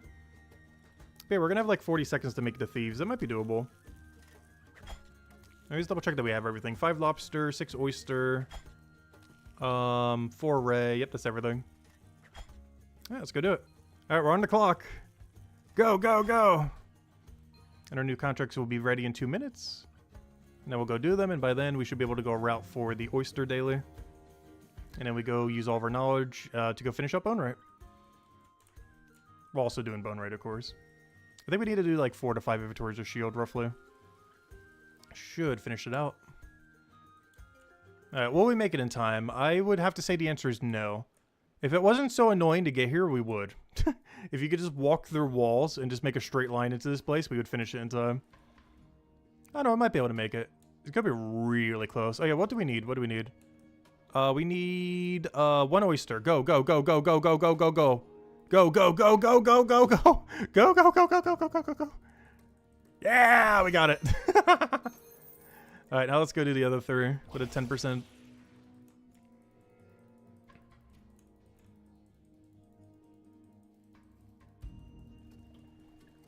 And then we'll come back for whatever the hourly ventures are.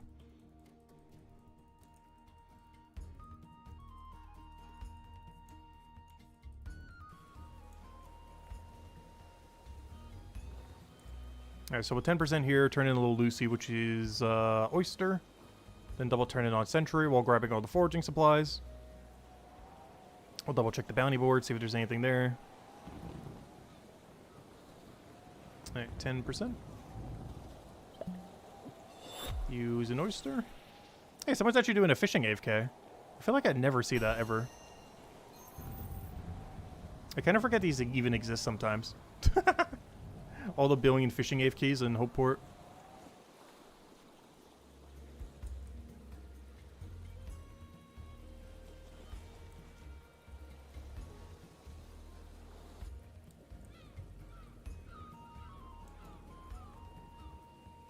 So one of the reasons I don't feel as bad using a 10% for this is on the path to get there, you get 5 of the ingredients for a 10% potion.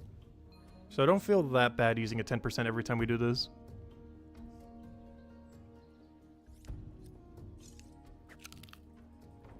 As in theory, we're getting 2.5 10% every time. So we're only down 1.5 10% every time we do a Sentry.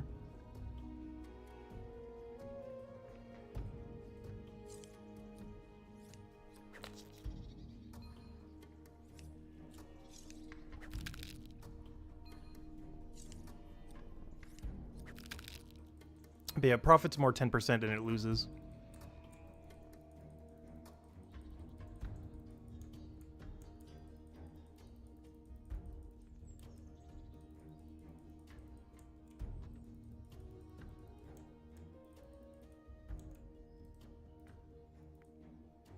I am curious to see where the teleporter in Chapter 5 is going to be. Because there's a non-zero chance you would start doing Sentry by just teleporting to Chapter 5 in the future.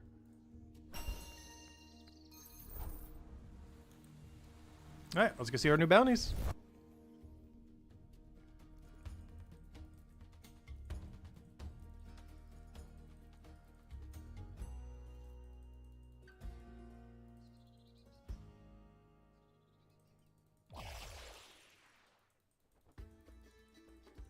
So do I need any different potions?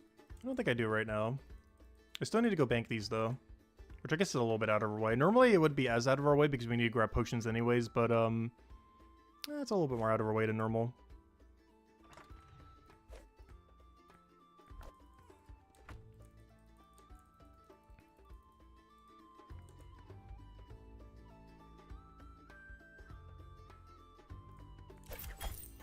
Alright, let's see what we get. Also, what's our timer at right now? I gotta try to route it in 1 minute and 40 seconds. I might be a little bit late. I think we're gonna be a minute late. That's fine. Now with these options, we won't be. Wow, those are bad. Alright, how are we doing this? I guess we're just doing it all for one's 10%? I think we can. I'm not sure if we make it to Little Lucy in time. I think I would have to come back for my oysters, which is kind of awkward. How do I want to do this? Alright, let's just do something. We're stalling too much time. Trying to think of how to route this. Because it's a little awkward. Very doable, though. Also, I really should have grabbed lobster first. Not sure why I did this one first. I'm doing this like the exact opposite order I should be.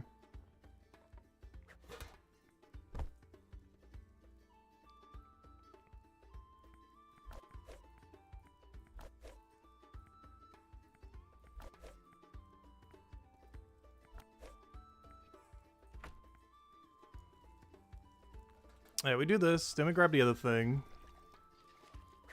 What else do we still need then? Well, chicken and leek pie, we got that. Oh yeah, the oyster, the 1010 oyster.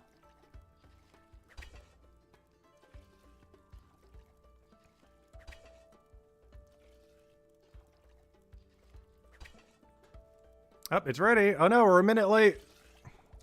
No, it's fine though.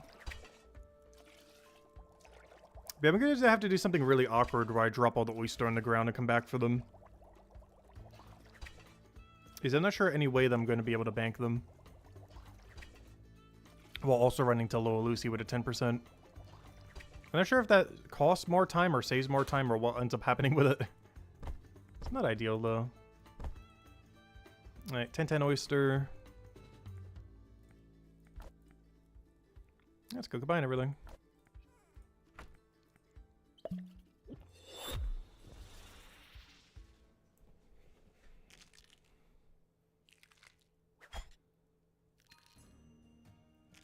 So I shouldn't have dropped the leek pie on that stack.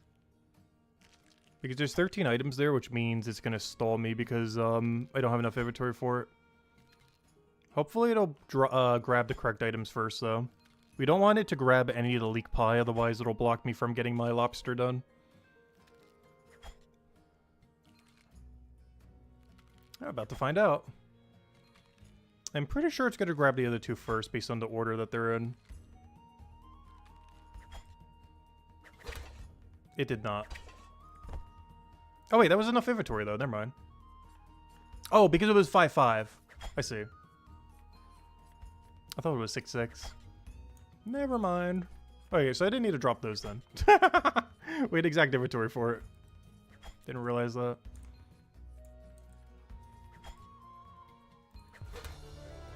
Save for later, that's for bone right. Very soon.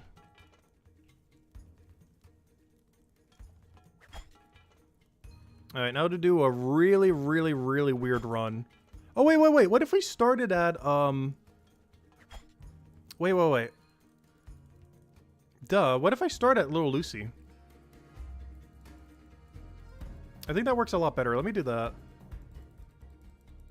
Let me start at Little Lucy. Because I forgot, we can just start the other way around. We'll start at Little Lucy, use a 10% potion, turn in both of them, turn Invincible, double grab Oyster. Boom, we're good to go. And then we just bank Oyster. And we don't have to bank the Oyster in time because there's no XP bonus on it. So we just have to do double Little Lucy, Invincible, and double Daily in one run. That should be doable. Alright, so everything but Oyster goes to Little Lucy then. So we're gonna have to go from boat to boat. If you could walk over here, that'd be great. Don't make me go all the way over there. Wasting those extra tiles. Of course, now you move. A little late. Making me waste 2 tiles. We're on a timer here.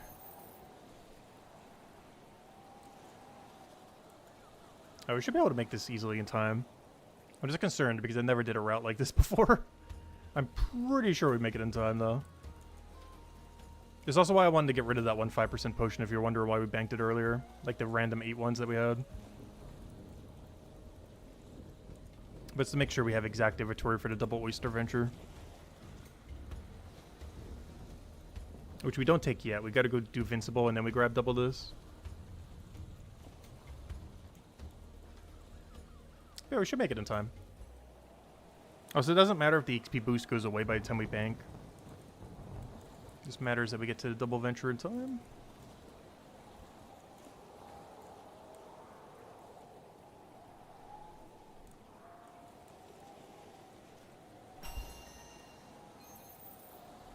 Yeah, we have 38 gold now. The most we've ever had. That stack will start to go down. So whatever we end at today is going to be our highest stack ever. But it will be going down to 0 again. Alright, then we double grab this venture.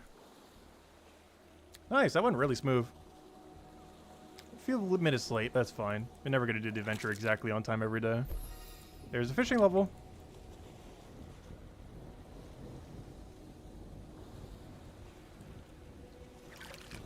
Gosh, 1,000,000 XP. We don't even have the 5% bonus that we get in a level and a half either. That's not even with the 5% bonus. That's not even the final form of how much XP we get. It's almost 1,000,000 drop.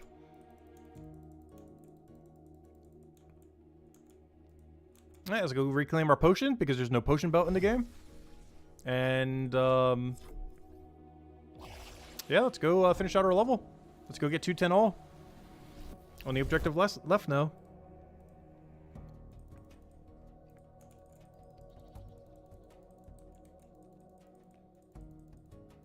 And those will be ready for tomorrow.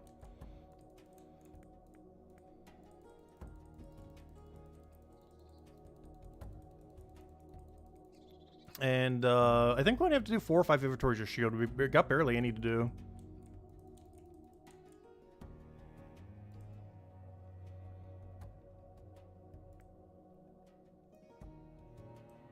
Yeah, we'll grab... I'm going to grab a few because I'm going to be doing some mining after later tonight.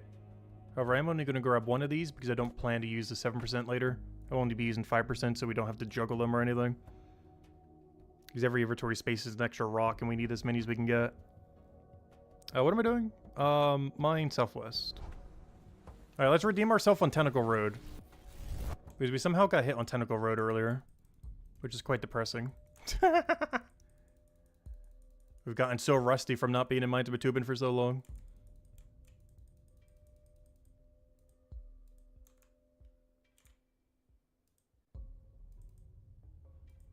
Gotta get all those corner skips. Let's see if we can pass him. We should be able to, because I don't think he's corner skipping at all. Got him.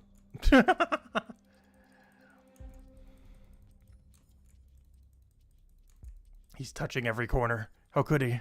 Hey, Raccoon's here. Alright, what are we doing? Not that. I need these, and then all of this. And then we make 3 at a time until our bone rate level says 210.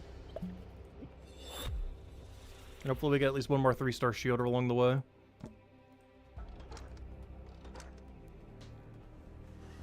And that would officially be 210 all then.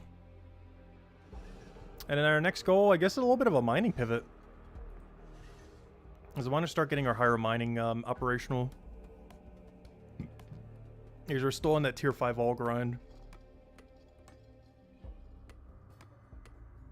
Also, to finish tier 5 all for, gosh, that's so weird. To finish tier 5 all for mining, there's technically 2 numbers. 294 and 248. 294 is when you finish it for smithing. 248 is when you finish it for stonemason. That's kind of brutal. It's like an extra 50 levels to finish it for stonemason compared to smithing. As this is tier 5 def stone.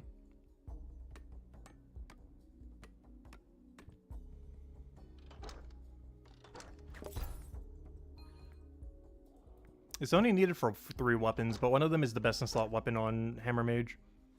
As well as every class's best in slot 2-hand yellow weapon. Once you can wield all faction gear.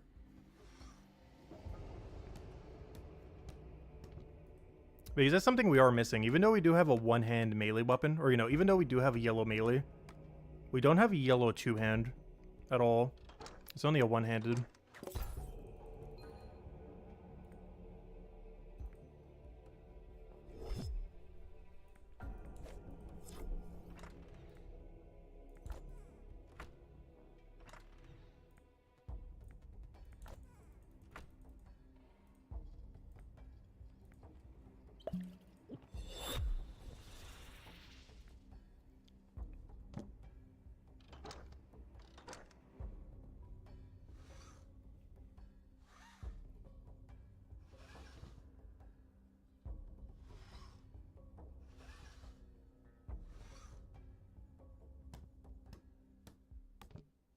Also, I still can't wait till we get to 233 stonemason so we can unlock the skill again. Because right now I have a lot of smithing supplies banked. I have a little bit of bone right supplies banked. But because we've been locked out of stonemason for so long, I have literally no 3-star stonemason banked at all. Like, actual 0. But at 233 we get access to it again.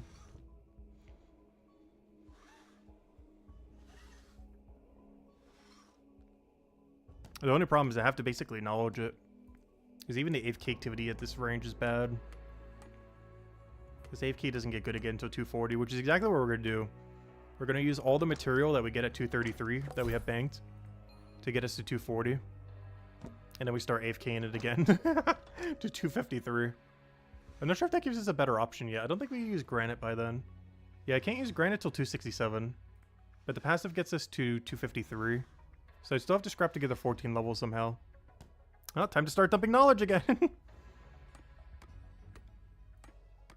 Oh, I need to figure out something for those last 14 levels there. Because currently I do not have a plan for it. Oh, we could always mining AFK it, I guess. That or just pay the tax of having to do that AFK. It's really expensive though. At least relative to AFKs that literally profit you money while still giving you XP. The ones that burn that give you nothing in return are just kind of bad. You're forced to have to do it for smithing because there's no other choice, but for every other skill it just feels so bad doing it at that range. Burning money when you could just be making one that makes you profit instead. Because the only reason that's kind of worth doing with smithing is none of them ever make you money. So it burning you money doesn't really mean much because they all burn you money. But when you have the opportunity to not burn money on one, you pretty much never want to be doing it when it is burning you money. Like the reason we're not doing just 220 is because at 206 and 240, like literally everything around it, we would profit. We're at a level range where we have to do this one. But at 240, then we could do that. But then at 253 and 274, we're in a big dead zone until 294 until we can make profit again. But every single one of these other objects we pretty much want to avoid. Anything that isn't a sculpture. So hello, Huckleberry Doo. Welcome, welcome. Hey, you made it in time for the 210 all. We're about to drop a double meter on it. Well, soon. But yeah, we're making a bunch of shields. It's the best thing we can make for XP at the moment. And that'll be 210 all then.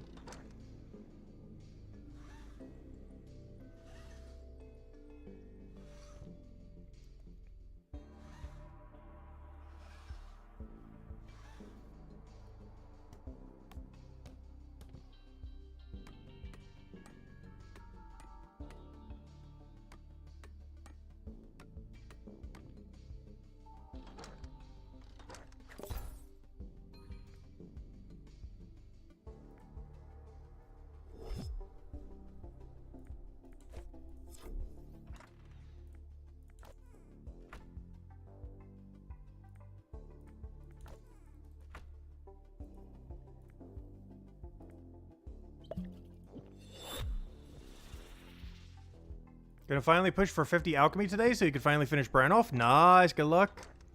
Yeah, the extra storage space is really nice. We were utilizing it some earlier too. When we were doing all the shields and everything. I don't think we're gonna need to make as many right now to need to use it. But yeah, it saves you needing the bank as often, which is really nice.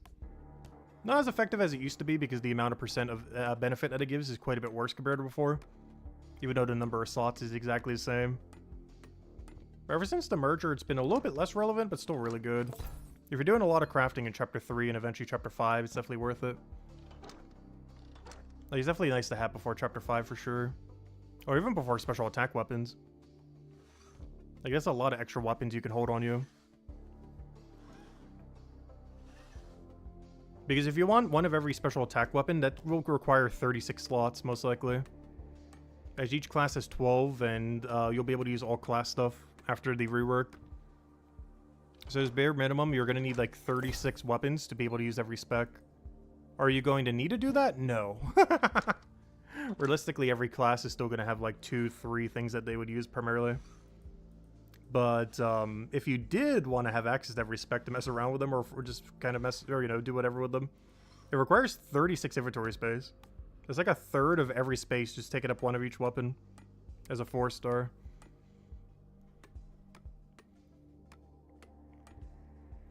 It's not viable to do that, but it would be fun.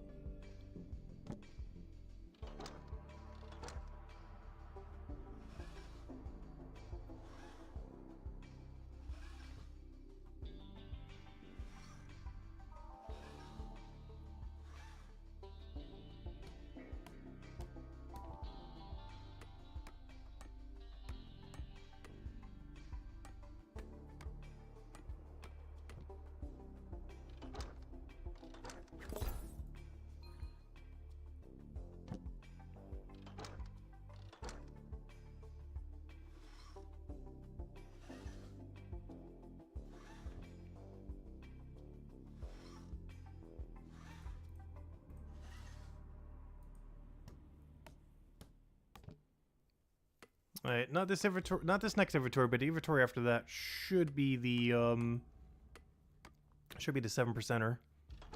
This will be the last time we get to double meter as well. It's not gonna get us there, but it's gonna get us really close. Oh no, wait, it will get us there. Oh, what am I saying? Oh, we're there. We got it. It's done. Let's see if we can get one more shield. We just gotta do 2 more inventories. At this point, I might as well just go back to the spear then. Oh, does that mean I'm only getting 1 shield upgrade? Oh no, I kind of want a second one. We'll keep going. You're trying to tell me we only got 1 shield upgrade. In all fairness, we're not going to need that many. 1 might be more than enough just to kind of test it. I kind of want to get 2 or 3 though. Yeah, I'll try 1 more inventory. If we don't get it next inventory, then yeah, then we will. Actually, you know what? Let me just make 1 right now. I got a plan. Wait. I see a plan. Give me 2 of these. Make 1 of them. And it should work out perfectly then. Unless the meter does something weird. But it should bring us to 191, and then we do 3 of them, and then we'll be exactly there. And if we somehow don't get enough knowledge, I gotta go sprint over to iron. And go mine 1 singular iron at the speed of light. Actually, Andesite might be closer. Plus it's more XP. I'll go to Andesite if we are short somehow. It's probably also more knowledge per node as well. Alright, so we're going to use the 7% for these last 3. And that should hopefully get us exactly there. And if it's somehow off by 1%, we will sprint to Andesite quicker than we ever have before. Alright, 12, 1, 2, 3. And whatever this needs, probably 12, 1 to 3. Or that. Oh yeah, could I have done that to the other one too? Whoops. Alright, put this in the bone right.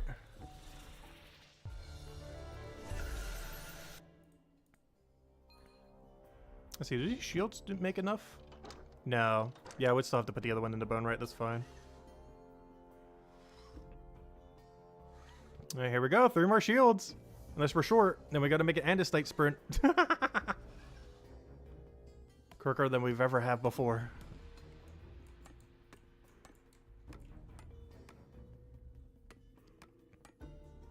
So come on, one more 3-star shield. Or who knows, maybe even 3. Could you imagine? At least 1.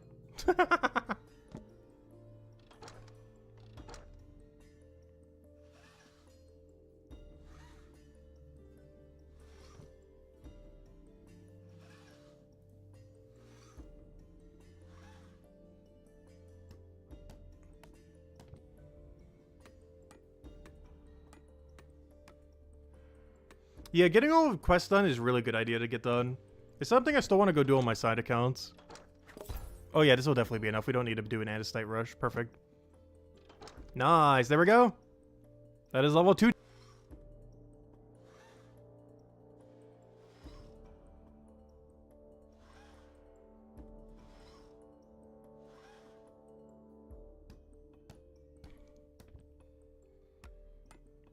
Come on.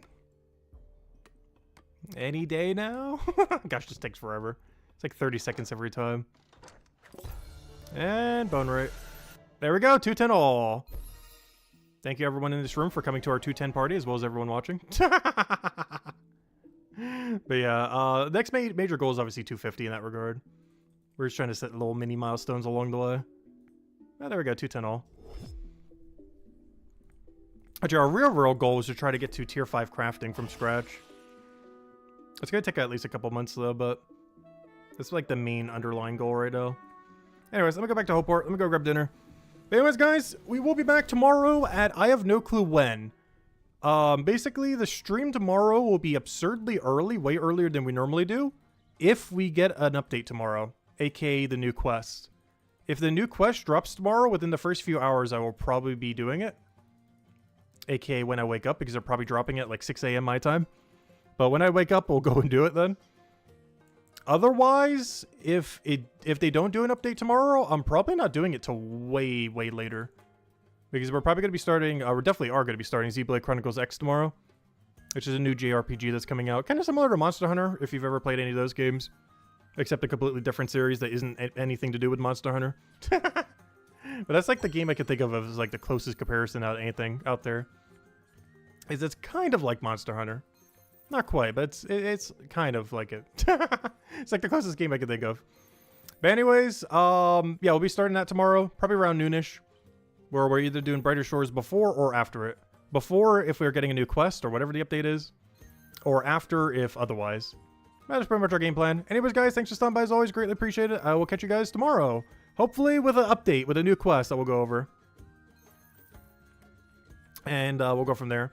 Anyways, guys, thank you so much for watching, and I'll catch you guys later. Goodbye, everyone.